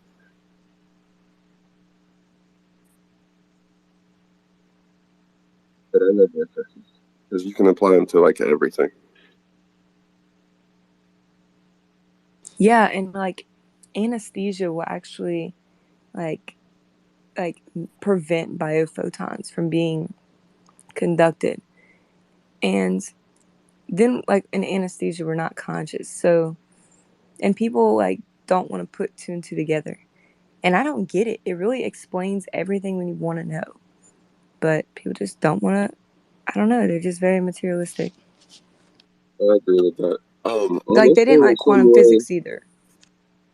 yeah, no, totally though. Like, but fairness, I didn't get into the stuff like that until I had my experience. Even though like I had good grades and all that shit. I just wasn't into none of that. It's just what it was until I was into it. I guess it's like about the like you have to be into it or experience it. But I'm a big fan of like the stargates and shit. And then you get into like how the things like the pyramids store like cosmic particles, like basically like they can like store it in there, like how you were saying, like the light particles can move like straight through the microtubules. I would be curious how they react to cosmic particles. um you know what I'm saying, like has there been any studies like that? Um, dude, they've had all kind of studies about like they've like basically seen biophotons moving through them. They've seen that anesthesia can prevent it. And there hasn't been a lot of research. And like different drug particles act on the microtubules and cause them to like vibrate at these different frequencies. And I know it sounds very new agey, but it's real science. And like different drugs will act on different parts of the microtubule. And it's crazy how much that can like change our reality. But yeah, it's like a man, you should look into it. Yeah, I have been. Like The I'm real even big on acts. mythology too, right? And that's like you get into like the fates and how they pull the strings and stuff like that, and it's like then you like it's like they're kind of talking about string theory and shit like that, but so like the fact that you said that they vibrate and all, it just like I mean like at the base level that's literally how everything works. Like you said, people just don't care. There's a lot of people don't care about that I think is like super interesting. What I was thinking was like, okay, how do these different drugs act on these different microtubules? So what I was thinking is if they act to disintegrate them, then another, like, you know, another type of frequency can enter you and control the way you feel. So I was like, okay, so why does the microtubules disintegrating cause you to have hallucinatory effects? Like why does LSD and stuff like that, like why do you have all these crazy experiences whenever you take them? Okay, so a lot of times they will disintegrate the microtubules. Like how does that alter things? Okay, so basically your signals are not being conducted correctly. And I was thinking, like, in terms of like spirituality, like how could these other beings influence you after you have your own frequency disintegrated? I guess they're another frequency or something like that can be like resonating in you or whatever, and that's how you can like experience these different things. But I've just been thinking about that lately, like how could that happen? No, dude, exactly. It's exactly what you're saying. That's why I've been pushing that new documentary. It sucks because Race Hobbs, it's like Professor Simon and John Burroughs. John Burroughs is from Rendlesham Forest. And basically, Race Hobbs does like the narration, which makes the whole thing suck. He's like a radio dude. So, like, the fact that he's, you know, if you like picture a radio dude like doing a documentary, it seems like a good idea, but it's just not when you listen to it, right? So it's like that turns a lot of people off from it. But like if you listen to the information in each part, it's fucking mind blowing. And they're basically talking about how the EM fields, the electromagnetic fields, manipulate people's brains, like the plasma and stuff. So it's like literally manipulating the microtubules to vibrate at different frequencies, so that way different things happen. And then you get into the whole possession and all that stuff. And it could just be technologies that you know, back in the day people were calling like angels, demons, whatever. If you think about it, we rely on sight, so we're only seeing everything that reacts with light, right? What about everything that doesn't, or that's beyond that? We have no fucking clue about that. And I think that's what we're seeing when that stuff happens.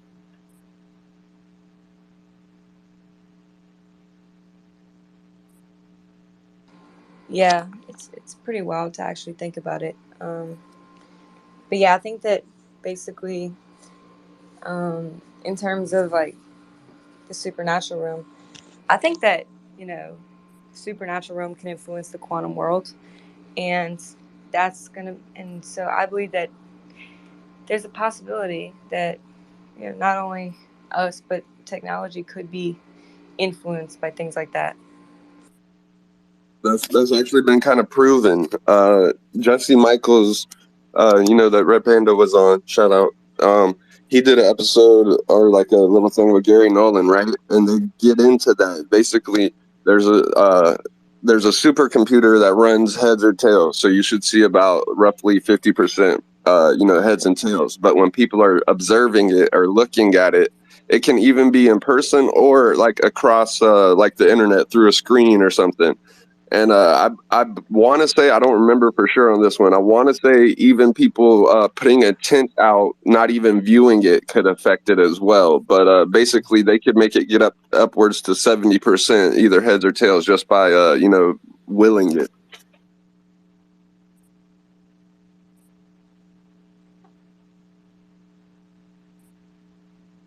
And then you get into like it's pretty much just the manipulation of EM waves, and then like that's why I'm so fascinated about these EM fields and how they make people see things, because basically it puts people in like a dreamlike state, right? So you could be seeing regular people and think it's fucking aliens or whatever, and people would have no clue. That's the crazy part.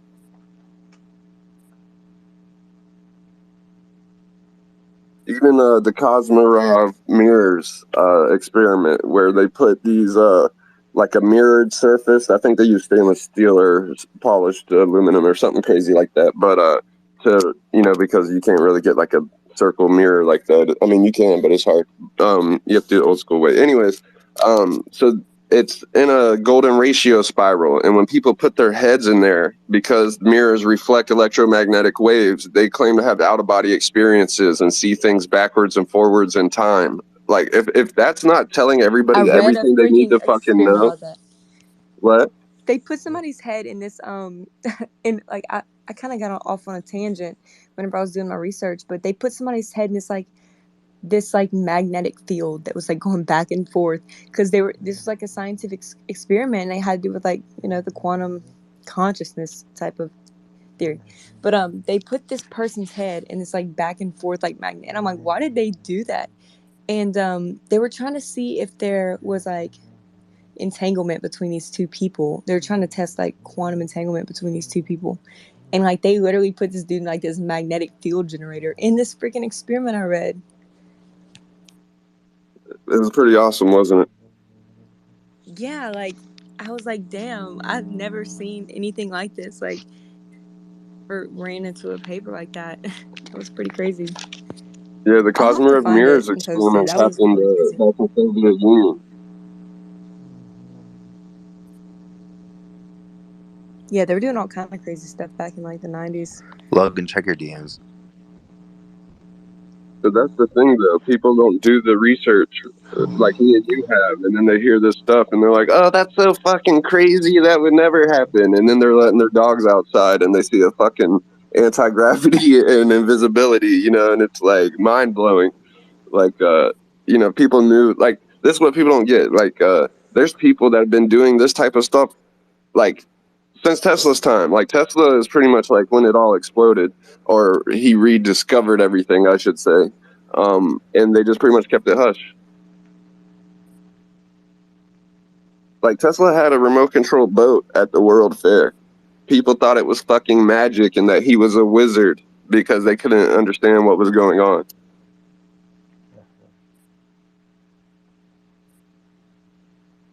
So we're talking about remote control boats in the early 1900s, right? And so it's not that far fetched to think that Roswell was the start of the secret drone program. Dude, did y'all ever see that alien interview where they were like interviewing this being and like they were trying to ask it? Well, they kind of reenacted it. They reenacted the video of this like original interview this guy saw, and they were trying to ask this alien the difference between technology and spirituality. And apparently, like the being did not know the difference. He's like, "Oh, I don't know the difference. Like, what do you mean the difference between them? Like, they're the same thing." And that's interesting because now that we're talking about quantum physics, we're really getting into that like unknown realm where things can be either one way or another at the same time, and just the whole quantum realm is really crazy, and that's why a lot of people did not even want to accept it.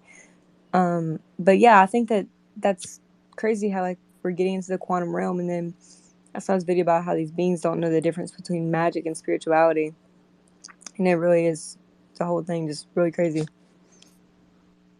Dude, there was this dude named like John Keeley or Healy, I can't remember exactly. And then another dude like more recently, actually he's still alive. I want to say his name's John something too. Damn, I can't remember his last name, but he would make things float using radio waves and stuff.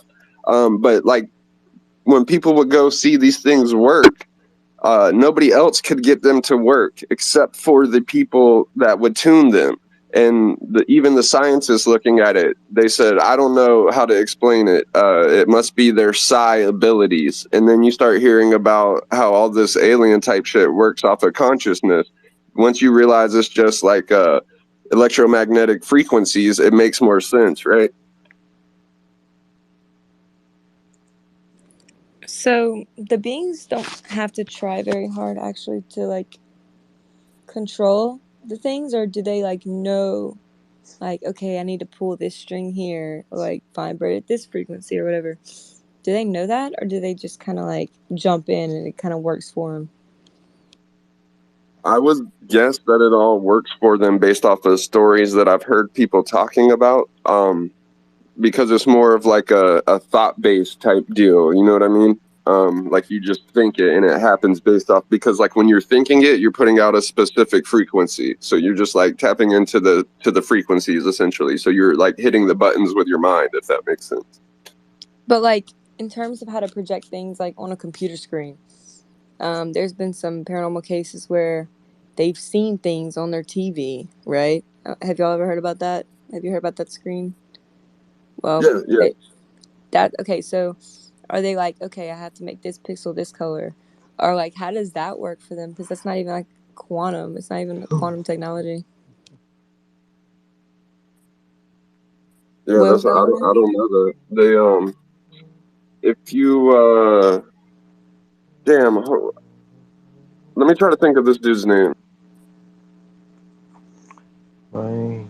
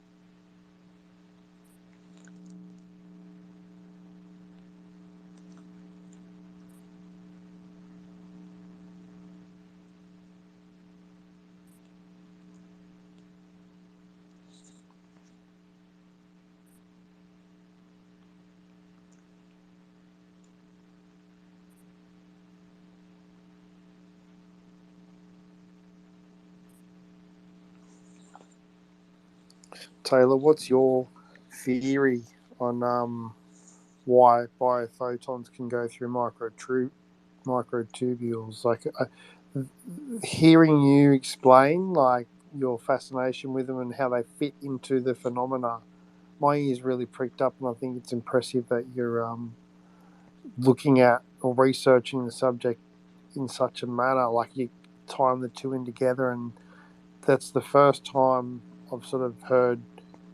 It kind of makes sense as to why you do what you do in your curiosity with the subject, and I think that's really commendable. And you're actually the first person I've actually heard who's sort of looking at it from that scientific nanoscale type perspective, going, well, hang on, how does the quantum mechanics of the phenomena sort of like, how does the phenomenon, quantum mechanics itself is like the phenomena. You explained it really well. You know, there's those who would challenge its authenticity and say, well, it's not real, and some brilliant minds will say it's not real. You know, people I really respect, the scientists who I really respect, who will flat out say, like, you know, I would challenge anyone to debate them that quantum's bullshit, basically. But I believe it to be, you know, a field of science that's real. And there's some things that are observable, such as biophotons traveling through microtubules. So that in itself is my question to you is, what do you think it is? Like, what's your sort of, what do you make of it? Yeah, I don't know. I just kind of trust science in that case. I think that they have really done a bunch of really good studies to show. Now, where the biophotons are generated is another, like, that would be the next step to try to figure out, like, where are they coming from? They could be coming from, like, the mitochondria or ROS, like reactive oxygen species or stuff like that. But we don't really know, like, where they're generated from. So that's another interesting, field to study. But, like, I know that they're being conducted on the microtubules because they've cut open neurons and saw whenever they would excite the neurons with like a neurotransmitter or something, they would see these like biophotons coming out of the other side of like this string of neurons. So I know they did a study with like a mouse. They took its nervous system and like I guess they extracted it, which I don't really like working with like animals like that. I think we can use like smaller models than like mice or monkeys or anything like that. But they basically took out its spinal cord, and what they did was like they excited it on one side. I think they used different types of things, like maybe an electrical impulse or potentially neurotransmitters. But I think in this case they actually did a couple of things. They electrocuted one side and saw if biophotons came out of the other side. And they also exposed one side of the nervous system to light in a super like dark room, and they like have it very very dark, like experimentally, like to where there's like no photon interference from the outside world. And then they like exposed one side of the nervous system to light, and they saw biophotons come out of the other side. So there you can definitively say yes, like these things are conducting photons, and that would make a lot of sense. And people like used to think, oh well, the microtubules can't be quantum because it's such a wet world, in the brain. They didn't think like the quantum world could exist in the brain because it was like really too wet and noisy is what they called it. But it can because on the inside of the microtubules, it's very hydrophobic, so there's not any water. So it has the ability to conduct these biophotons because, like I said, the microtubules will have a hydrophobic inside of them. A hydrophobic nature to where there's actually no water there. So they have the ability to conduct these like quantum properties. And also they talked about how memory could be encoded with the microtubules. There was like 10 to the 281st power of different post-translational modifications that can happen to these microtubules and encode some type of memory, which would be crazy. And I bet you guys would like that because like we don't understand how memory is encoded. And I think that even with that theory, like, I will never understand it maybe completely because, like, how does this post-translational modification, like, add up and, like, create a memory in all of its complexity? But the scientists are getting there and they're trying. And I feel like maybe, actually, I just thought about this, like, maybe the post-translational modifications are keeping it at that same frequency in which they experienced that event. So it's not really the post-translational modifications coding for something. It's like they're modifying the microtubule to have that same frequency because the things that would be post-translationally modifying the microtubules would also have quantum frequencies. Different amino acids that have like benzene rings or aromatic rings have quantum frequencies as well. And so maybe the post-translational modifications are just adding on to there to get it back to that frequency it was in which you experienced the memory. That would be crazy. That makes Logan. sense. Okay. Yes. Sorry, I was just like thinking out loud. No, that was cool, Taylor. Check your DMs, Logan. Was I talking out loud? No. I'm sorry, Bennett. I almost gave away my deep butthole. Deep love for Taylor. Yes, my deep butthole love for Taylor. I love listening to people geek out on whatever they're passionate about. So that was cool, Taylor. Dude, I just had like a freaking like, oh my gosh, that's crazy. I don't need like they Dude, need to explain solve like it. because they had this whole paper and it was published in a very prestigious journal recently about memory being encoded in the microtubules. And I was like, okay, how could this work with the post-translational modifications? But what I think is, since the things that are modifying them also have quantum properties, that they're just getting the microtubules back to the original frequency in which they experienced the event, and that's how the memory is encoded. That would be so crazy. Oh my gosh.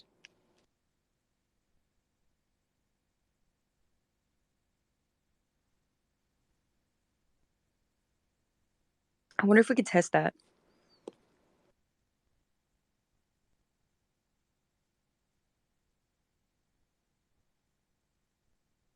How would you test the like quantum of like a tube or whatever?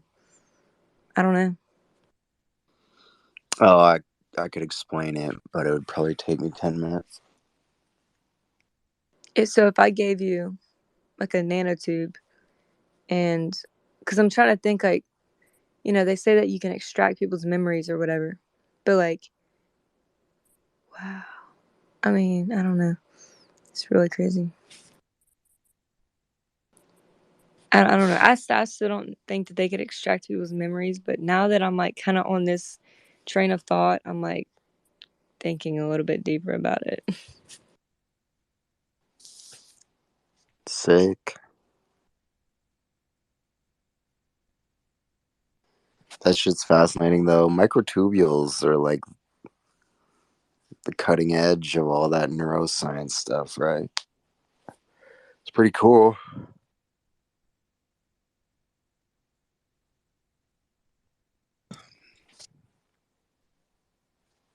Yeah, dude, I wanted to hear what Screen had to say back because I think I like hit. I think I got something here, like with this theory.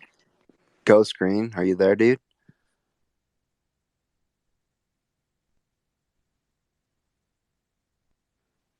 Come in, Screen. Or you're wanted in Logan's space. Come on in. Get a dinner. Over here, bud.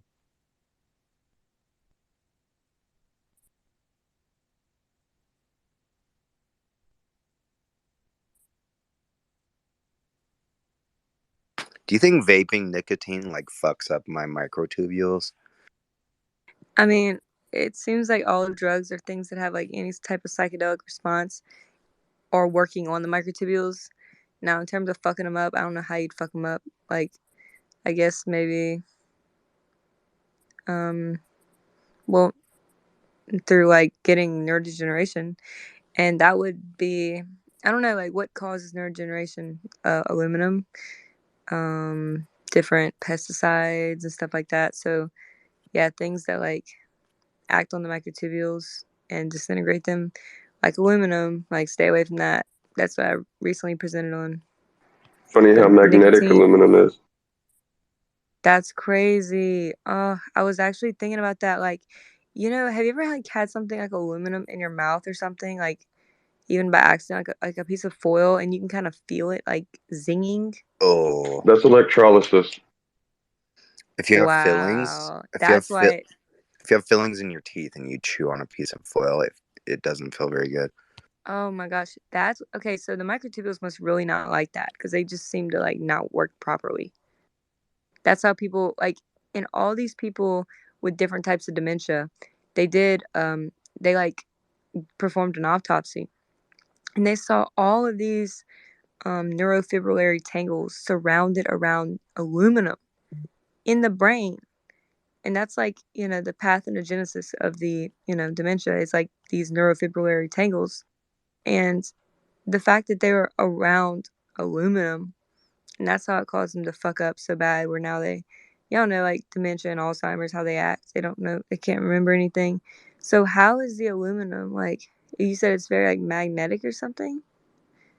Yeah, it's probably disrupting the signal. If you think about it, especially like when you get in stuff like monatomic gold that the Egyptians were taking to basically increase consciousness. So that would make it act more like a superconductor if you were introducing gold, right? But if you introduce aluminum, now it's going to disrupt that signal.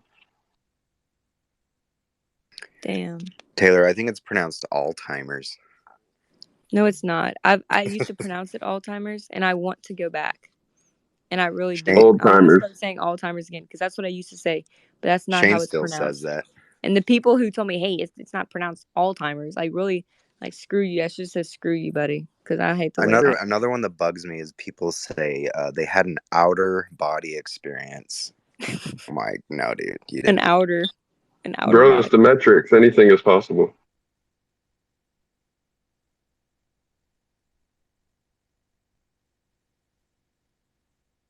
Bone apple tea. Yeah, I forgot what we were talking about before I dropped out, Taylor. I was trying to remember John Hutchinson's name, but I don't remember what for. For the microtubules, we were talking about how Yeah, I think it was like the size stuff, like how yeah, no, like and we're talking about I said, how can a TV if these beings can influence the quantum world and they can possibly influence quantum computers. I was asking how they influence Oh yeah, humans. okay, Is that a okay, yeah. thought So it's form? like a code, right? Like reality is like we just see solid objects, but in reality, it's like a code. And like if you've ever had your phone, or okay, like if you've seen Skinwalker Ranch and dudes like it's Caleb's phone, he's like my phone's going crazy. What they don't show you is when they have this giant Tesla coils out, trying to recreate experiments, they make your phone do the same thing. So if you can just basically write the code with the EM field. That's what they're doing in like simple terms. Do they have to rewrite the code? Yeah, I would guess they're literally manipulating reality. Because if you take the Benowitz case, he had a color picture of an alien on his computer screen that was not color capable.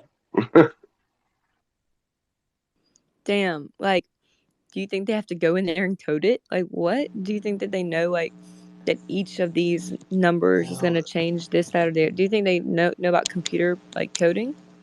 No, I think it's more like they're manipulating light. Hey, Kimball, I don't know what's with this thing you sent me. I don't know. Maybe it's like only Apple compatible. I don't know. Is it like more than one page or something? It's a PDF. It. Uh, let me double check. But yeah, it's pretty weird.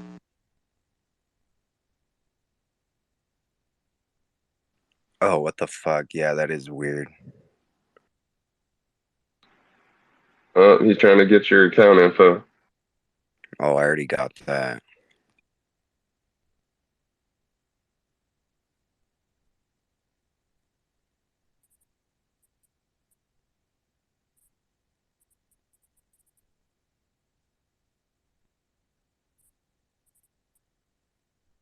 Yeah, screen. I was talking about memory encoding, and so basically, I was reading this paper about how all these different post-translational modifications can be added onto the microtubules, and there's 10 to the 280th different ways that it can be, post-translationally modified.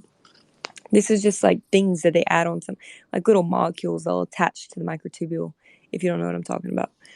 But yeah, it's just little things they'll attach. And also these things will have quantum properties as well.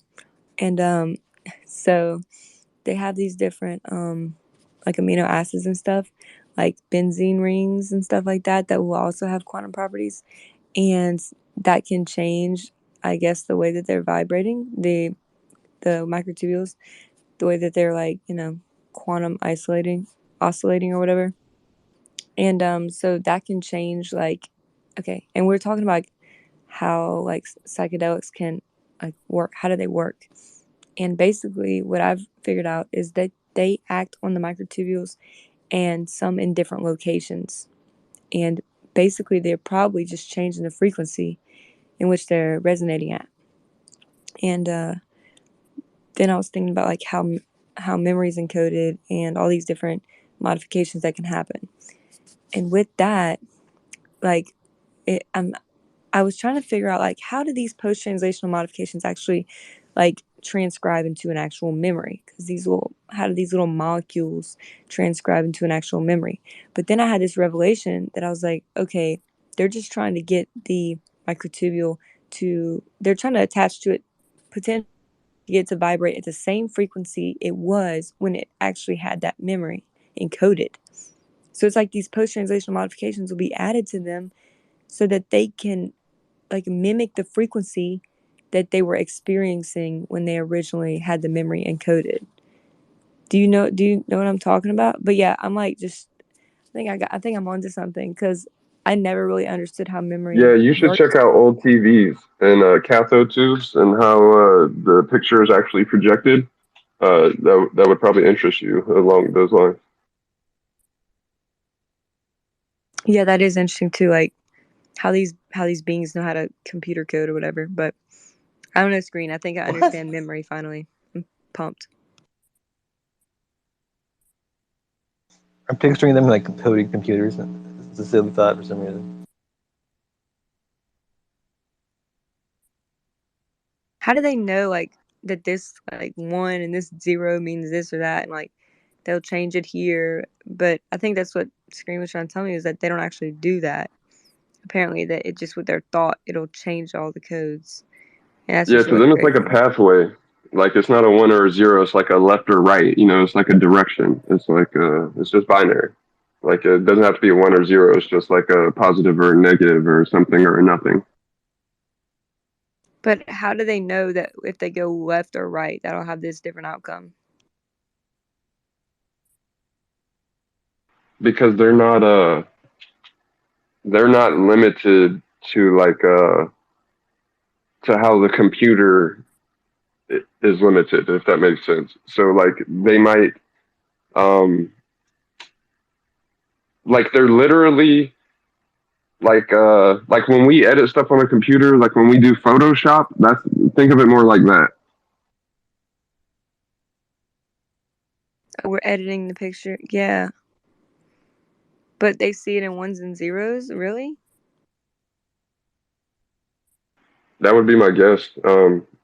It's How do they know like this one's wrong? I don't know. yeah, you're Strange, getting huh? beyond me on that one. As would be like I said, it's they probably have like it's from our perspective, it's going to be totally different. Like you know, like if you're thinking about an ant pile, we can destroy an ant pile by kicking it, right? But like, what's that look like to an ant? To us, we're just kicking it, but you know, the ant's like, damn, they just destroyed everything I've ever known my whole life. You know, so it's like, they could just be doing something that's totally different to what we even think to do that. But if you go back to like the Sumerian stuff and or like ancient Egypt and stuff like that, you'll see these depictions of people holding two snakes, uh, and they're considered they're called like a netter, which basically translates to nature, masters of nature. But if you take it deeper, they're like manipulators of reality. So if everything is that we see is electromagnetic waves, and you can manipulate that, it's like it's just like a computer programmer. You know what I'm saying? If that makes sense. Like when they're programming, they don't see what they're programming until it's like running it in the dimension or the scope that they're supposed to see it in. While they're doing it, it looks totally different.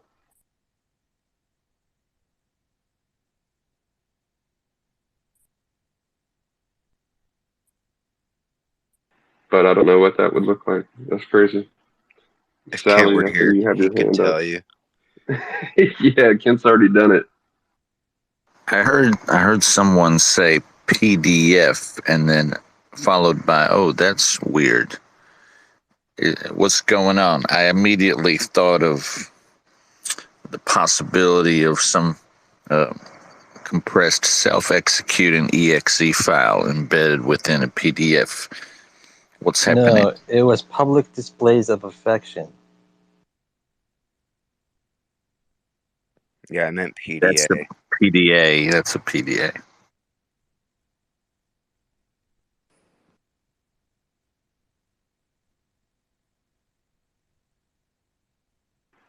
That's Anyways, funny. I be haven't heard careful. that since like middle school. No Be PDA. careful out there. Yeah, you know these PDF files. I mean, people you would never even know when you could open a PDF file. You're reading something cool. You'd have no fucking clue that that PDF file already is is in your system. You know, like going through all your keys and everything, your registry files. You know, they're very it's very smooth. Can they actually do that with like PNGs though, or like just Yes, it's called steganography, and PNGs, yep, can be embedded with malicious code. even when it's like sent over social media messenger platforms? Not typically, but it has happened. So the ways of like injecting malware or malicious code into like image codecs and PDF files and documents, it's constantly evolving, like by the second, right? Because whenever something's discovered by like antivirus or any type of like endpoint protection system, it'll automatically create an entry within all the various databases that collect all this info. So you constantly have to change and adapt and alter these malicious injections so they're not discovered. But it is possible. It has happened. Yeah.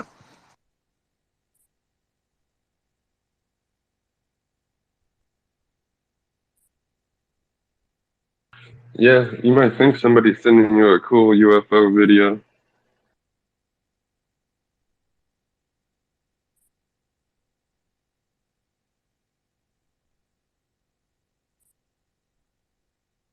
What about PDA? Can we have more of that? I'm More down with that. PDA around here.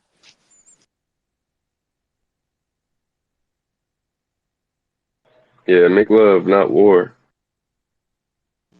Blow me. Right away, sir.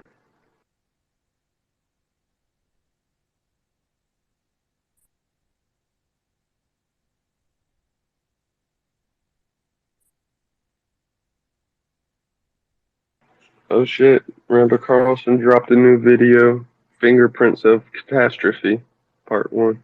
Who did? Randall Carlson. That guy's cool. Yeah, actually, Taylor would probably be interested in that technology that he's been talking about. I still have a couple questions about it, but it is possible, or it seems theoretically possible what's going on in there. So I'm very intrigued with it. Yeah, me too. 1 second, I'm getting a phone call.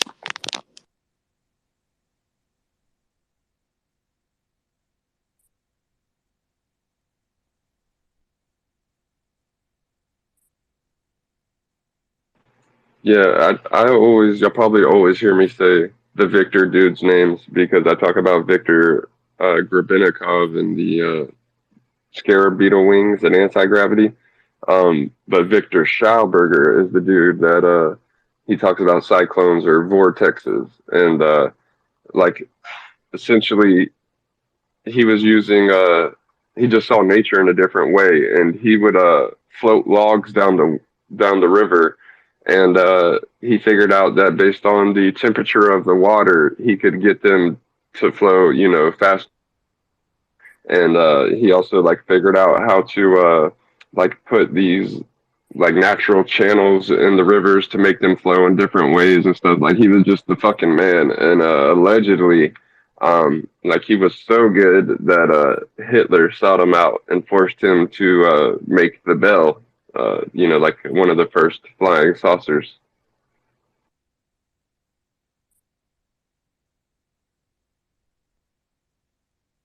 So when y'all hear me talking about this physics stuff, it's not for no reason. It's because that's literally how everything works. So if you understand everything on the smallest level, then you start seeing it in bigger places like UFOs, and you start seeing similarities.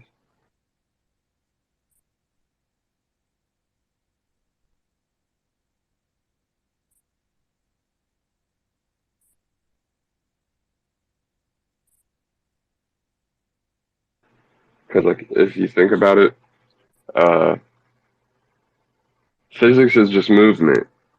Everything is moving just because it's on Earth, right? So everything applies. But yeah, if something's at balance or a state of rest, like that's where you get like the yin yang from and all that. But anything beyond that is movement. So that's why literally everything is physics, and that's another thing people aren't really into. But I wasn't into it either until I saw the craft and the way I saw it moving. It just I guess I understood movement in a different way after that. But I still can't even say that that wasn't like a hallucination based off of EM fields, you know, because I felt this vibration going on. It's who knows what you can believe anymore.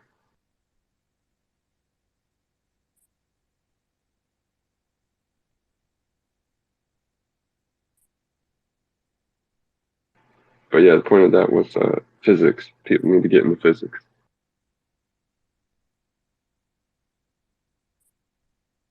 and then that'll take you to quantum physics, and then you'll be perplexed even more.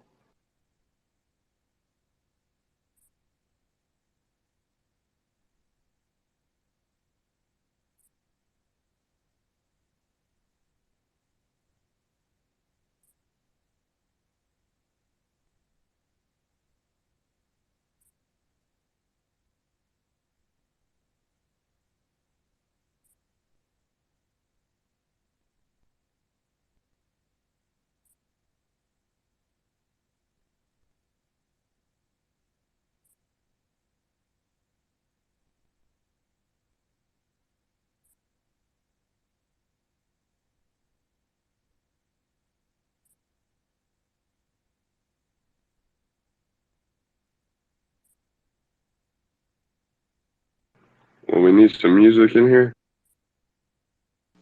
Yeah, I fell asleep. My bad. I'm just been up for a few days. My space was going for like 50 hours earlier, but I clicked on a fucking I clicked on a Kent space to hear his lame ass 10-minute recording, and it crashed my whole space to play that space. Kent's existence strikes again. Dude, he's fucking clown. Dude, I'm surprised with all the devices you have. You don't just like use one particularly for the spaces. It's always changing because they all crash. Damn, because I was thinking about getting an iPhone just strictly for spaces. Like if you notice, I haven't been doing spaces a whole lot. Whoa. Noise. Whoa. What was that? That was weird. It sounded like Carl, but it showed Kimball. Noise. What the fuck? I was just looking for Carl A. You're dead set. Instead of See, but no, yeah. I thought I was going crazy.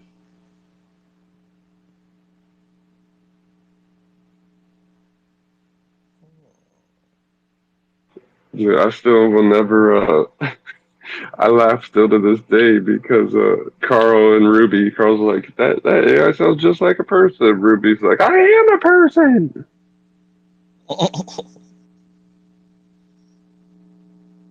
That's classic. Like I need to get that on recording, man. From Logan Space. Like it was classic. Like Logan had been playing different AI voices for like probably 30 minutes, and then Ruby comes in and starts talking, and Carl's like, that sounds just like a real person. Like it was fucking hilarious. There's so much gold buried like in those recordings, man. Like I just always forget about all of it. I'm gonna have to step down, but to listen because it's 1 a.m. here and I'm fucked. I'm waiting hard, eh? So I might catch you on the flip side. catch you in the morning, mate. Later, bro. Night, guys.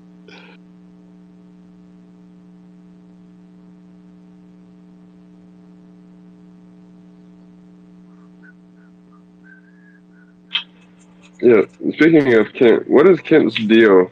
Like, he literally picks fights with everybody and then like blasts them for like being mad. Like, what's the purpose?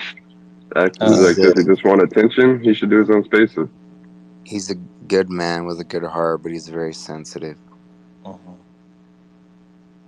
No, bro, it's more than sensitive. Insecure, probably. Yep, I think you nailed it, actually.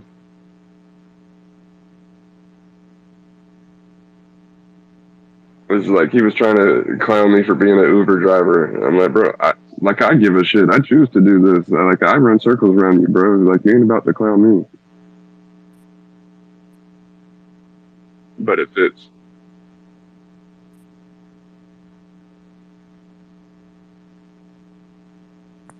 Petty Kent. Yeah, Kent. He made a point to apologize to you about saying bad things about you being an Uber driver or whatever. I don't know if you heard it, but he put it out there. No, I never heard it because he's never told me. He just saw that I retweeted his tweet, and he probably got flack about it. Yeah, I forget when he said it. Probably that same day.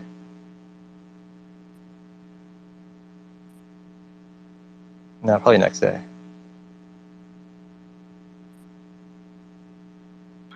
Yeah, no, I didn't know, but I have no intention of trying to amend things with him. I've already done it, at least 6 times? Same. But he still hangs around. Make it work Who we somehow. talking about here? I missed that. Kent, Lovely. but isn't that weird? Because KMF does the same thing. Like, that fucker will be in here, like, on a stock account because I guess they have nothing better to do with their lives. But then they want to, like, like, just talk shit about everybody and stuff. It's weird.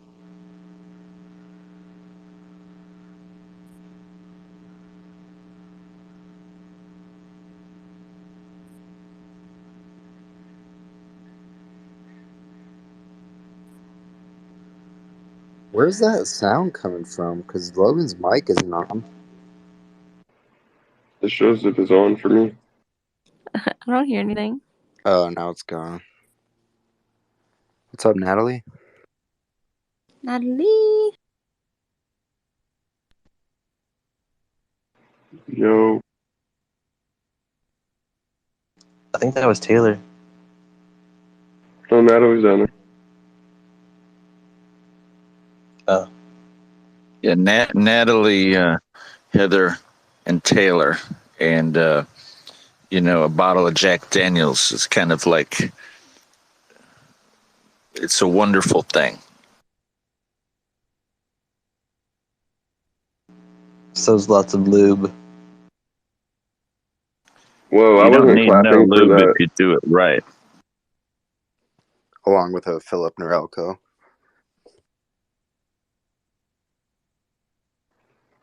Question, Kimball. Do you switch the heads, or do you use the same one to trim your face and your balls? I don't. I only use that one for my face.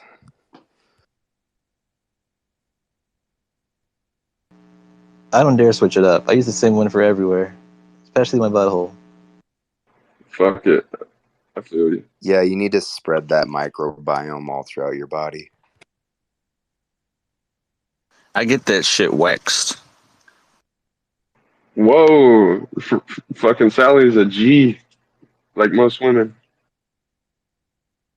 Well, you gotta have it smooth. But I'll never forget, like 7 years ago, first time I went in to get a wax. And, I went in and I said, hi, I'd like to get a full wax. Give me that Brazilian.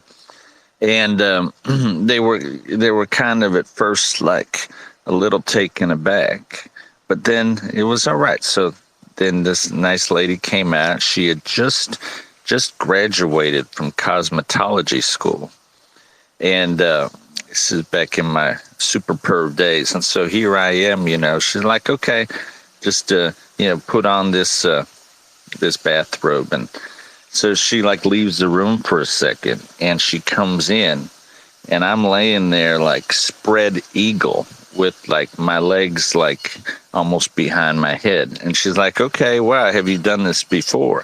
And I was like, no, I haven't, but I've read a lot about it. And so she's like waxing me, and my legs are back. I mean, my butthole's just like looking right at her. And I start chatting it up, and I got like a full wood.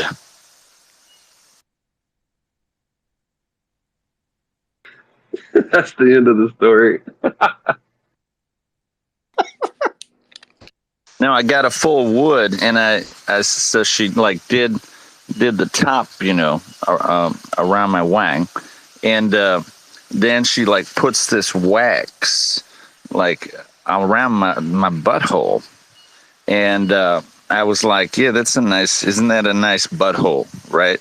And she's like, yeah, it is actually. I had this full on wood, and I think I made her a little uncomfortable, but ended up getting married to her.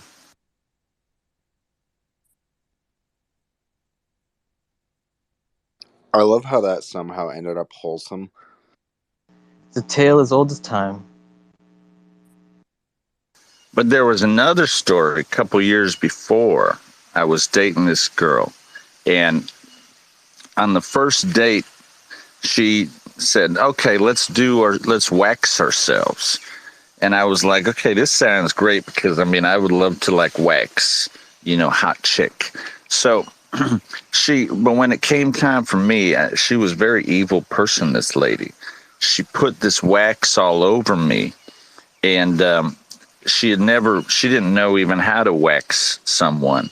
And she rips this like wax paper off, and it literally like takes off like the first layer like around my cock and my butthole. And I mean, it was so fucking painful. I went and I sat in this hot bath. I had to put like special lotion on, and totally just evil. She was laughing her ass off. She thought it was so funny. Cover your ears, Natalie. Cover your ears.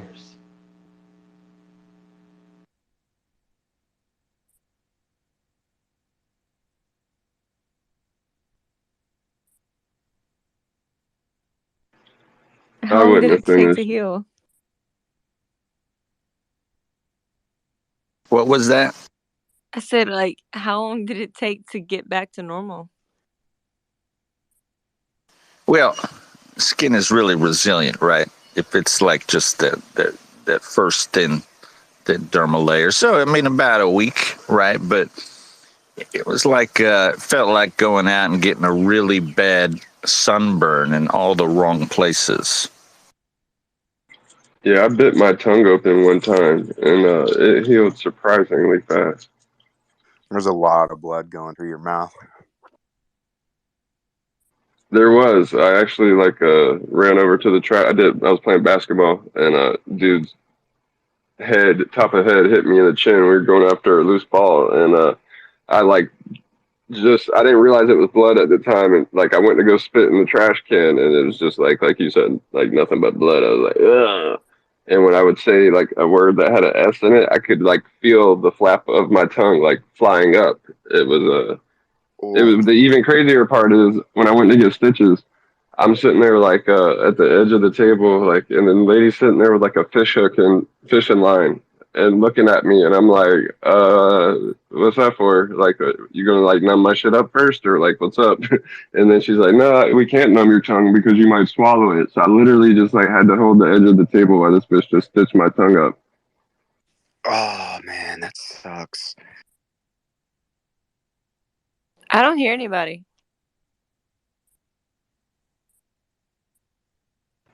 Like nobody or just Kimby? Taylor, can you hear Screen? No.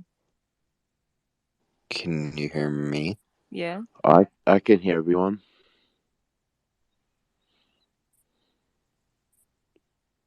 Let me try to drop off my Wi-Fi. Screen, that trick you taught me works. You just open your music app and then or Taylor do that. Yeah, you can actually thank Ocean for that one. She taught me. Hell yeah.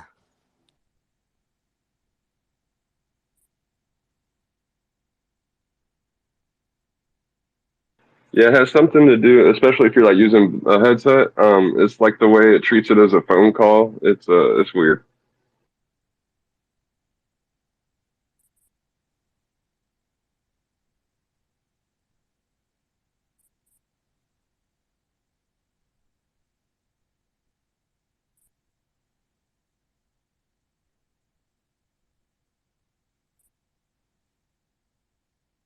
Dude, my last week has just like been shit. I haven't got anything done. I was trying to. It's just like sabotage one thing after another. I got to start making up for it. Oh, in case y'all can hear that, I'm not peeing. That's a gravity bomb.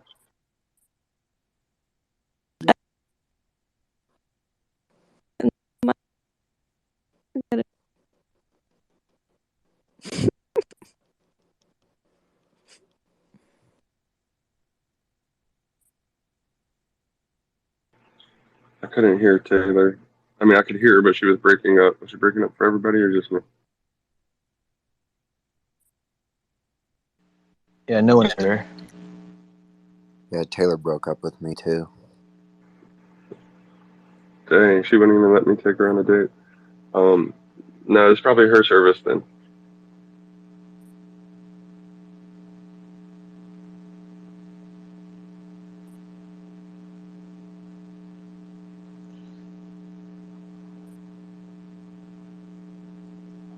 I just got a new Wi-Fi, so like I've been paranoid. It's been my service the last couple of days because I normally do on so. Have you noticed any speed differences?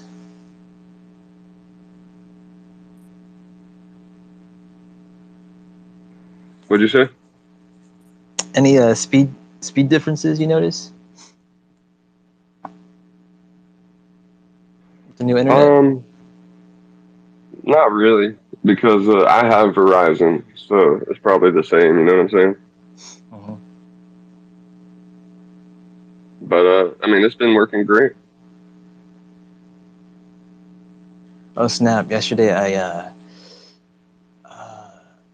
measured like I did like speedtest.net or whatever that that fucking website, and I got like a speed of like I think it was 96, which is like way faster than like the 5 or like 11 I had been getting. So that's some good news.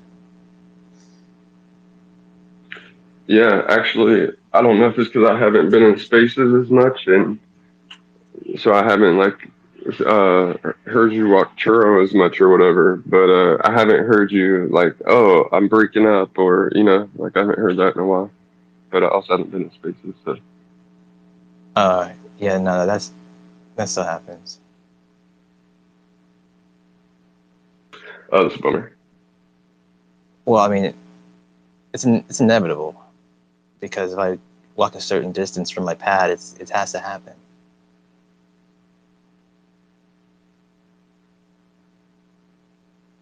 Oh, okay, I got you. You actually like have to like walk them down the street or whatever. Yeah.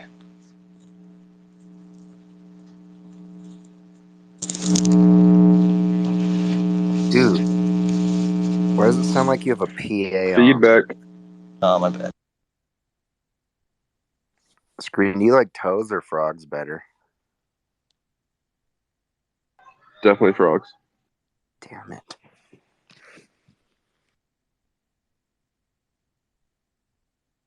Are you awake, Heather?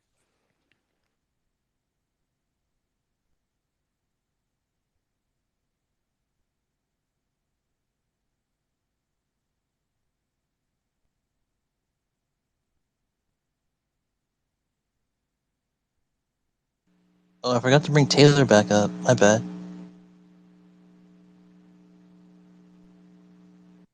Make Kimball co-host.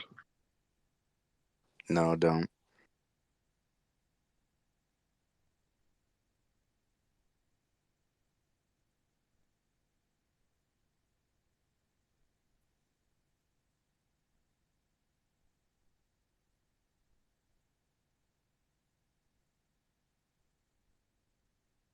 What's up, Zim? Zim's chilling. Yeah, I'm driving. I'm about halfway to Baltimore. Stopped for lunch. Getting back in the Ooh. truck and loading up. Just listening to you guys. I entertain. What'd you get for lunch? 2 chicken breasts at this gas station that has, I forget what the name of the chicken is, but it's like the best fried chicken, man, ever. Nice. So it's like this halfway point for our long drive usually. So I'll go out of my way to get that chicken sometimes, you know. Nice. Yeah, you can find some good fried chicken at certain gas stations now. Especially if you find like a good country store. Yeah, I think in this area I think it's called Washington Chicken. They tie to a couple other stations or little mini supermarkets, you know.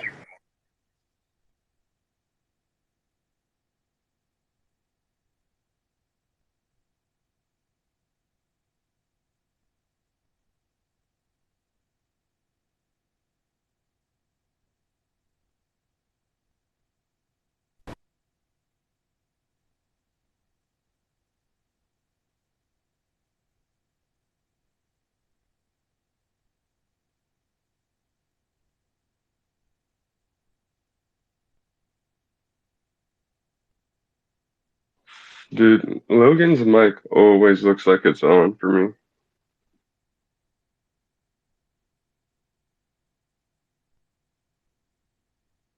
Did you just say group or Groot? Screen. Maybe dude? Oh, okay. It's all good. Yeah, I think it's. You talking about the first word I said? No, the last one.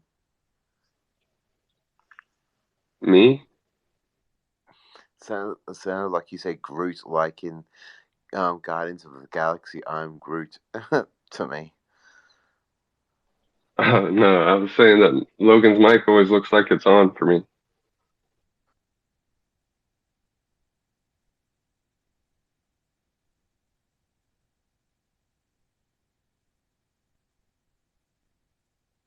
Oh, and by the way, hey Taylor, how are you? David, Yeah, hey Taylor, how are you?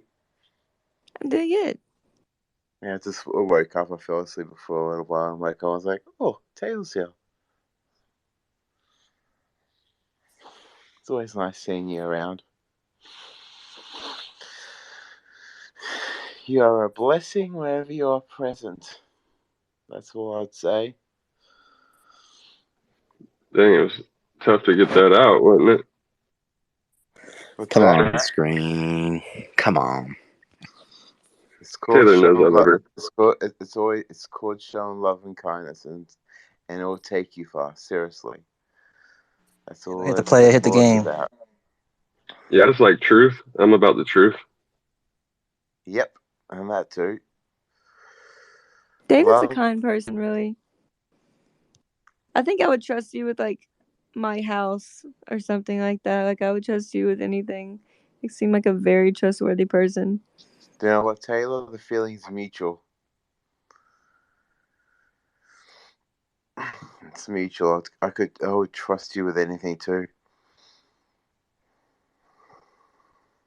There's a whole lot of trusting going on right now. I would trust neither of you with anything. Bring it on, Logan.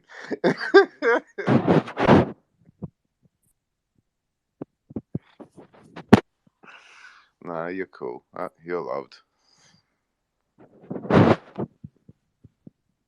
I keyed, and David, your mic is hot. I know. I would trust you guys with with the house or whatever if I had one. No, For you sure. wouldn't.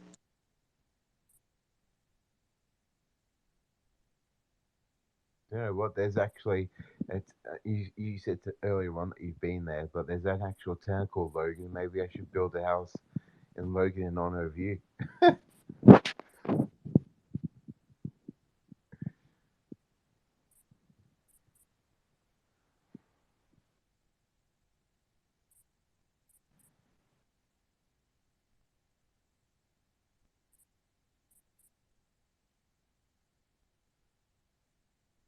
What you been up to, David? What's that? I said, just what you been up to. I haven't talked to you in a while. I've been really busy. Like this is my first time back on Twitter in a while, and yeah. Likewise, I haven't been around much lately. Haven't been feeling too good, so I've just been Oh. away for a while, you know, like a little bit of a flu, and I've kind of had a falling out with my brother, so I've kind of been away from Twitter for a while. Oh, your brother? Yeah, my older brother. Yeah, he's only a couple of years older than me. What happened? Is he okay? Yeah, it's all good. I You don't. know, he's the eldest out of the three of us, like my brother and my sister and myself, and I don't know, for the past 20 odd years or so, he's kind of always acted like a second father figure to me growing up, and all I ever wanted in him was a brother. And after 20 years, it just got to the point now where I just had enough. I just reached my end, and I just went, you know, I haven't spoken to him for about 4 or 5 months now, so Is he yeah, okay? yeah. Hope he is. Hope he and he's because he's got a wife now. He's married now, so he's married and got two daughters who are very beautiful. The eldest one loves being around me. She always loves watching The Grinch with me. I love that film because it's against Christmas, like Our Father Above. So when I watch that film, it's like, yeah, I love it. Yeah, it's a good choice of film that you really like. I said that to my niece. I went, well done. You're on your way of becoming a child of the Most High. You've got what it takes. But anyway, Yeah, it sucks just trying to help people and like, yeah, sometimes they just don't. I don't know. They just don't want to budge. exactly. Like really, you just want them to be happy. So it's So how have you been? interesting. Yeah, you just want people to be happy, and sometimes they don't want to accept it, and that happens with many things. Like, you know, with addiction, like you just want to help them, and they just don't want to, any help. We live in a stubborn world at times, Taylor. That's what it is. People are stubborn and kind of rigid in a way, in a sense. And that's what it's all about. But anyway, how have you been? What have you Yeah, been up to lately? took my general exam, so I just got that over with. So that was pretty cool, and I did good on it. Yeah, how's that certain thing going for you? Yeah, it went really good actually. That certain family thing. Yeah, how's that going? Yeah, that like you were saying about the stubborn people, sometimes they just don't want to change. So that's kind of how that's going. Yeah, that sucks. But I am always here for you if you need it. I'm always a space or a message away, whichever way or whatever way you want to reach out. I'm always one. I'm always here. Always.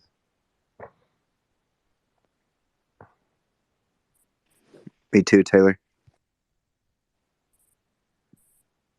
Yeah. Hopefully that thing in your family thing, whatever it is, gets better, and I hope one day everything will be good for you. Actually, did you take up one witness's offer? I haven't checked on. With Has he that DM'd me? Isaiah thing? With that Isaiah thing that he mentioned? Oh, I know what you're talking about.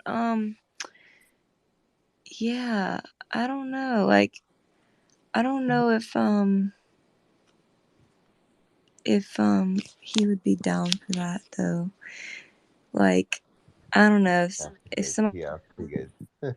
I think that if you do, Addiction is just really hard, and it's hard to talk to people that are dealing with that and stuff. So, yeah, but that place he was telling me about sounded really helpful, like for somebody. But yeah, I I don't think know. you'll find. I Someone think in your if you family have, struggling, Taylor. Yeah, absolutely. yeah, so is mine at the moment. I Yeah, think a lot of people are in that same boat, and it's just really sad. You know, it's probably one of the hardest things to deal with is like, you know, seeing a family member you really want to help, and you know them just not wanting to be helped. Is it your dad? Unfortunately, it's been like that oh forever wait, though. So you know that I'm Logan. I kind of wasn't used to aware. it. I wasn't aware that Yeah, you knew he. about. Who else knows about it here? So I know. Well, I mean, I think a lot of people are winning at this moment, but Yeah. yeah, no. My dad has been drinking since high school. Sorry You for know, bringing he it up, just Taylor. By drinks. the way. Yeah, so it's just something I'm kind of used to it. So then it's kind of Trust been, with the house is gone. yeah, right. It's not a good thing to lead a family acting like that for sure. No, I meant to David. Remember, he said he would trust you, or you would trust him with your house. Not anymore. Can't even keep a secret. Your ex, David. I was trying to keep it discreet, but then Logan went, "Oh, is it your dad?" And now everyone's like, "Yep, we now know what it is." So I was trying to keep it discreet. Seriously. No, I don't really care. So technically speaking, it's Logan's fault for saying, "Oh, is it your dad?" He just made it Nah, obvious. that could be tough though. Both my parents. That's pretty much why we don't even communicate. So I get you. Yeah, I'm kind of used to it, and I'm not really embarrassed about it or anything. Same. There's Like, no reason you should be embarrassed. There shouldn't be like a stigmatized thing at all. You don't need to hide it. I mean, both my parents are addicts too. yeah, I know it's very unfortunate, and it's just like, what do you even do when somebody's been doing that for like 30 years? Like, who am I to tell them anything? I mean, I want to help them, but I don't know. I can't always do everything. Can't help In, everybody, unfortunately. in my book, Growing Up Meathead, there's a part about my father being drunk and I'm carrying him in from the yard and stuff as a kid. And just, I didn't do it real judgmental. It was like from the point of view of how I was as a kid, you know. My dad's still alive. He wasn't mad at me for it, you know. It was hard to do though, you know. Yeah, I used to have to like answer the door at like 2, 3 in the morning and grab the keys from the bartenders at the people at the bar in front of the neighborhood, and my dad. I thought that's just assumed. Yeah, like all the bars in town know about him. Yeah, my mom would send me Like, into the yeah, I bars know to what you're get talking him. about. So it was funny. I think it was Logan the other day. I drove by the mall and there's this bar outside the mall. I said, "Oh, that's the first time I've seen my dad in like 3 years." Oh my gosh, damn, that's crazy. But no, I stay in touch with them. But like, yeah, my dad's probably been to like every single bar in town. I think that'll be second home practically, wouldn't it? These bars around town, wouldn't Yeah, Pretty much. it? there's some that like I wouldn't even go into because yeah. So I got a question for you. He's been to the bars, but has he ever been to AA? He might have had to for one time he might have had to, but I don't think he's ever wanted to go. I have a good friend who he eventually passed over, but he spent about 10 years in recovery. And I think I asked him one time, and I wasn't trying to challenge him. I just want to know why he said that. But he would never say he was sober. Instead, anytime he was, like I would introduce him and then he wanted to tell somebody something, he wasn't afraid to say he'd been an alcoholic, but he never said I'm reformed or recovered. He just said I'm in recovery, and I knew him well.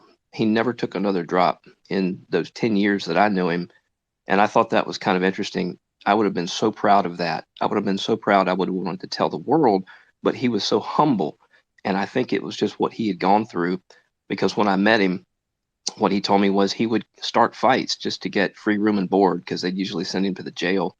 And, he was in a tough place, but he didn't have to fight. If he got into a fight, he didn't have to go through anything else. That's what they used to do. And that's a really hard place to be. But I was always in admiration that he never bragged on himself. He just said, I'm in recovery. And I wanted to say, look, brother, you haven't even, I know he hadn't touched a drop, but that's just how some people are. And he was always a very sincere person. He gave me his coin when he passed over, and I have that here somewhere. So those 12-step programs can work, but you also have to acknowledge it, and you have to be able to say, all right, I have a problem. As I understand it, that may in fact be the very first step. So if you can't acknowledge that and be willing to say things like, without God, I am nothing, and I need this program, I need to be in recovery, then I don't think that there's anybody outside of you that is going to convince you.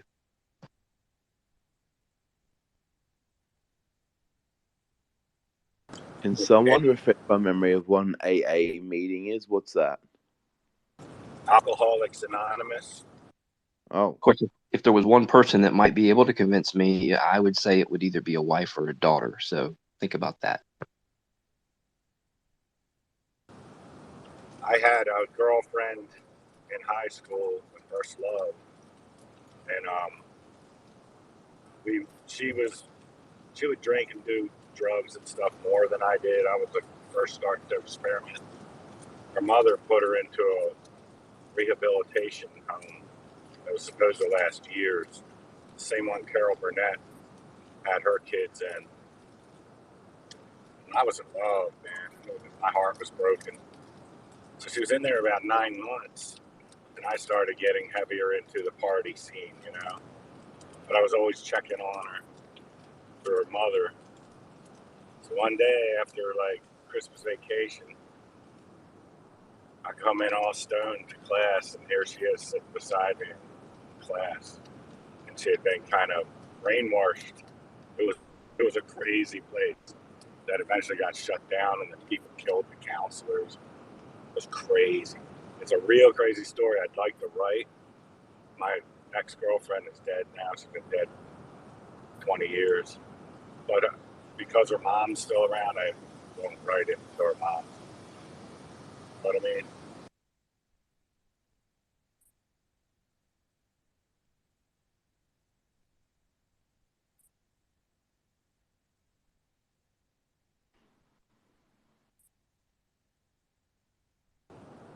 but Andrew, I started going to AA meetings with her in high school. And we reconnected, and she got out of there,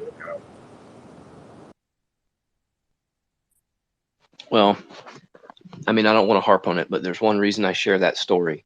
The individual that I name, he's a real close friend of mine, and maybe my closest, even though we were really close for only about 10 or 12 years there. And it's the reason I mention it is because he's a real old soul. He's way down the road. I look way, way, way ahead and hope that I'm one day where he is, if I'm so fortunate. And that says something to me, because I used to think I was somebody, but it just shows you that anybody can have such a struggle. And I would have loved him just the same, no matter how he faced it. But I sometimes think that people take on these challenges because the struggle itself makes you a better character, makes you a better person, and you can build character that way. It's not easy, but then again, a part of me thinks, look, if he can do it, anybody can do it, and that has been encouragement to me my whole life. Because although I've never checked into a program, I've had to change my habit from drinking, a 6-pack a night. Sometimes those were high gravity beers, and it doesn't do anything good for your health, that's for sure, but it can sure wreck your job and your relationships and your prospects. So I knew enough to get help, and I have sought help. It's like my network of friends and family has been supportive, but it's not something I've ever really talked about, because I've always seen it as an independent thing. And I think a lot of people feel the same way. Either it's like to admit a weakness, or you're not sure if you're going to get continued support, because when people know that you have that problem, even if you're quiet about it, they kind of give you that encouragement. But I just think that different people handle it in different ways. And there may be some who would never ever change without a program. Others really just need to know that there's something more in life, and they have to feel that and then psychologically want that, whether it's losing a relationship or feeling that jeopardy. And then, the bottom line is that people have to be reaching out to some degree. And there's only so much reaching in that you can do sometimes. At least that's what I find. I think that AA thing would be good for your dad, Taylor. Don't know about you, but I think, has your dad ever done that? Or has he ever tried that? He's had to go, like I said, once before, or maybe multiple times, I'm not sure. And I think he just kind of did to get it over with because he had to. But I don't know, I don't think he actually took anything away from it. Yeah, sounds like it. That sucks. Yep, your dad went in there, went, yep, good to hear. Walked out. Let's go to the pub. Let's go to the bar. Practically, that was practically his mentality. That sucks. That really does. Have you ever tried confiscating alcohol from him, or would that just make him go wild? Yeah, I don't know. I don't think I'd ever do that to anybody. Like, if they want to change, they're going to have to want it. Yeah. Have you ever been to his house and if you've seen any alcohol lying around, just maybe sneakingly take it and hide it, or try and try and be that way? I don't want him to suffer. That's the thing. Like, I just want him to get better. Yeah. I want him to be happy without it, but that doesn't mean that taking it's going to really do much. Talk to him about travel. Say, take mom somewhere, like name a place that he wants to go, or actually one that she wants to go is the thing.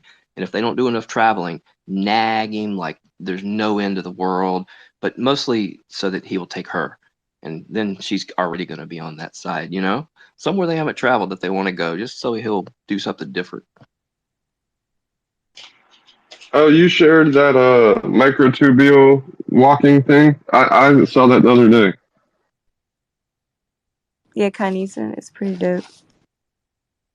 Yeah, they look like little people walking down. That protein's probably one of the most interesting ones in the whole cell. It like, if you, like I said, if you leave microtubules in a petri dish, they'll start to literally walk around on their own because of the kinesin. That's crazy. It's crazy how things that we can't even see look like that too.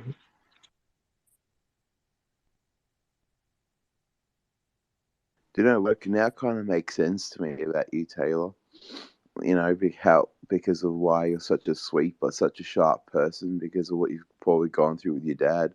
Like, when we go through problems, it makes us tender but also strong at the same time. So, I think that's kind of the deal with you. And so it kind of all makes sense, and it's a really lovely thing to have. But yeah, you're a strong woman, and yeah, you're cool, and you've come out the other end being a really decent and really lovely and really awesome person, and someone who I'd be very proud to even call my sister, or someone who's like family to me any day. And I just wanted to share that with you. You're awesome. You've got a heart of gold, and you've probably found God and found the Bible through this, and it's beautiful. It's a very, Well, very beautiful I thing. found God through mostly like science, ironically. Yeah. But yeah. But And anyway, yeah. but No, I'm either very way, thankful for everything I have. Like, I don't like, complaining or anything. I really am thankful. yeah. But never doubt yourself. You're cool. You're probably the most coolest chick I know on Twitter. You're probably one of the most coolest chicks I know on Twitter. Just letting you know. Like I even said in a different space. You know, sometimes when you go off and it's like, wow, I really love this chick, and I really mean that. Somebody Seriously, kick I him do. already. I found God through science too. Actually, there's a lot of people that do that. Warner Heisenberg, I think, has a quote about it.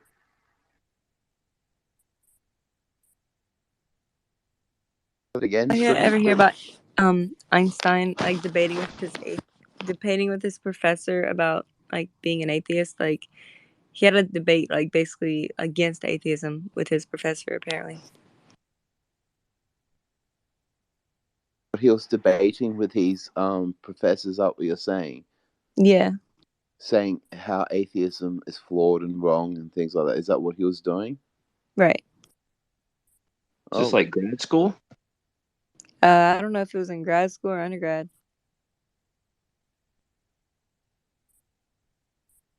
well, good kudos to Einstein. He took one for the team. He was into the scriptures at one stage in his life, heavily. Yeah, he's one of He, the most spiritual people I think we've ever seen in the last century or maybe two. A lot of people don't he, know that. They think yeah, E he equals was MC Jewish. squared. He was Jewish as well, so he came from the line of Judah, the house of Judah, where we get the line of Judah, which is what is the name given to Messiah, which is what he will be at his second coming. So, and Einstein was even suggested of becoming president of Israel. Israel even offered him the presidency, but he turned it down. Smart dude. Look at what I put in the nest. It's a quote from Joe probably like.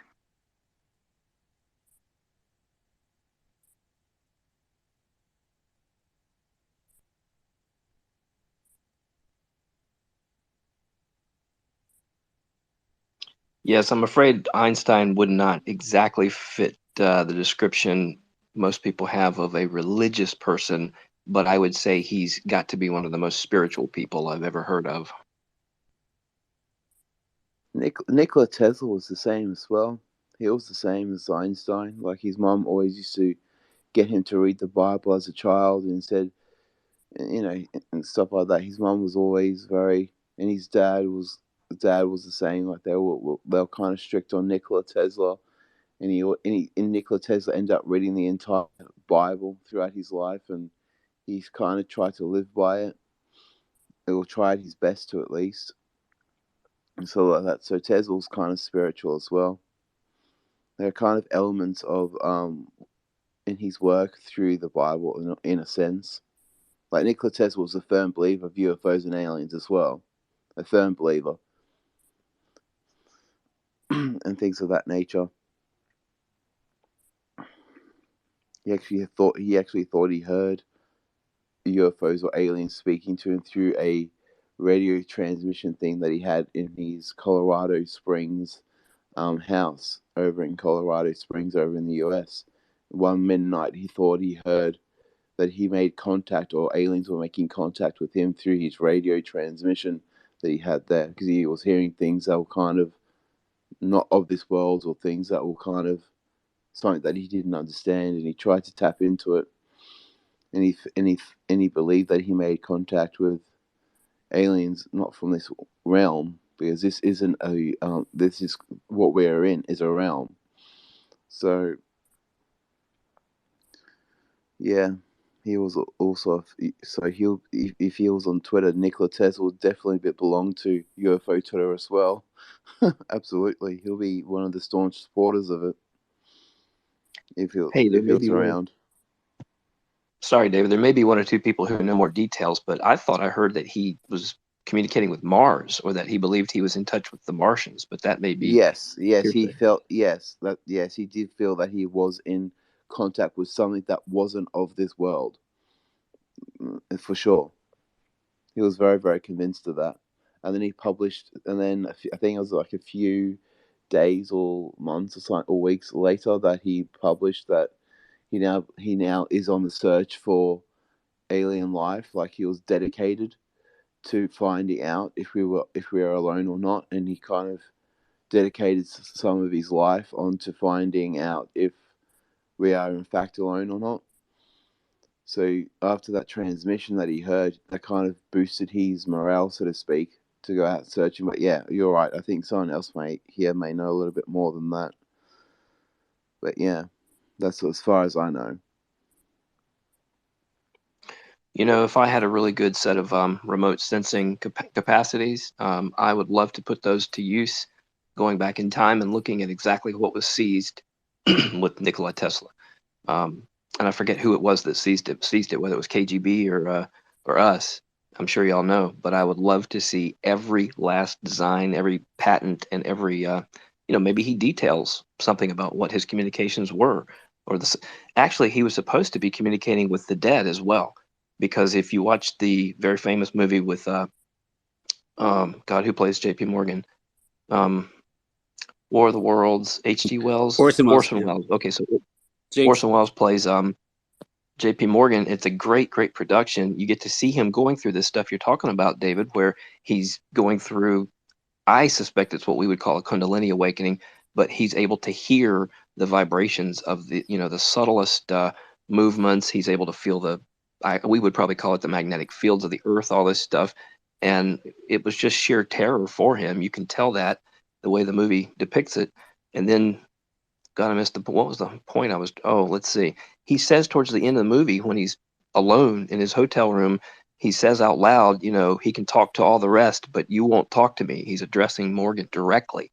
So I don't think he was using any technology. I think he was simply at that point mediumistic.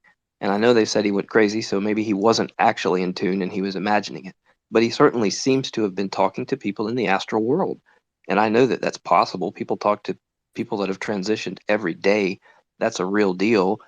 But there are those who might not want to talk to you, and they have that right. So, it is interesting that Tesla was sitting there saying, hey, I would talk to you, you who betrayed me and, left me this way.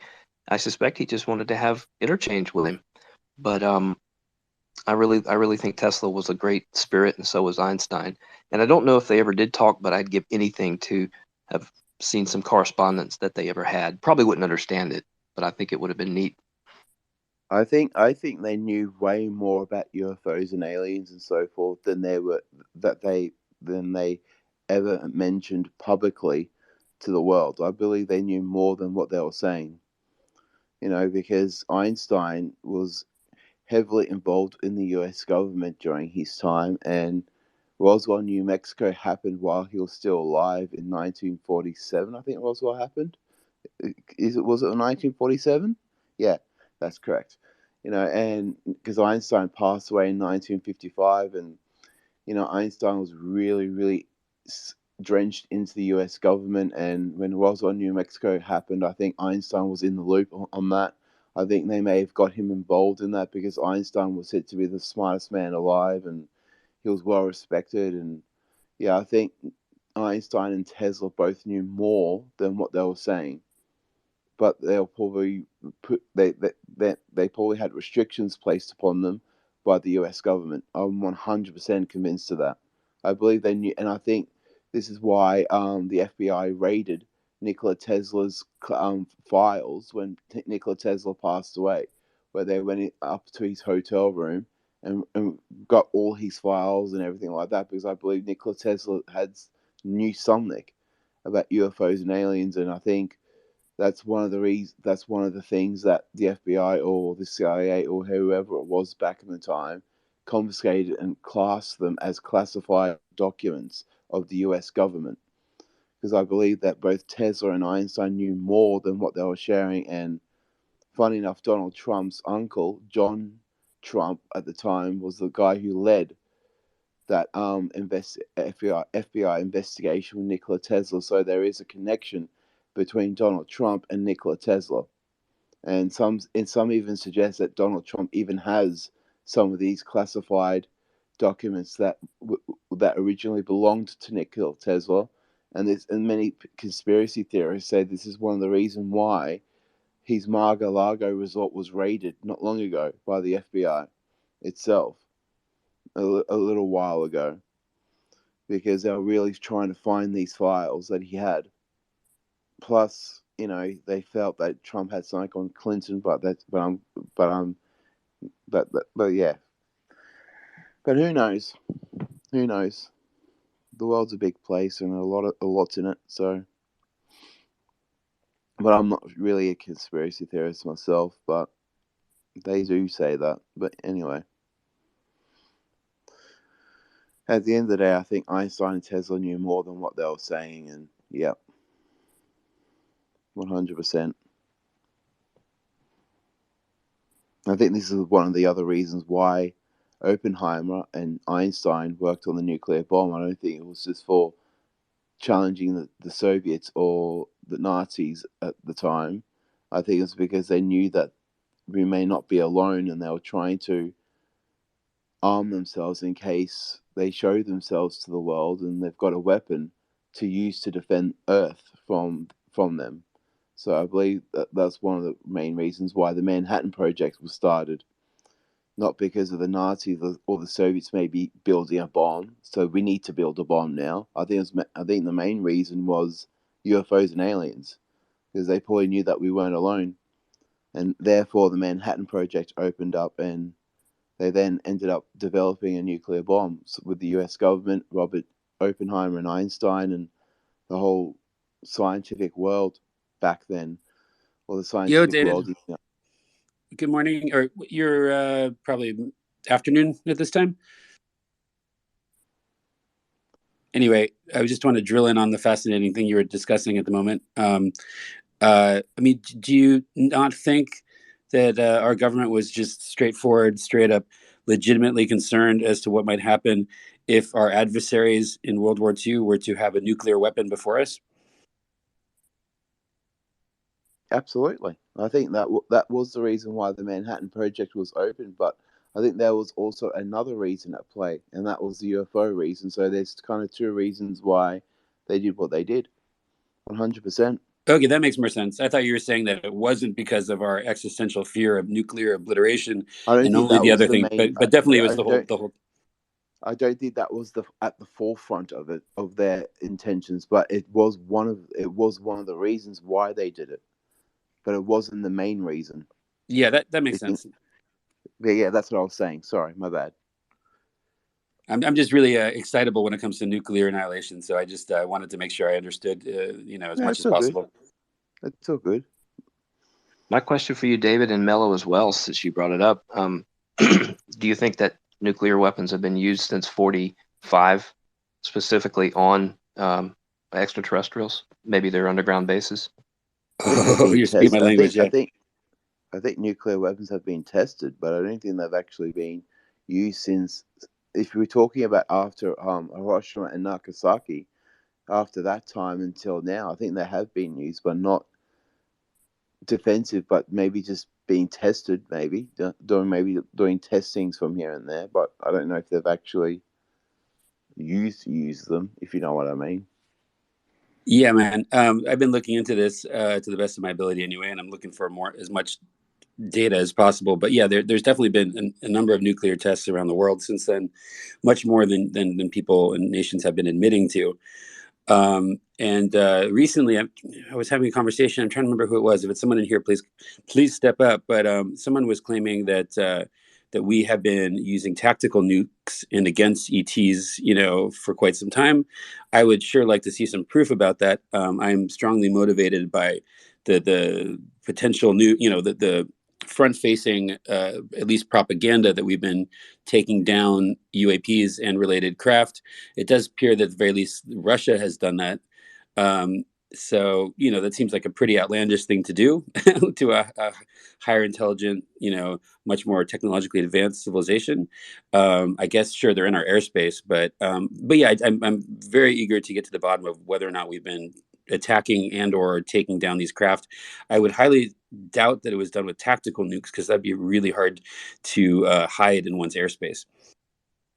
My idea is that if these alternate intelligence, if you call them aliens, people automatically think from a different planet, but if they're part of this interdimensional, or if there's this other biosphere that's connected to Earth, we don't know what the math is there. It could be that the entire Earth is connected as almost a city for these things. You know what I mean? And if it's sharing the space on the Earth, and we are testing nukes everywhere, then they start popping up. Perhaps we're really destroying more on the atomic level than what we can ever know with our senses and our speculation, because that the universe that surrounds us is ultimately limited to what we know how to measure. So if that's where these things are from, yes, every test could potentially be destroying their downtown. You know what I mean? Yeah, man, it's destroying our downtown too. I mean, it's very hard to hide, especially above ground nuclear detonations in our world, let alone, and I'm sure it really sucks in the other dimension too. There are, as a matter of fact, 2,000 nukes that have been set off, at least. And you can watch this in a fairly quick or in a short, there's like a punctuation graphically and audibly if you want to go on YouTube and find that. So that's on average, that's about what, 3 a year. And they tell you who it was. You can look at the timeline of when this nation started developing nukes and how many they've set off and how many this one has set off. And you realize pretty soon, if you watch it to the end, that in the last few decades, it's not just 2 or 3 superpowers. It's like, I don't know, half a dozen, maybe a dozen nations. And I realize that some of those are probably sponsored by other countries or they may have involvement, but you're looking at a lot of nukes going off. And I would think a lot of these are subterranean, for containment's sake. And we, I don't know how many atolls we've blown up and how many small ecosystems we've destroyed, maybe species we could never replace. We've had to move people to do that. I think there has been some fallout, pardon the term. And as far as, that's not the worst of the weapons that are on the planet today. Nukes are not, that's somewhere down I don't know if that's 2 or 3 rungs down, but when you're looking at things like scalar weapons and some of these other technologies, I don't know if we've got worse WMDs. But Zim, I think you're right. This is what we understand is we're like tearing holes in the ether. For all I know, it's ripping holes into the astral plane. You want to talk about creating a portal. Who needs CERN when you're still using some scale of a nuclear weapon? One way or the other, I think we're determined to tear some holes in the fabric of space-time and see what comes tumbling out. And That I'm not sounds sure. like a horrible idea. I think it sounds like a pretty terrible idea. That does not sound. That sounds like a bad Doctor Who episode or something. And I don't know. We keep doing it, and we keep pulling out of the treaties. We need to get some wisdom here, y'all. Hey, Andrew, I've seen a really great animated timeline of all the nukes and where they've gone off. But the one that I've seen, I think it hasn't been updated in like 7 years or something. Do you know if there's one that's like more recent than that? No, sir. That's all I found in the last couple of years. And when I saw it and watched it, I was aghast because I thought, well, they've probably set off a few, and I've heard of the atolls, or atoll, whatever. But the fact that they've literally, it's over like 2,000, I think, if I recall correctly. I'm like, Whiskey Tango Foxtrot, brother. Yeah, it's weird when you look it up. The Wikipedia or whatever the first couple entries that discuss this, say that like, oh yeah, it hasn't happened since like 1992, and then you dig a couple search results down further, and then they say like 1990 something, and then they're like, oh, it's actually North Korea just did it too, and it's weird that this isn't just obvious public information. I guess they're trying to diminish the anxiety of the world. I don't know. It just seems like relevant information to just be ubiquitous and not, in the first search result. See, this is why I'm dying for any extraterrestrial. I don't care if it's Valiant Thor, some really hot Venusian chick, a whole bunch of little short people from Zeta Reticulum or Pontel, which is the same. I don't care who it is, but I'm dying. It can be Jesus. It can be Buddha. I just would love for someone that has a real freaking clue and not endless hype or, speculation and theoretical, razzmatazz physics or something. I want to hear what it's really doing.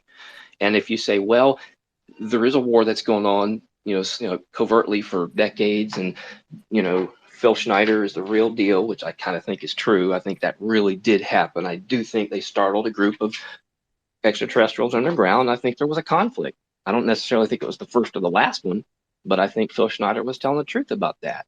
And I think Are they extraterrestrial if they're underground? well, no, okay, what do you mean? I mean, if their origin is not planet Earth, but they've been here for 13,000 years consistently maintaining underground bases, will you call them extraterrestrial? No, if I they've would taken, not. Definitely. I mean, that's if they come from somewhere else, they come from No, somewhere they're else. not. How do you know they're literally underground? No, he just said they're from somewhere else, but they live underground. That's ridiculous. Well, he said conjecturally that if they were from somewhere else, then they would be extraterrestrial, right? But if we don't know that, we don't know that. Extraterrestrial. Well, if they're from here, they're from here. If they're from somewhere else, they're from somewhere else. That's all I'm saying. And I do. I think that if the group of Ponti, it's just a terrestrial. I mean, let's say you have groups that went underground as far back as 65 million years ago and managed to survive this long. I'm not sure what the heck they'd be doing here all this time, especially if they really did have a tie-in to they're another into revolution. some mischievous doings. Well, they might be up to no good, or they might just have their own agendas. But if they have managed to exist with us, more or less, now y'all might say, no, that's not true. They steal our women and they steal some people for tests and all that. But there's so many of these different groups, right? The so-called draconian or saurid or lizard types and short ones. And the only groups that I'm comfortable that might be friendly that are otherwise suspicious to a lot of people are these groups from this group called the Ponti from Pontel that Sue Walker says she's in touch with. And she doesn't even say that these are people that she says these are they're neutral basically, and that there's no need. I mean, I'm not meaning to put words in her mouth, but I think she's saying we don't have to be hostile at each other's throats, and that's a group that would be willing to maybe interact with people. Otherwise, they wouldn't have been on Twitter, if you believe in that sort of thing, for 5+ years, talking to, at this point, I don't know what the statistics are, thousands, tens of thousands of people around the planet. And if in the end I learned that it was all just part of desensitization, acclimatization, what people call a psyop, then at least for once it would be a psyop with a neutral to benevolent purpose. The CIA made up the Galactic Federation. And no, I believe in a Galactic Federation that I think are benevolent, that are trying to put us in tune with our own, call it planetary purpose. And I don't think that we're dependent upon them to do it. But if you believe in anybody from Jesus, Buddha, any other religious authority, anyone here on the planet that's actually in this for our Buddha has no religious authority. Nobody cares. Nobody listens to the name of Buddha. Well, people listen, but it's more, philosophical than I guess religious, maybe. Anyway, long story short, I think that there's a presentation of the Galactic Federation that is very glamorous and sort of like they're our feel-good, family.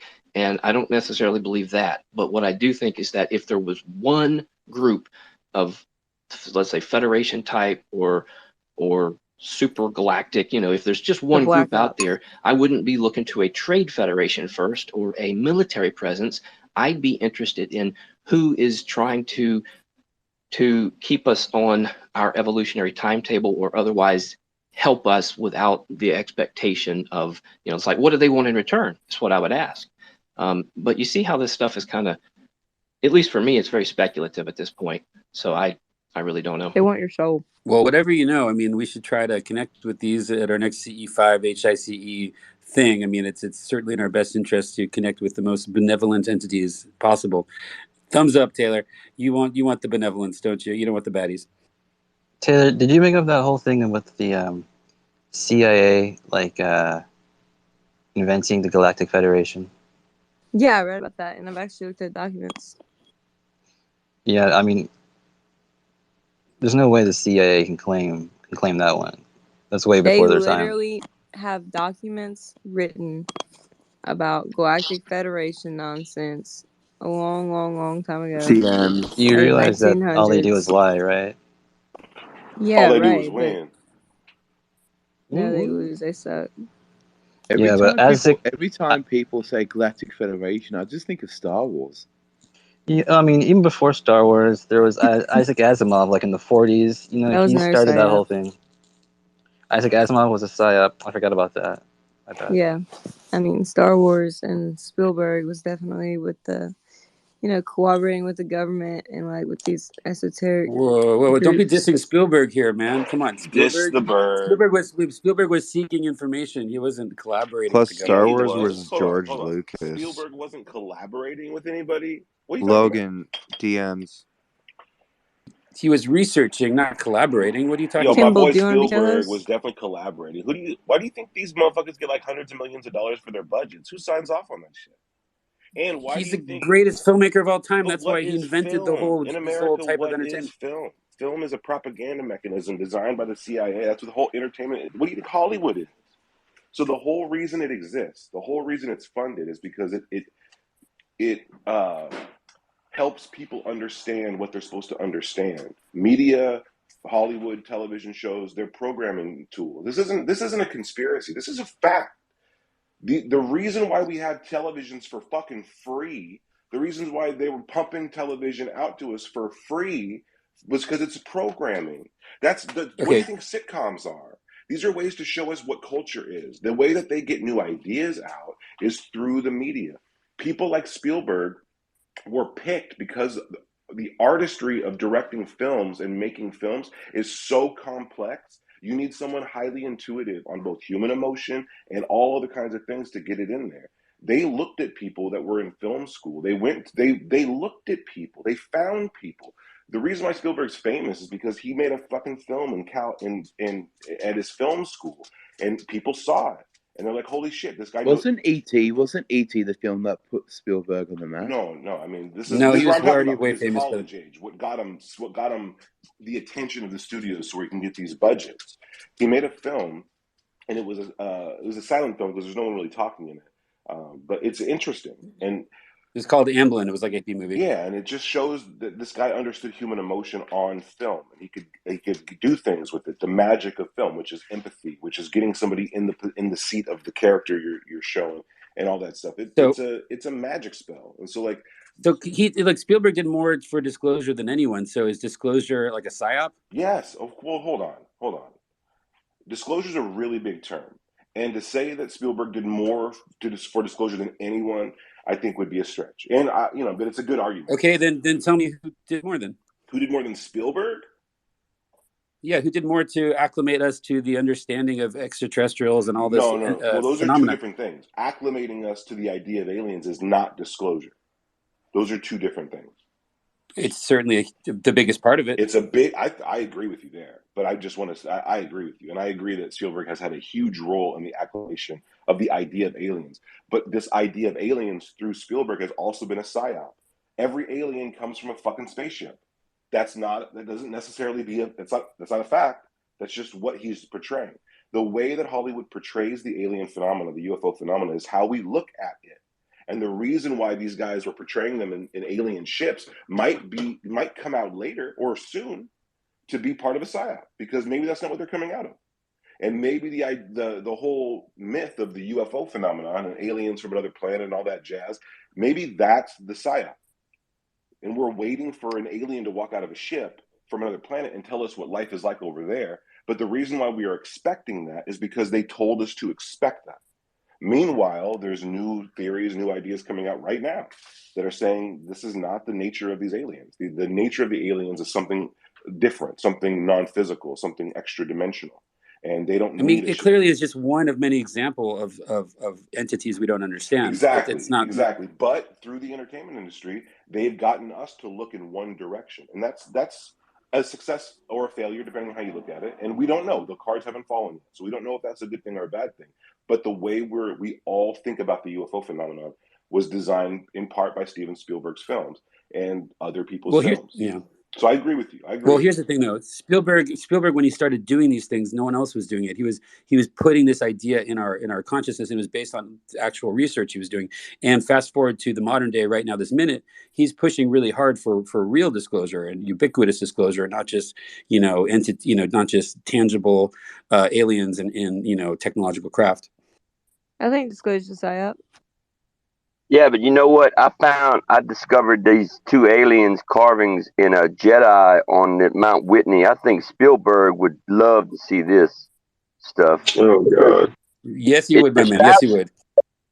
Jedi people is part of our history. In ancient times, we did have Star Wars, battles and stuff. We just lost the war on Earth. Star Wars. Yeah, the You wars. Walmart. It's very real. I see it going on all the time. I see spaceships shooting off. They're invisible and they light up and they shoot lasers. Hey Natalie, how's it going out there? Hey, just got some coffee, chilling. Was wondering about which ways aliens would travel here if not by spaceship, like interdimensional travel. What do you think about that? It appears that the interdimensionals are the locals, is my guess. And those that need to travel do. And they use craft because that's, necessary, most likely. Yeah, and he worked with Jacques Vallée or whatever to like get information on like the nature of the phenomena, and then he came up with Star Wars, and then Jacques Vallée was like, "What the heck, dude? Like, your portrayal of what's going on in Star Wars is so inaccurate of what's actually going on." Like Jacques Vallée was literally like so mad because he just portrayed a big fairy tale. That's not even It's the a real. space western. What do you expect? What the heck? What the heck? Jacques Okay, well Vallée then can eat a people dick. Hold like, on. are you looking George for the Lucas was truth or working with what? Jacques Vallée, or are you talking about Close Encounters of the Third Kind with Steven Spielberg? Oh, do you got the film wrong there? Well, I just don't think that Vallée No, worked Jacques with Vallée, George Lucas right? on Star Wars. Yeah, I think you got the George films Lucas mixed and up. Spielberg Hold are on a different second. Hold on, we got Natalie here. Natalie, what does this mean? Anunnaki, not real, don't debate me. Jesus ain't real, don't debate me. All that stuff. Money ain't real, don't debate me. It means I don't give a fuck. Oh, Look but at the this. Anunnaki are real, right? Don't debate me. Yeah, all right. I don't know. I thought I might get an answer there. Guys, Sorry. I saw some legit orbs last night, and Twitter's not letting me upload my fucking videos. I'm losing my mind. They look like bees. Like, see Bee's picture? It looks like that. There's two of them. Change color. I could like change the fucking. It won't let me upload them. I don't know what's going on. Yeah, they don't do orbs here. The That's a good government's one though. onto you. Disclosure is a psyop. The government's onto you, hey Ocean. That's probably why they don't want you to post, and they're onto you. Who knows? It's because you're such a bully, Ocean. They're like, no, we don't want her to share that. That's sharing too much information. No, I'm kidding. Good morning, Ocean. I would like to see those pictures someday. I'm gonna try to get them uploaded. And yeah, I'm not a bully. What are you talking about?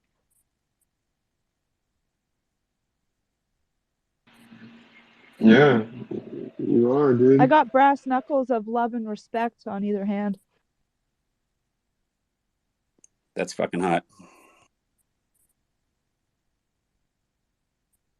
I don't know. I think all of us have to. Anyways, I'm not gonna get into it. I'm gonna keep trying to upload this fucking video before I have to go back to work here. I'm eating Sour Patch Kids. The regular ones, or like the watermelon ones, or The Operation Paperclip ones. What's your favorite color? Red. definitely. For sure. Hopefully, it Red. doesn't taste like ash. Discord. Yeah, I responded already. What's your favorite color? Red. Red. Okay, David, what's your favorite color? Blue. All right, I'm green. Anyone I like else? purple. Purple is my favorite. There's so many We're talking different about Sour shades of Patch purple. Kids. What, Taylor? What's your favorite color? Seafoam green. It's like teal Say that again. or turquoise. Teal. Yeah, we're talking about Sour Patch Did you Kids. say teal? Sour Patch Yep. Kid colors. Okay, David changes his answer to teal now. No, I'm not going to do that. Screen. Peter Thiel? Although, actually, yeah, my favorite color now is teal. Yeah. What's your favorite color of crayon? No, my favorite color is blue, but teal is a good color too. I must admit. But anyway, How do you say crayon? Do you say crayon or crayon? crayon. Crayons. Hey Natalie, do you want to be co-host? I will be, sure.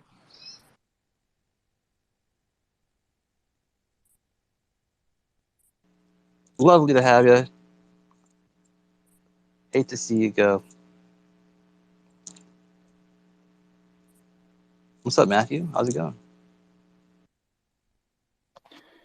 Hey guys, I was working outside and couldn't hear everything. I was wondering if someone could give me a brief recap on what the discussion was or what the argument being made was relevant to, if I heard correctly, something about disclosure or what we commonly think of as disclosure as being some sort of psyop or something like that.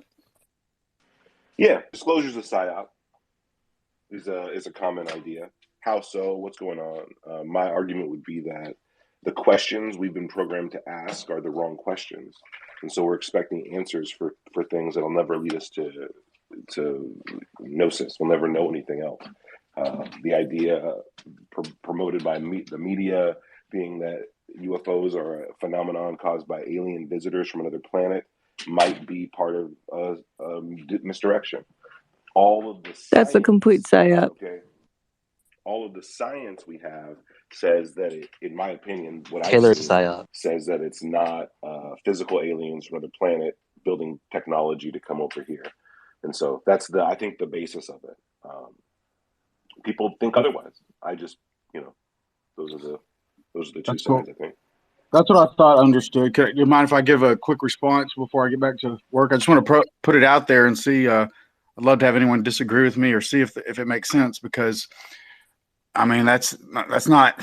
I don't know if I've ever heard anyone to say it explicitly, but once you get too far enough into this stuff, you kind of put the pieces together, and it's kind of obvious that in some respect it is. And if you keep going, you realize, depending on how deep of the rabbit hole options available to us you want to leave on the table. Let's say I have not taken a lot off the table, so I'm very open to and leaning towards, in fact, many things being something along the lines of psyops, not even necessarily regular old human beings behind them, orchestrating them. So, like, yeah, psyop through our media, through the DoD, linking up with our media and movie makers and blah blah blah, all that stuff.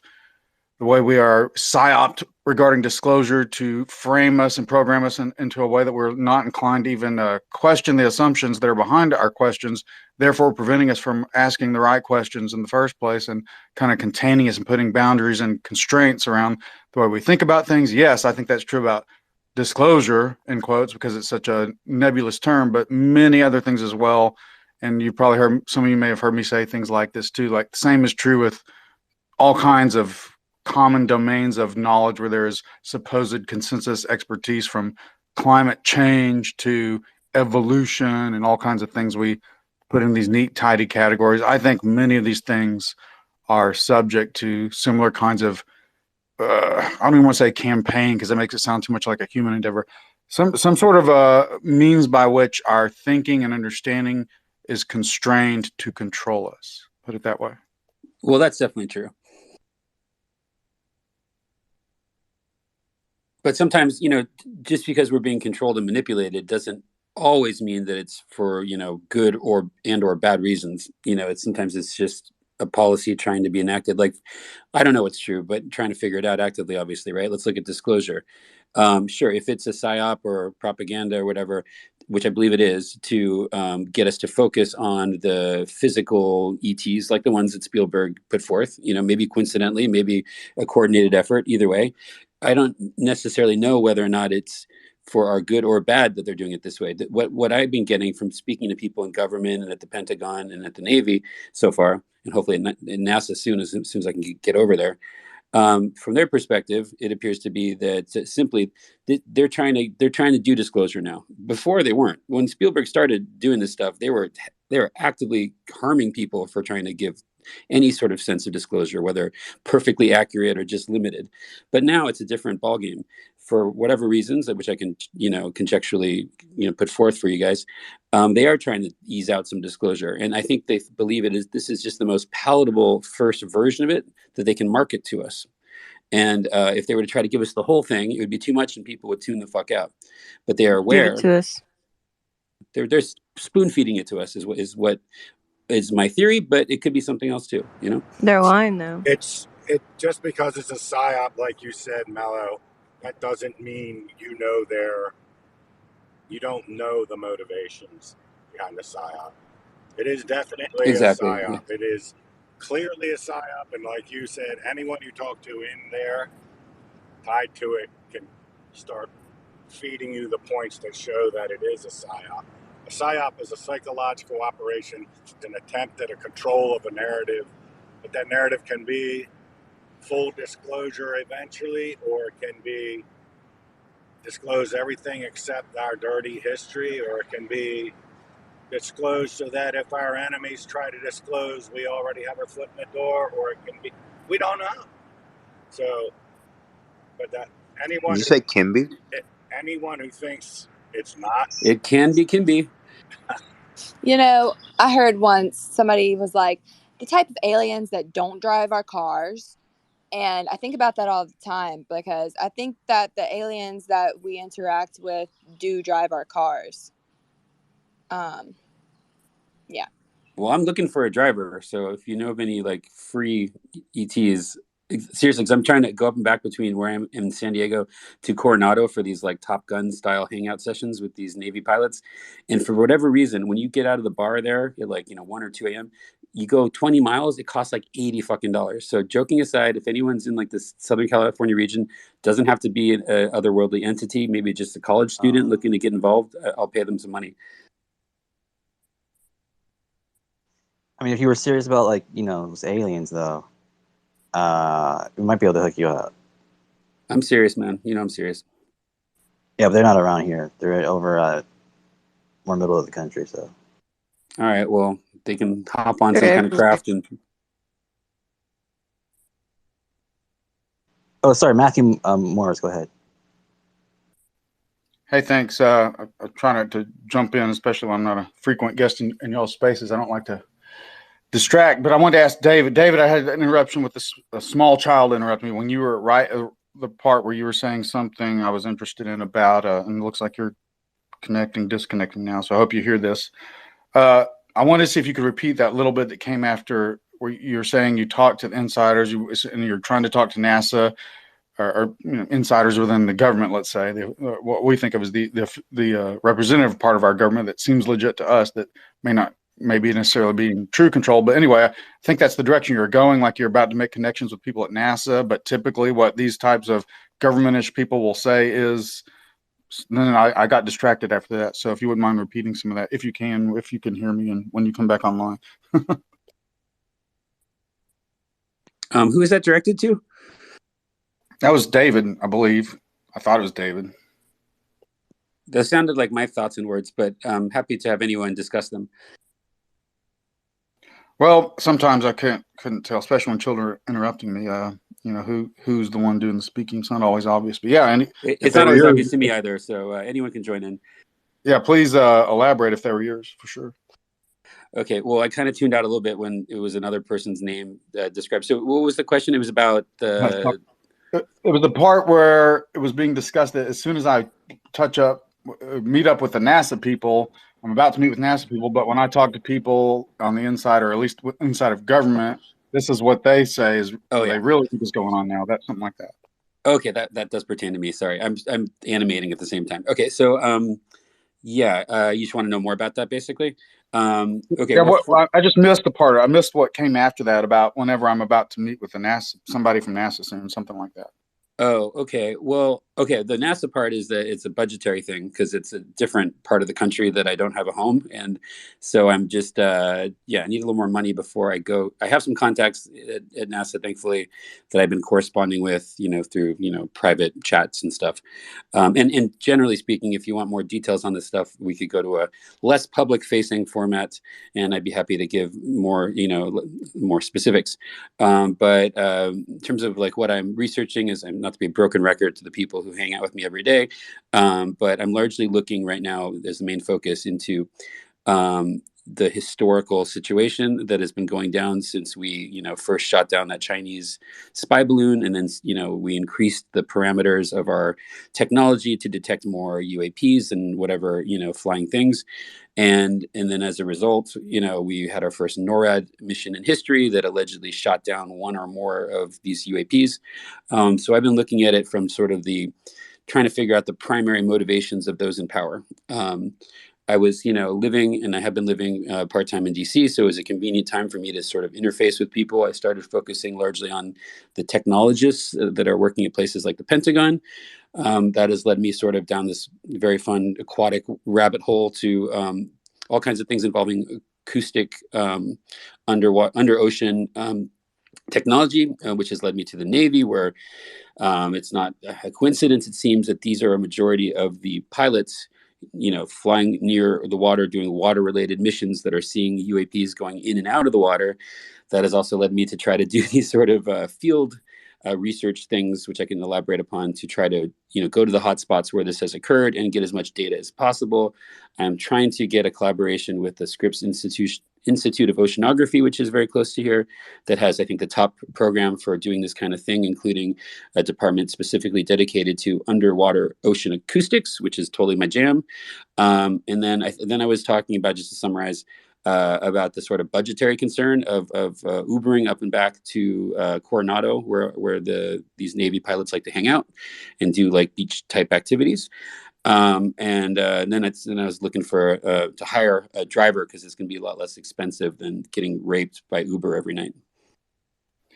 Okay, I think that's in line with what I was understanding. Most of what you were saying is as I was multitasking, but I think there's one thing I was looking for that I thought you were touching on or about to touch on. I wasn't sure if I got it right or missed it, or maybe I just made it up in my mind. But it's this sort of like the sociological aspect of. I got the sense that you were hinting or about to speak more directly about this idea that the people behind the walls are kind of having their own sort of disclosure within the ranks. They put up of government institutions and officials. They put out these public facing figures, and they're like, "Oh, here's what the official line is," but almost like the people inside of there who are still not read into UFOs and all that, but it's just almost like the cat's out of the bag, even within these governmental institutions. And some of these people are like, "Yeah, weird shit's going on. We all know that. We just don't know what to say about it," or I'm trying to figure it out myself, that kind of thing. Like there's sort of an awakening within.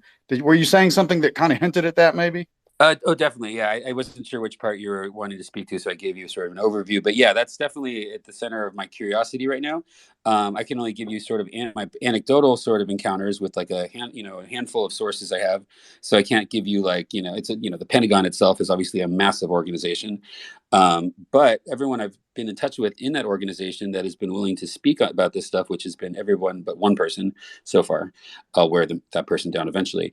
But yeah, that's the consensus I'm getting so far from the Pentagon, from the Navy, which is they all are just, especially like the Navy pilots, like they see this stuff and interact with it on a daily basis, or whenever they have a in-flight mission, let's say, there's some kind of version of this they deal with.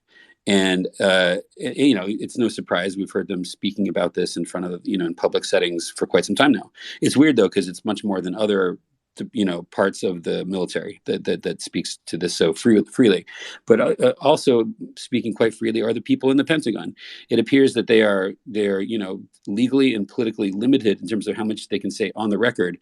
But the at least anecdotal consensus I get from all the people I've been in touch with, and a lot of them very top, the top of their, like the most powerful people in terms of what they do in technology. Not powerful, but the head of what they do. Is that they it's just there, they want to talk about it, but that's where it comes into the political thing, which time permitting, I'm going to research more. I do have some friends on Twitter that are kind of journalistically taking that beat, and we exchange information, and it is endlessly fascinating how the disclosure is happening on a political level. But the politics is kind of a big motivator to enable these people to legally speak. And we still do have, shocking as it seems, the basic framework of something that kind of resembles a democracy, where there are certain processes that are needed to get this disclosure out, and it seems to be happening, and it seems to be increasingly incentivized from a political perspective, which makes me very excited. Dude, that's awesome. I followed you because you're that's the stuff I'm really interested in, and it's like that's so insightful, and it's kind of lacking in our at least in depth the way you just talked about it with and the general UFO Twitter conversation. But thanks, cool. I'm Well, going to follow you and well, follow what you thank have to you. I say. followed you back. I'm, when someone understands me, I'm a bit of a sucker for the love. Thank you. I appreciate you. I'm a little more like factually oriented than maybe a lot of people in this space. But I'm thrilled by all the other insights. I'm not an experiencer yet, although I'm actively trying to become one. So, I'm trying to take it as objectively and scientifically as I can, journalistically as well. Hey, Taylor.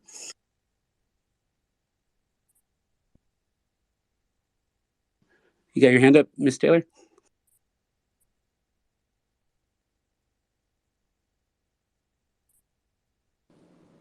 Damn, I didn't realize that. My bad.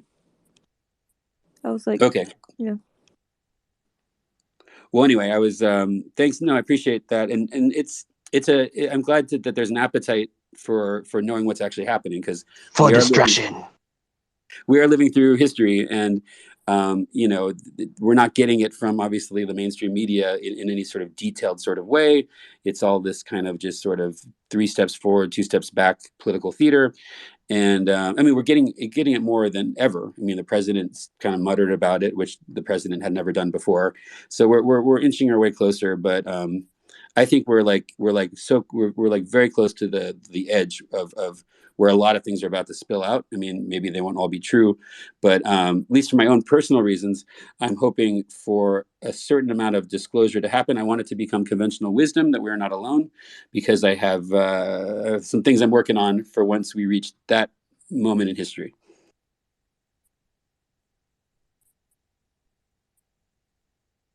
Right. So,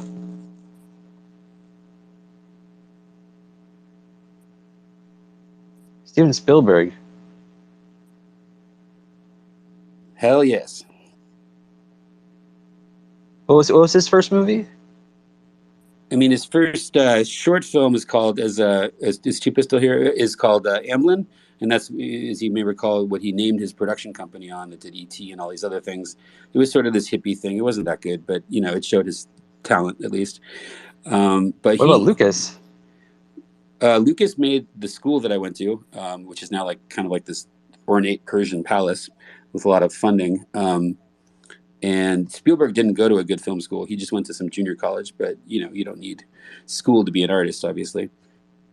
So Spielberg, I think his earliest film here says Duel, 1971. Duel, yeah, that's his first feature film. That is a fucking masterpiece. He did that. That was a TV movie, but it's more cinematic than maybe anything you'll ever see. Definitely check out fucking Duel. But what about Lucas? His was the same year, but his was much cooler. 1138, yeah. 1138, excuse me. Yeah. I don't think I've seen that one, actually. But he's always wanted to.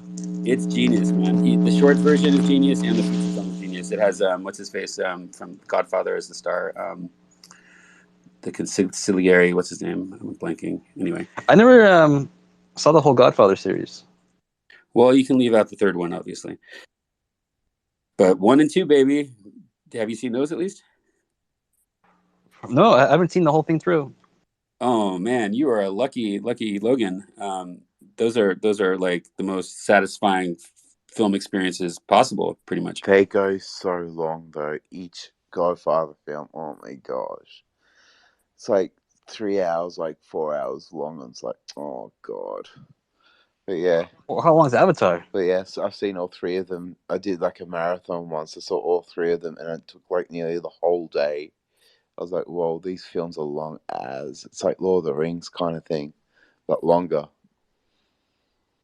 Okay, so you're complaining about the two best series of films of all time, basically? No, I'm not saying that they're bad. I'm not saying it's a bad thing. I'm just saying that they're just very, very long. They could have maybe shortened it a little bit. Oh my god, I'm sorry. That's fine. But Lord of the Rings, just space them out next time, buddy. Don't complain about the best art of all time. Just sleep between movies. You'll be fine, buddy. Okay, thanks, Mello. What do we need? Like the studio cut to like shave it down? I'm just teasing you, buddy. But yeah, no, they're long. They're very long. They're very long. Logan, look at the message I just sent you. But yeah, I do like the Godfather films though. They may be long, but I do like I do love them. The classics. Oh, they're beautiful, aren't they? Which is your favorite of the Godfathers? Obviously not 3, so 1 or 2. I think 2 would probably be my favorite. I think number 2 would be. Yeah, I know it's hard. It's amazing that it got better after the first one, but Yeah, yeah, Marlon Brando was awesome in that though. Like he was awesome in The Godfather, absolutely. But apparently, I heard about The Godfather. Apparently, his lines were everywhere on scene. Marlon Brando, like if you watch the film and he's looking down the ground, he's most likely reading his script from the ground, or if he's looking up, he's probably reading it from a treetop, or maybe or maybe someone's holding a stick or something. With these. Yeah, they made he had to have the actors like have little like cheat sheets like on their tummies and stuff. Yeah. Like it's completely unheard of. I had a fucking asshole like that on my feature film that I made, and he did not act as well as Marlon Brando, and I'm definitely not using him again. Yeah, Al Pacino and Marlon Brando own those films, and they did a really good job at it, 100%. Yeah, that was the birth of Al Pacino. Like for Coppola had to fight like hell to get Al Pacino to star in that thing because he was just a theater actor at the time, and he's like 2 feet tall. Definitely not the leading man they wanted. They wanted some like very Irish looking actor. I'm trying to remember who it was. James Caan or something. James Caan, is he Irish? Yeah, he's definitely not a good representative of the Italian mafia. So it was very stupid, and the studio almost shut down the whole thing because they demanded it. Well, they ended up picking the right guy. Like Al Pacino practically did a good job at it, in my opinion. Yeah, I don't think anyone has Paramount Plus, but there's a pretty goddamn great show that they made about the narrative show they made about the making of Godfather, and it's a fucking crazy story. It's as crazy, if not crazier, than the Godfather story itself. It involves the mafia. I mean, many people almost died. It's a fascinating making of story, and also, Godfather and Godfather 2 were not just the most critically acclaimed films of all time. They were also, for a long, long time, maybe to like Avatar and James Cameron shit, the most successful movies of all time. Yep, I'm not going to disagree with you on that. No way.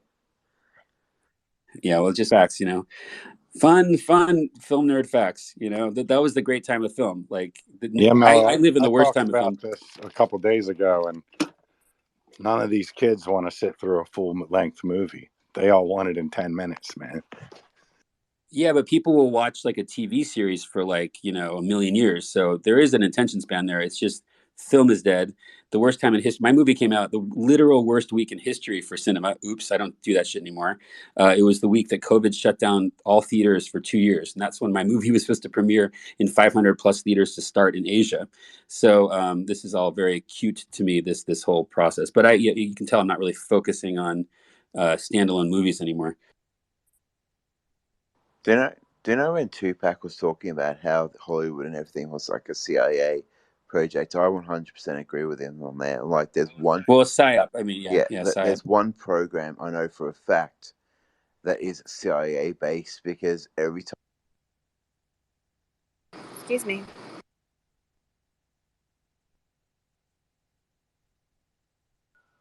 Well, sorry, my bad.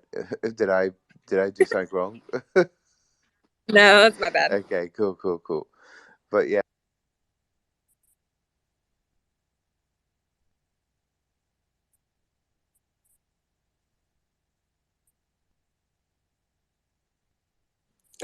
Am I allowed to talk? Okay, I think someone's winding me up. I think the show I'm talking about is The Simpsons. That's definitely CIA based, run 100%. Can you provide some examples of what they were trying to do using the television show called The Simpsons? Yeah, because everything The Simpsons said pretty much came true. Like, they, in a sense, like 9/11. Why does the CIA want to like tell us the future? I don't know. Maybe they're trying to put things in codes. Like people say September 11 was mentioned in The Simpsons before it happened. You know, coronavirus and all these things that happened around the world. That's kind of was said beforehand. You know, who knows? I've got a quick response for you, Mello. I don't think it's the words manufacturing consent that I'm trying to come up with, but what it is this theory that you cannot really. It's basically high magic. It's like you have to tell the people what you're going to do before you do it, because then you've basically you've informed them in some disturbingly malevolent way. You've said, okay, we're going to do it, then you do it, and then you can even talk about it. That's the old way it goes. But I've heard this before, and the first few times I heard it, I thought, who are you and where did you come up with this garbage? And the more I've heard it, I've begun to wonder, wait a minute, that would stand to reason. Like that would be in line with the idea that we have a free will and that you are blatantly violating people's free will.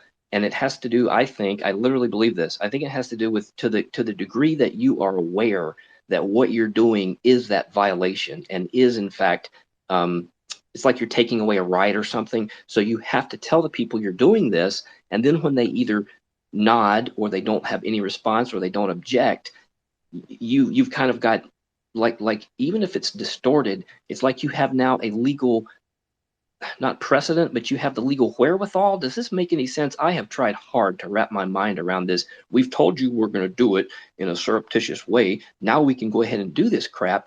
And I kind of think that's how some of these players behave. I I love don't. the way that you just explained that, because that's exactly how I feel about it too. Like it seems counterintuitive at first, but that's just the thing. Like they are banking on you not being intuitive enough to pick up on the symbols and signs, but they still showed you the symbols and signs. You just rejected the awareness to realize that they told you what they were going to do and they did it. Yeah, I mean, it's called a karmic retribution, and it's a hack. It's like a hack on free will, Andrew. It's almost like, let's say I had an apple cart and I was selling apples, and I said apples for sale, and they're poisoned. If I sell you an apple that's poisoned and I don't tell you it's poison and you eat it, I'm a murderer. But if I say poisoned apples for sale and you come up and buy them, well, then you've just killed yourself and I'm not to blame.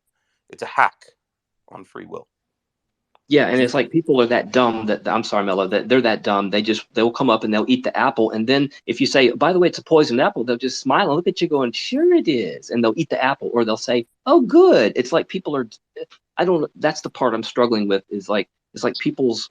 It's like the cognitive dissonance is what facilitates it all. I'm sorry, Mello.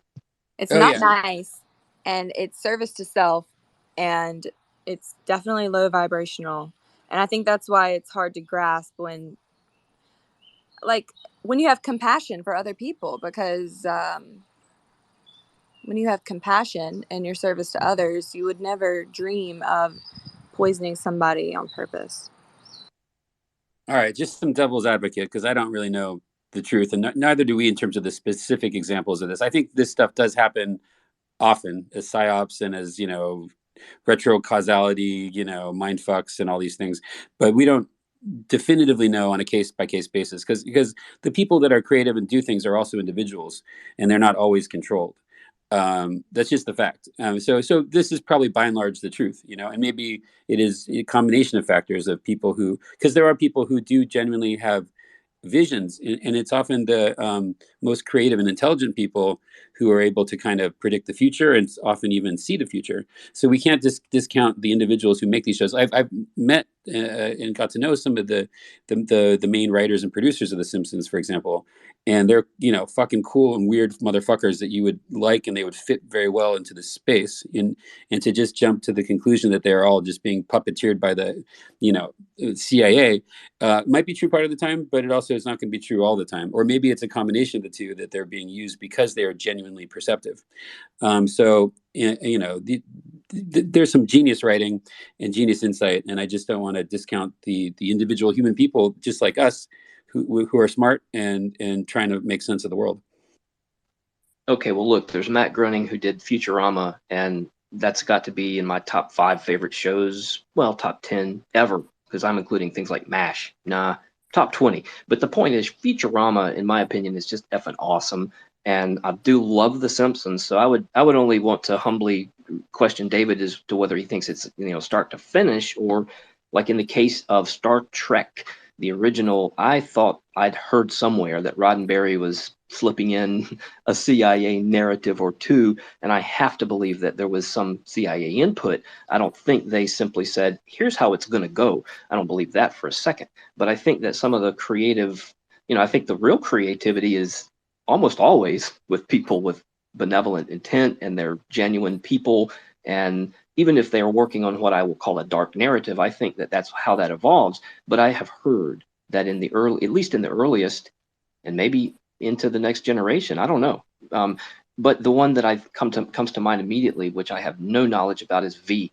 There was that series many years ago. I remember, I think I watched it in high school or something, but it was called V, and I thought, hey, even at the time, without reading the novels, without knowing anything about the origins, there's a part of me that as a kid just subconsciously understood something more is going on with this series than meets the eye. Like, I totally think it was a combination of preparation, disclosure, and it came not too far after these movies like Close Encounters, Star Wars, and so on. So I do think that if I learned that the whole project of V was CIA start to finish, it wouldn't surprise me. But I don't, and of course V was very controversial. So I look at it almost as a service. I don't care if they did script it. There's enough information that no one took that literally. I'm sure it affected a lot of people, but it was food for thought right up to the present day. I'm sure Tupacabra could talk about it all day because he's aware of it, whether he's seen it all or not. But some of us remember it. Some of us are familiar. Some of us are like, what did you say? V, come on. So it reminds me of the cookbook To Serve Man or whatever. And what were they? They were, I don't know remember if they were lizards, but they were wearing skin suits, weren't they? I mean, this stuff was way, way back, and it's now everybody's talking about skin suits again.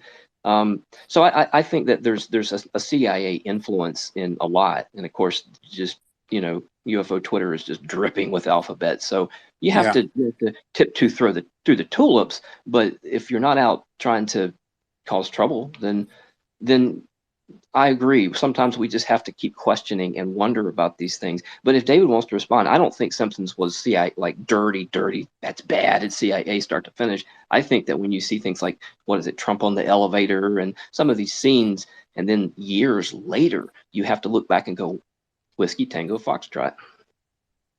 Yeah, man. I'm going to be look. There's and this is for Taylor, who I love so much. There is no pursuit of truth without devil's advocacy. So let me be devil's advocate to myself now, because I don't, when I don't know something, I just kind of ping pong from every possible perspective, kind of in like an intended Sun Tzu sort of fashion, just to try to grok things, whatever. So look, let's look at The Simpsons versus, let's say, South Park, right?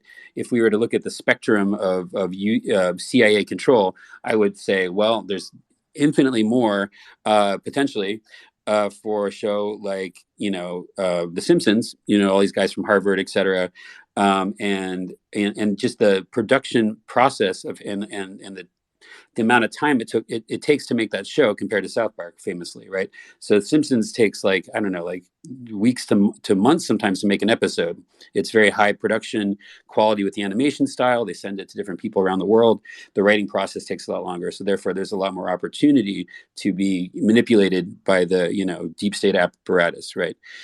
What is why I prefer South Park much more is that it is created on the fly every single week in response to what is going on in the headlines, and it does it strategically to avoid the censorship and control.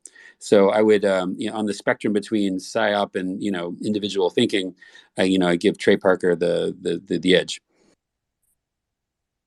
I don't know, like the question is, did it change? Because if you look at the beginnings of this format, right, motion pictures, in the very beginning, it was apparatchiks at the top, right? You're talking Goebbels, you're talking McCarthyism, you're talking all of these these institutions have always been Mockingbird.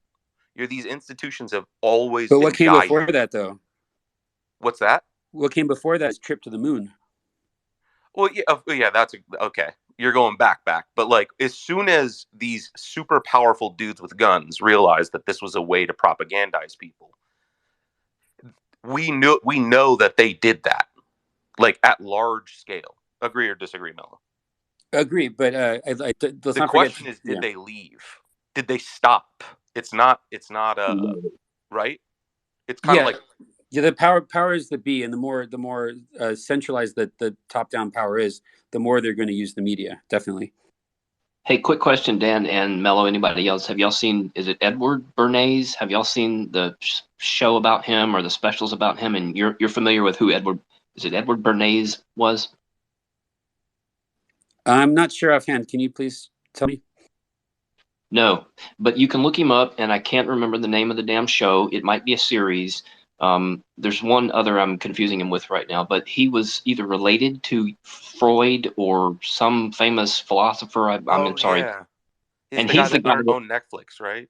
Oh, this dude, apparently, and you can just judge him from a neutral point of view, but I tend to have a very unfavorable opinion because it looks like he taught us everything we know basically today about, false advertising and subliminal crap. And, he taught enough about psychology to show how to go for the gills, so to speak, and how, it's not like we didn't know that sex sells millions of years ago, but I'm saying that this guy Bernays, apparently he's to be faulted because he just basically told us all the dirty secrets, about human psychology, and it's like almost just overlooking, oh, by the way, there's a superego, there's a conscience. You don't have to take advantage of people's gullibility or their fears and all of this crap. You got to look him up. I'll try to post something and then throw it up in the nest or down or wherever that is. But go ahead, sorry. But Bernays is the man, and I heard him referred to just once recently. Might have been Cage on here, but somebody knows about him, and I wish more people did because it's not fun reading, but it's important reading. To be fair, Mello, I tend to agree with you that it's made up of a bunch of individuals who are just creatives that want to do like a cool thing, right? And then it's like the guy comes in the room and is like, yeah, just like add this thing, as creative direction or whatever.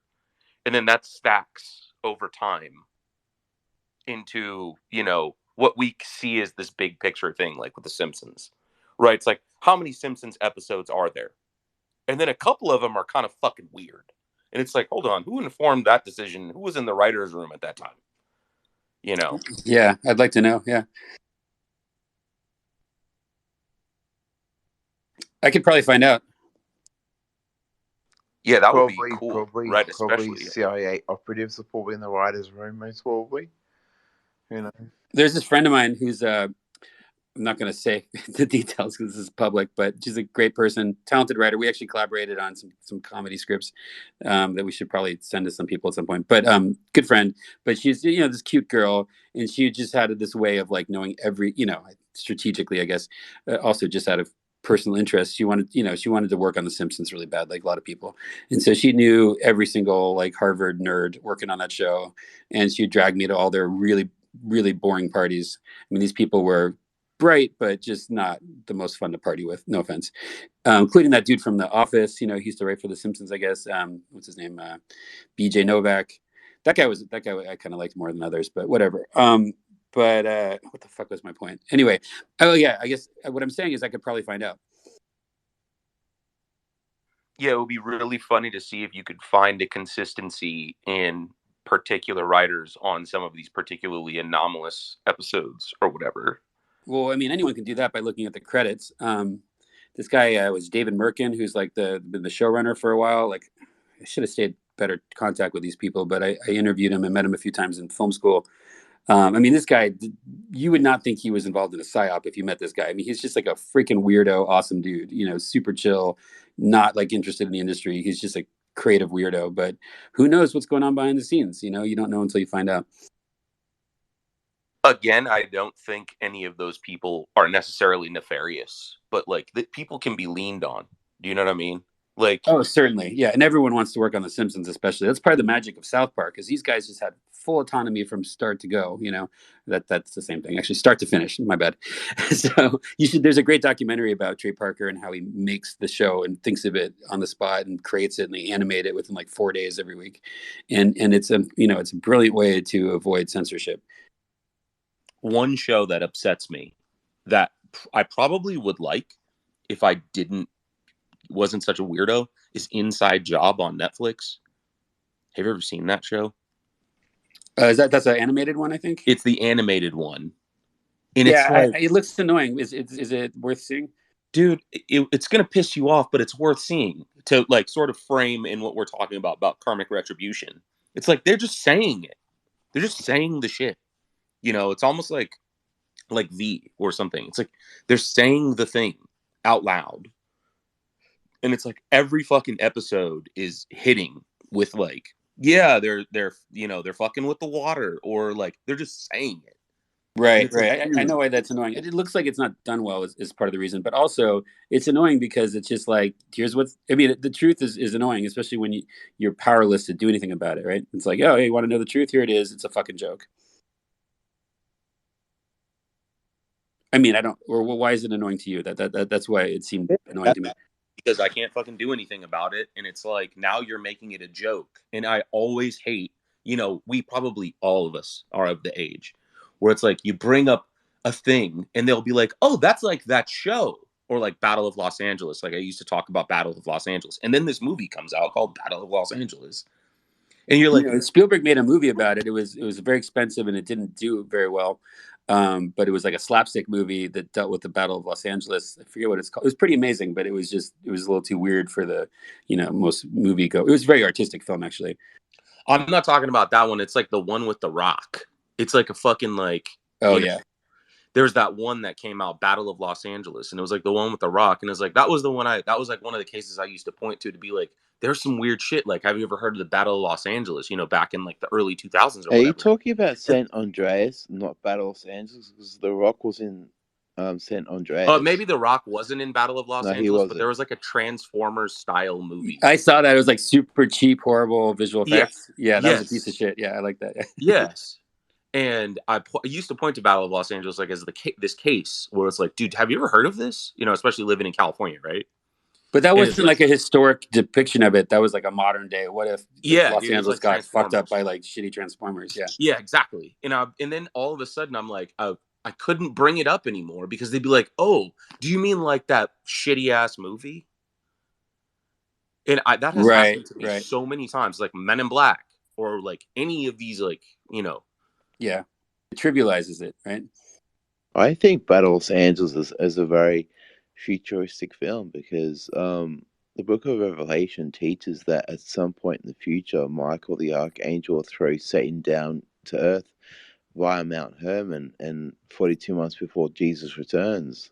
So I think Battle of Los Angeles, in a way, is kind of a futuristic type film, like a film that's maybe will be the future of humanity, So, absolutely, I think Battle of Los Angeles is a very prophetic film, so to speak, in a sense. Yeah, it's a shitty prophecy in terms of production value and storytelling, but yeah, it might happen soon, right? Yeah, like Independence Day or Battle of Los Angeles or War of the Worlds with Tom Cruise or anything like that. Another Spielberg, but that one was not really about the ET thing. From his point of view, it was more about I think, was it the pandemic or something, or what was going on then, or the war on terror. I think that was about. It was an allegory on the war on terror, not an original Spielberg idea. Did you guys watch The Day the Earth Stood Still with Nicolas Cage? I think it was. Well, there's one with Keanu Reeves. It was Keanu That's Reeves. That's it. With Keanu Reeves. Yeah, that was not good. And you know what's funny? Again, right? In that movie, they talk about like Ezekiel's wheel. And I'm like, you sons of bitches. Now, if I bring this up, like in casual conversation, people will be like, oh, you mean like that movie? I'm like, well, I was told in this space last night, I think with some of you, pretty much all of you present, that my very simple 4-step plan to revolution is very similar to the original story of the day that the Earth stood still. I think was it Alex who said that? Yeah, I was here for that conversation. Exactly. Yeah. So I got to watch the original again because I didn't. Maybe retro causality. I was infected with that great idea. Hey, I'm about to go lay out by the pool. So somebody else wants to be co-host, or I'm just bidding farewell. Oh no! Don't go. Maybe some pictures of what's going on. No pressure. Hot dogs or legs? No, I mean legs. That's entirely up to you. I just thought maybe water, like some sunshine. Your body, your choice. Sounds good. Deal.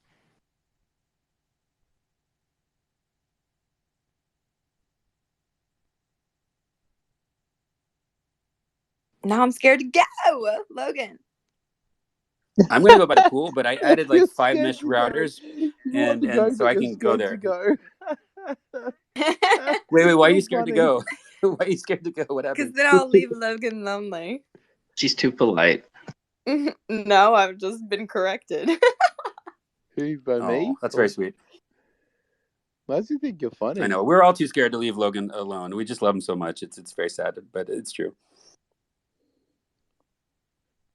The dude's passed out. He's passed out. He can't get a new co-host. Which means you're stuck. You can't go. You can't leave. HTT. I'll stay. Fuck it. Yep. If he's asleep, Scratch all if that, he's okay? asleep, you can't go. If he's asleep, you can't I'm still go. gonna lay out by the pool. If you want to come over to my house sometime, I added, as I've been bragging extensively, 5 more mesh routers to the house here, so I can go to the pool, all around outside. Because for a while in the early days of this Spaces thing for me, I would literally have to be 4 feet away from my main modem thing, and that was really cramping my style. I mean, we've heard me splashing a lot lately, so I'm gonna call my girlfriend, see if she wants to lay out with me. Let's hope that I don't lose my co-host position Can a in the co-host meantime. Can a co-host make someone a co-host? no. Oh, because I was gonna say maybe you could make me co-host as long as I don't mind taking up the baton until whatever. But it seems like Logan's asleep, which means you can't go anywhere at the moment. Because someone, If it was up to me, I would co-host you in a heartbeat, my love. You're beautiful. So I think since Logan's asleep, HTT's stuck. She's like, yep, someone needs to hold the fort. Yeah. Someone needs to hold the fort. Let's just keep on keeping on. So you're like, now Wow, I'm screwed, man, your commitment to the cause is admirable.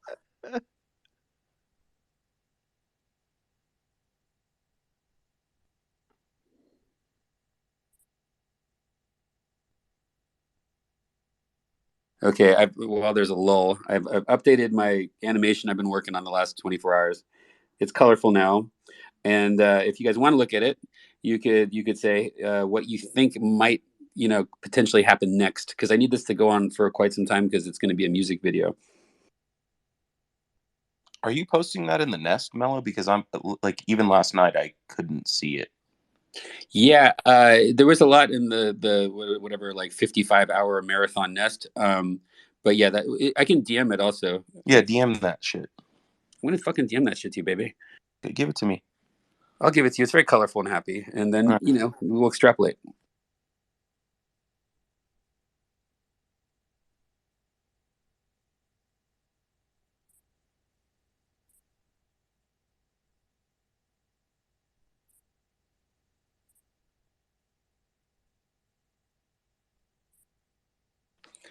Hey, Logan. Hey, Logan. You better stop. He's actually HCT. He's actually doing you a favor, trying to wake him up so then he can go by the pool.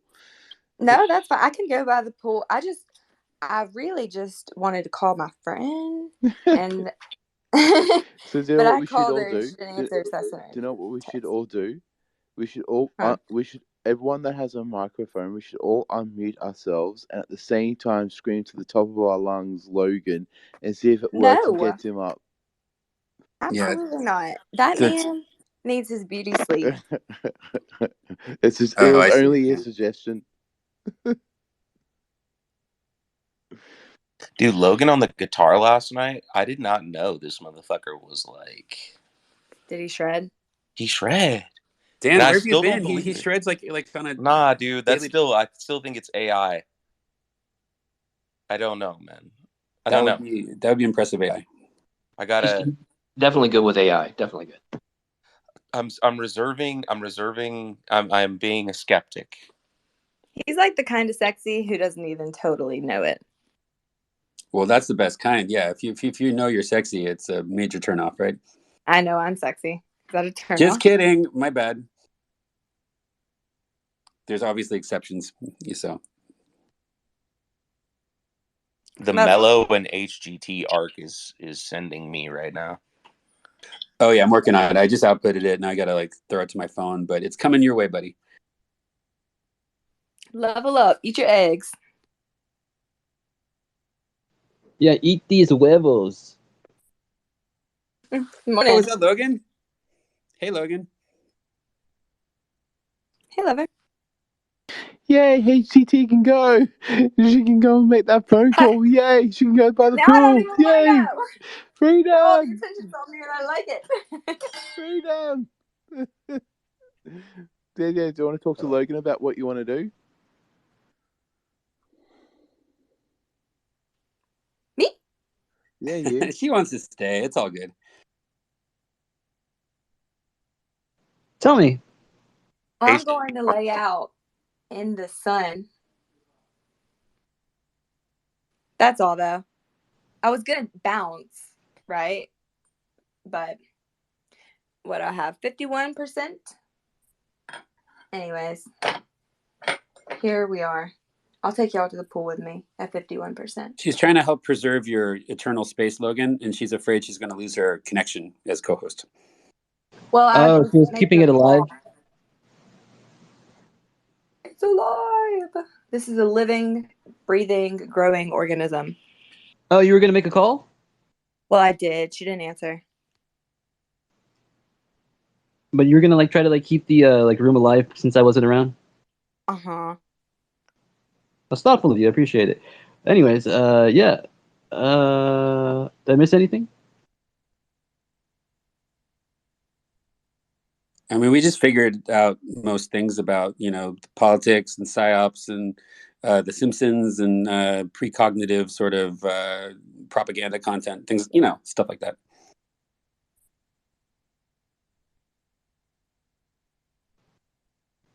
Yeah, when there's like 100 comments in like the thread, like how do you like get through it all?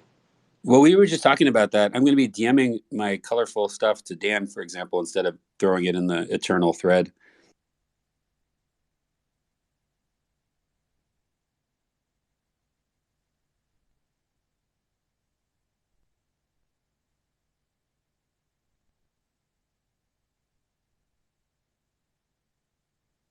I started reading this book on Howard Hughes, his life and madness.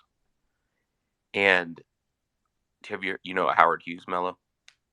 Oh, certainly, yeah. And the end of his life, he's like pissing in jars and collecting his fingernails, right? And like obscurity out in the Florida Keys or whatever. And like I just find that to be so sus. Like, this guy, he's basically went on to found what became Raytheon. And like he was like he was the real Great Gatsby kind of character, right? Mm-hmm. And like everybody just like goes, oh, this guy ends up crazy. But it's weird to me that he like is storing his genetic. This is me going, this is schizo, right? Me going, hey, like, why is this guy so obsessed with like germs and collecting all of his like genetic material, making sure no one has it? It's almost like they like, he got leaned on, right? Like he's like, I don't want anybody to get this information kind of deal. He turns from this beautiful man who's like in with the stars, Pasadena, 1950s kind of guy. And then he turns into like this weirdo out on an island who's like collecting his shit in jars or whatever. Like, how does, it's like that kind of That's the kind of leaning I was describing. Like I feel like somebody probably scared him, and that's not the narrative currently.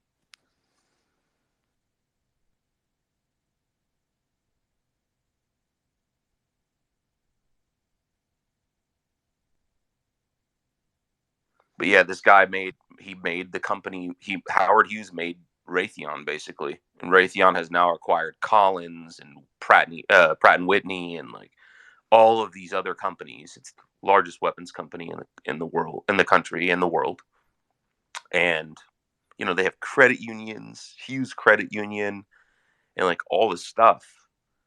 And this guy died on an island, fat, with like his toenail clippings. Like, it's something that people don't really talk about. People talk about Jack Parsons a lot, but like he's kind of like in that same lane with me, like to me.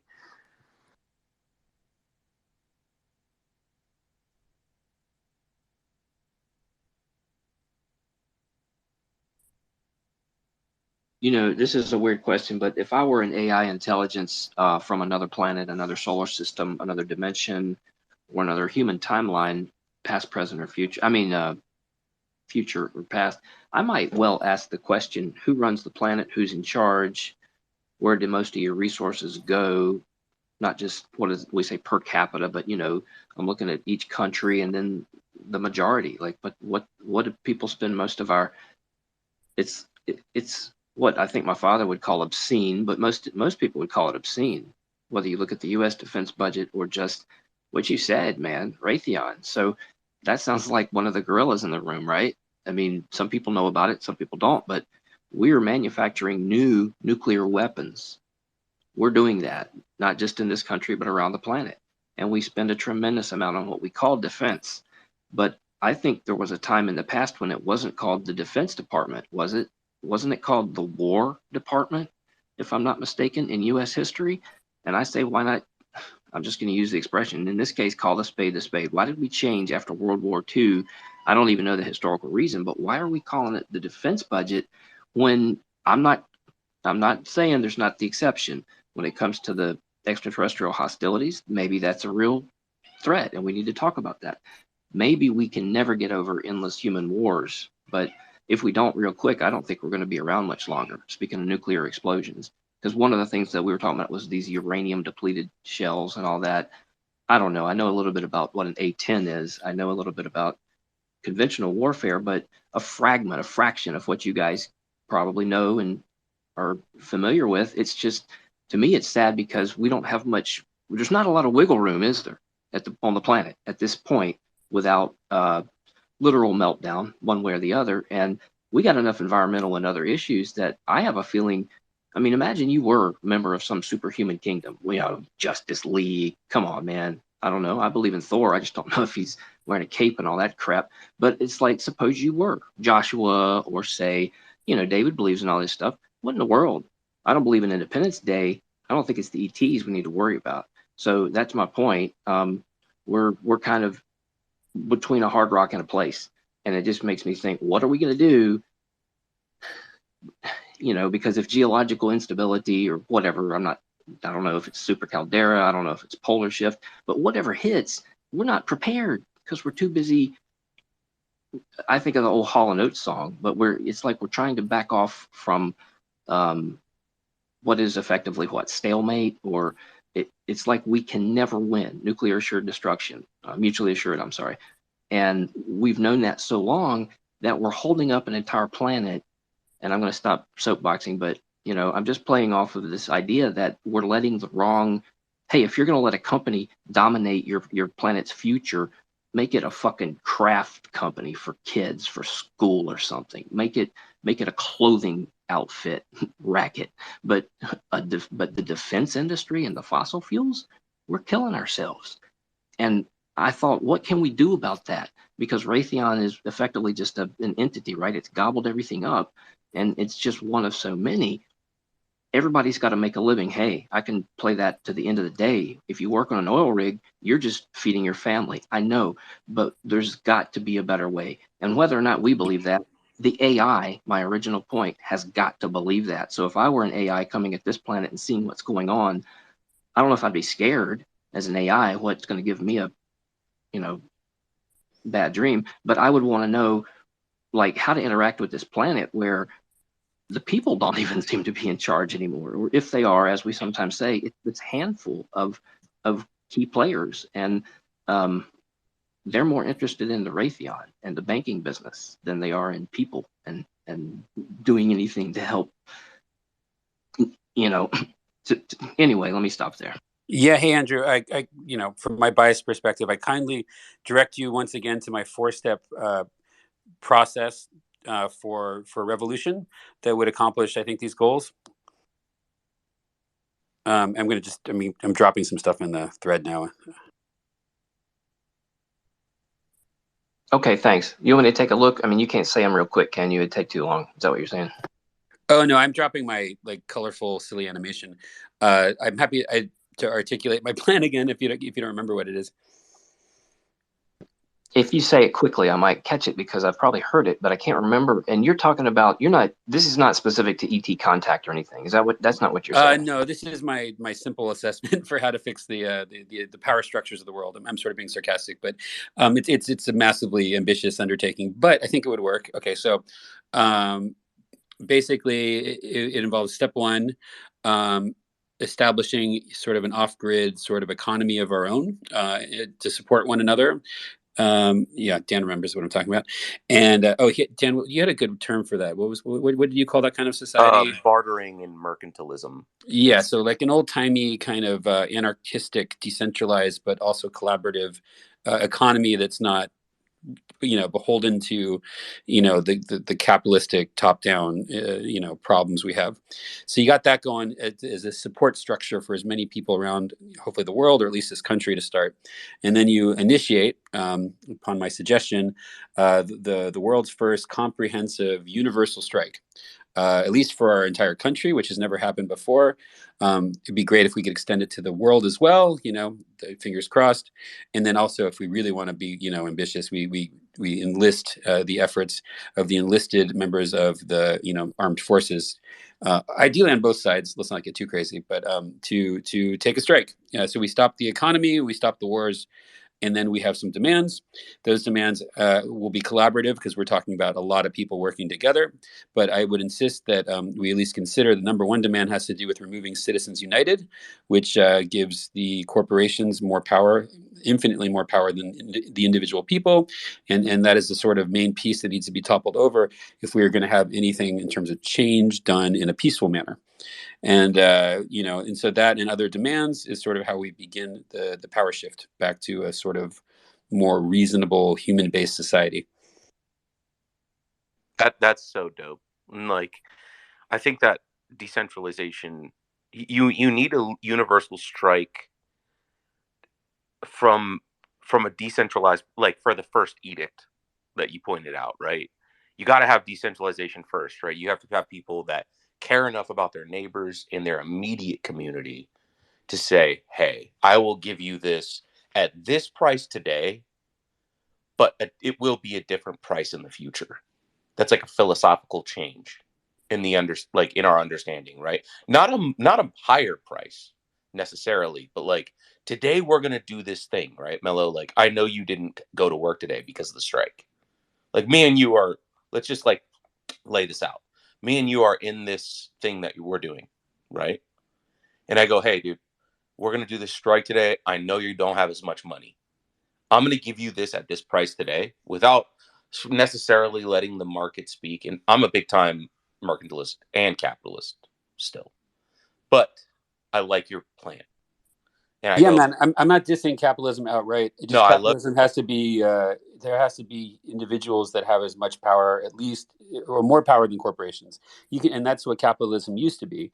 And there also has to be, this gets a little tricky, but reasonable regulations on capitalism. But those have to be from the people and not just top down from the corporations, because that's not a fair system. It should always be bottom up, right? The problem is we live in a society now that's very reminiscent of the Dutch East India Company, where we have, so have you ever played Civilization, Mello?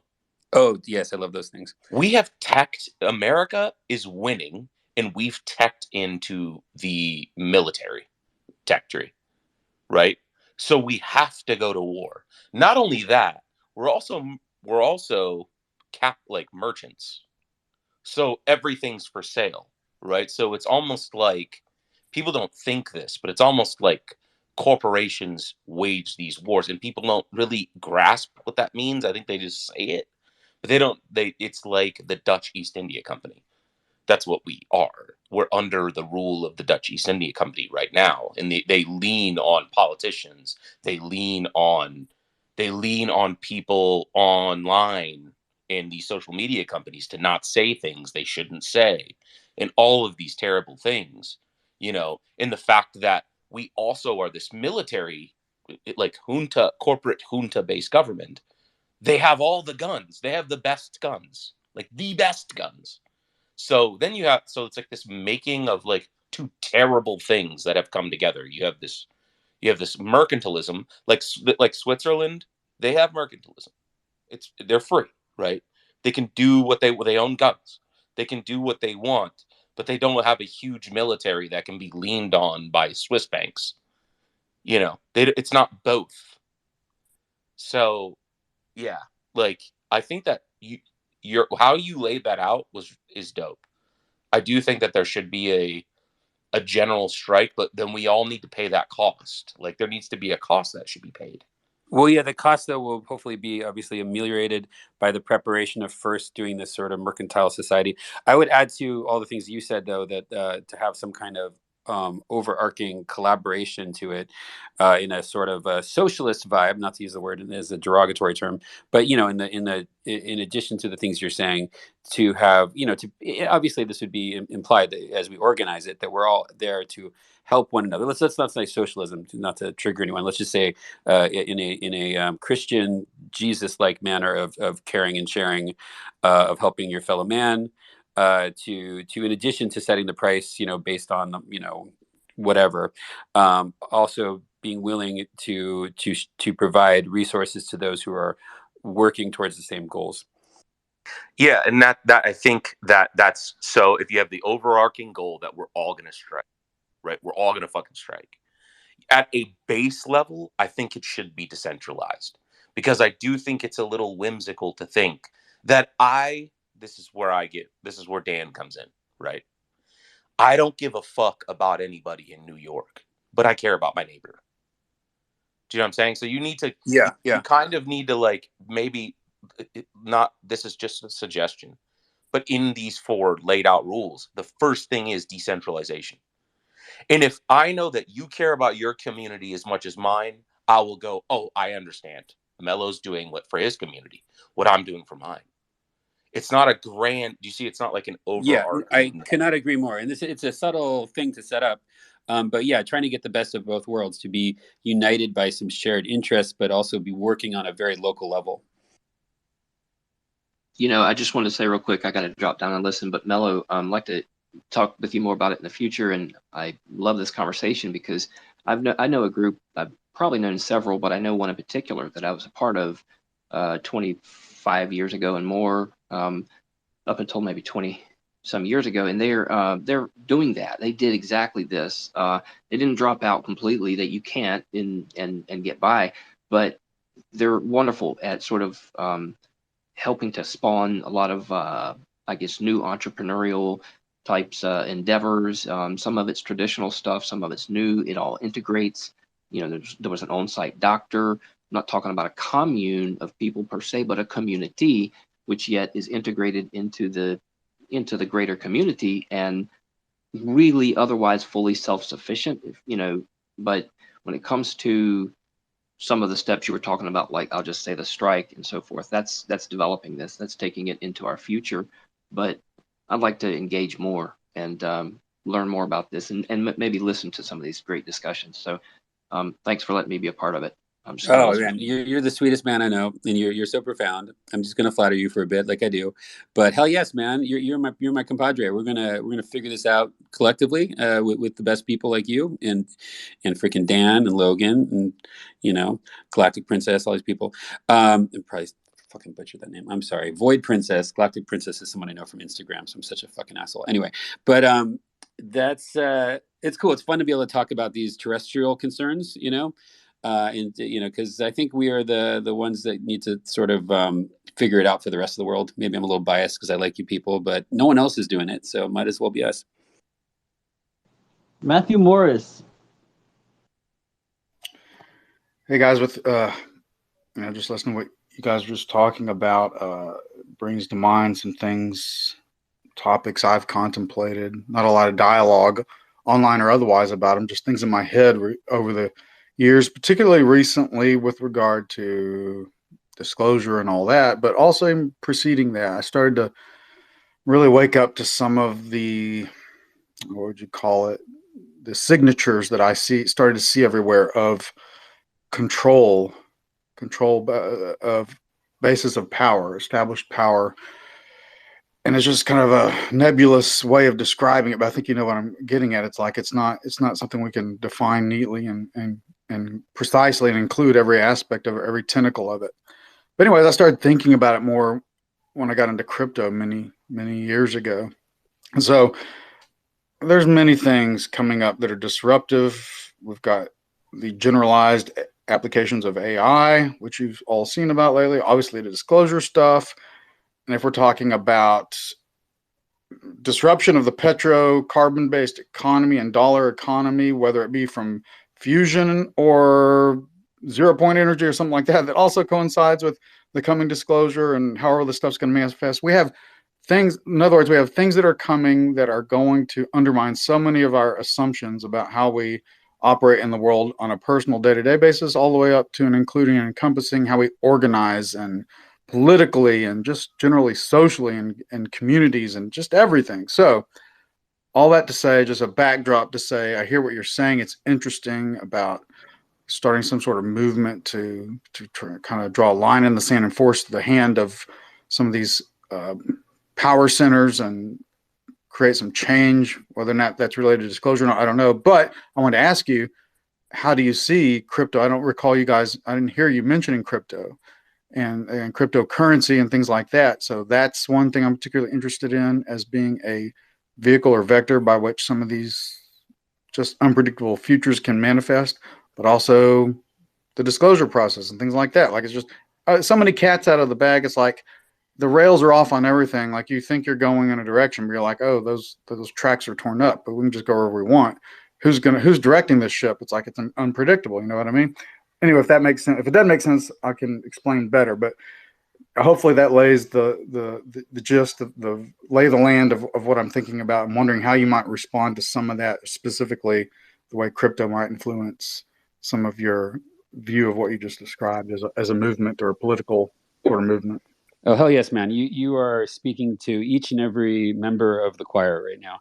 I'm not a crypto expert, although I have been talking with some of them. I can make some guesses, which is pretty much what I think people do with crypto in general.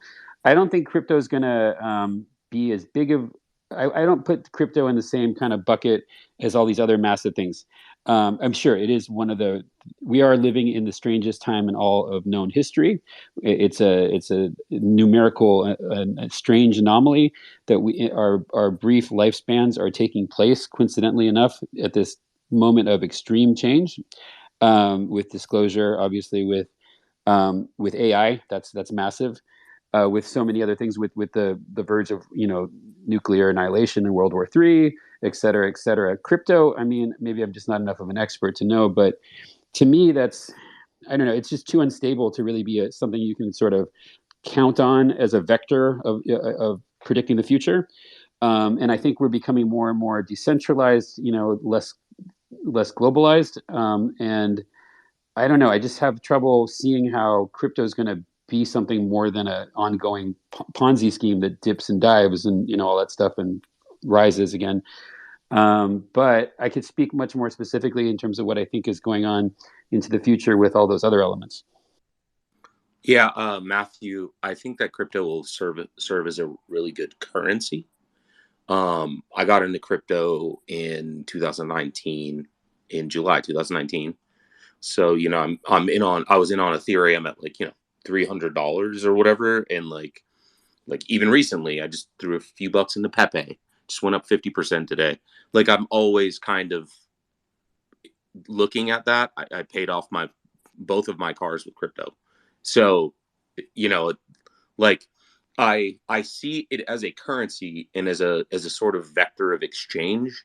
Store of value, when people start using that word, particularly for cryptos like Litecoin and Bitcoin that have like a limited like there's no inflationary sort of injection in the code, I reserve myself in that way. I think to what Mello was describing in his edicts that he laid out, that I love. I would say people should probably buy commodities, metals, and capital investments. Like owning a lathe in a CNC machine in a drill press is just as good as owning crypto because it's a money printer, dude. It's much better, I would argue, started button. Yeah, and like, but I do believe crypto is really good as a currency vector. It's better than cash. It's better than the current legal tender. So like those two things are very different, right? Money and currency are different, as you may know. So I think in order for me to exchange value between me and Mello, I'm not going to hand him a few silver buffaloes, right? I don't think that that's a good idea. I think I should keep my money, and my kids should keep my money, and and their kids should keep their money, such that we have enough gold, metal, and capital investments in our home to basically facilitate my home as like a fiefdom, right? And like a neo fiefdom. But if I wanted to exchange value with Mello, me giving my metal away doesn't really feel as good as me maybe trading crypto between one another. In the same way I would like swipe a card on Square or something. That's what I would say. But I do love the decentralized nature of crypto. As a patriot, I'm sorry, that's a word I'm going to use, and I know that's an illegal word. And I love America, yo. I still love them. We're still the best that exists, I think. We're still the best, baby. And look, you don't want to be like weird about it, but yeah, I feel the same way. We are compadres in these respects. But if we're talking, it depends what our goals are. If we're talking about like a successful revolution, crypto is not going to help us at all. I mean, but maybe after the revolution, we could instate a version of crypto that could be stable enough that it would actually be transformative and useful. How it is right now, I mean, like the last thing you want when you're staging a comprehensive revolution is something so volatile and to have all of your resources tied up in it. I think it'd work out better just to be like, swapping groceries and basic, survival resources than to rely on crypto. But the promise of it is vast. I mean, it's just, like with all things I say in terms of technology, it's the technology is, including blockchain, is not the problem. It's brilliant. Its applications could be transformative. The problem is society. And so if you don't have, but if society is effed and the politics and the power structures are effed, then these, technologies become incredibly dangerous and destructive. Do you think that crypto? Go ahead, Matthew. Oh, I just want to say, I'm aware everything y'all are saying resonates. I'm on the same wavelength with you. I'm aware of some of these things that are, I think of all this. I mentioned this earlier in some of the discussions we were having, some of the comments I was offering, that what interests me is sort of like the sociological perspective on the way these things can manifest changes and transitions in a macro scale over longer time periods. So I get all these little points you're making, valid points, sure, the volatility and store value, not so good right now. And so I'm not so, those are ongoing discussions that are always happening by the people who are, pro crypto and for their own myriad reasons. But what I'm particularly interested in, one, is it's kind of like our collective social views, macro scale, are some of the things that become manifest. And for example, you think about it, the reason the dollar is kind of like the world's currency is like, it's entirely a sociological phenomenon. At the end of the day, it's like layer upon layer of everyone just assuming for whatever reasons, because that's where we're all trained and programmed to know that the dollar is the stable currency, and therefore by virtue of that, it is the stable currency. So when those things start to get disrupted and challenged and changed, some of the, it becomes unpredictable. So I don't know what it's going to look like. But the point is, aside from that sociological perspective, that's interesting to me. The other thing is, it disrupts the means of control by which whatever and whoever it is that is in so much control, it disrupts their ability to have the level of control that they've had. And you can see the panic kind of reaching the way, by the time the puppeteers and their instructions and puppet string pullings reach down to the level that we can see it. You can kind of see it and read it. It's like, yeah, they don't know what to do about it. They can't stop it either. So what do you do? And so I see that in AI, I see it in crypto, and I just see a lot of these. So that's the second way it interests me. And I try to take into account when I think about these ways, these coming futures that are so unpredictable, particularly when I want to try to ensure that we have something pro-humanity and as a possible path for us to move to, kind of like the plans you're mentioning before, as this sort of political movement ideas and ways to wrestle control away from the power broker. So that's what I want to say is I think it's interesting in the way that they lose control. The crypto versus fiat thing is interesting for that reason. All these other technical issues aside, questions aside, sure. So I'm interested in the sociological part and also the way in which we disrupt the tools of the people or things in control, whoever and whatever they are.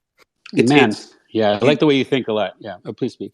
Sorry, Mello. Do you mind? Yeah. So I think that you're absolutely right. And it is definitely disruptive. And that's why you're seeing a lot of institutional capture, right? Of like Goldman Sachs buying Bitcoin. You're seeing a lot of institutional capture. But what I think is really transcendental and what's really disruptive is the idea that humans can diversify what they consider value.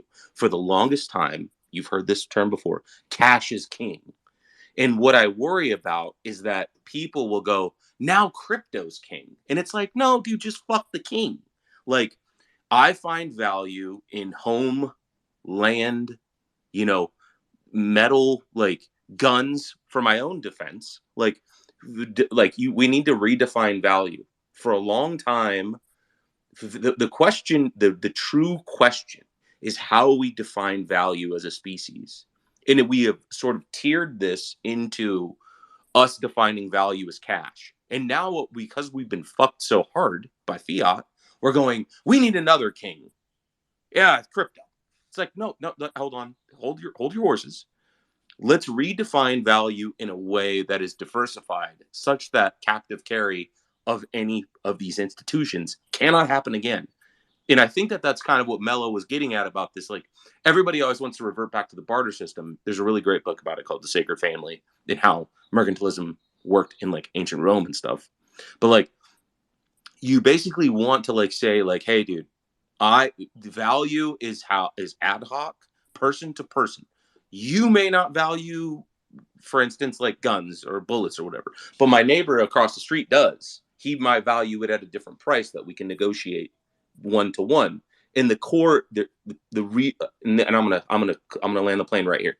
The real thing is that there's two schools of thought on what value is. Socialists, to use the word. I know it's a little s socialist. They believe that value is a worker's time. At its core, it's a worker's time. And that's actually a very straightforward way. Like, we all have limited amount of time on this planet. Like, you're going to use my fucking time. I'm the worker.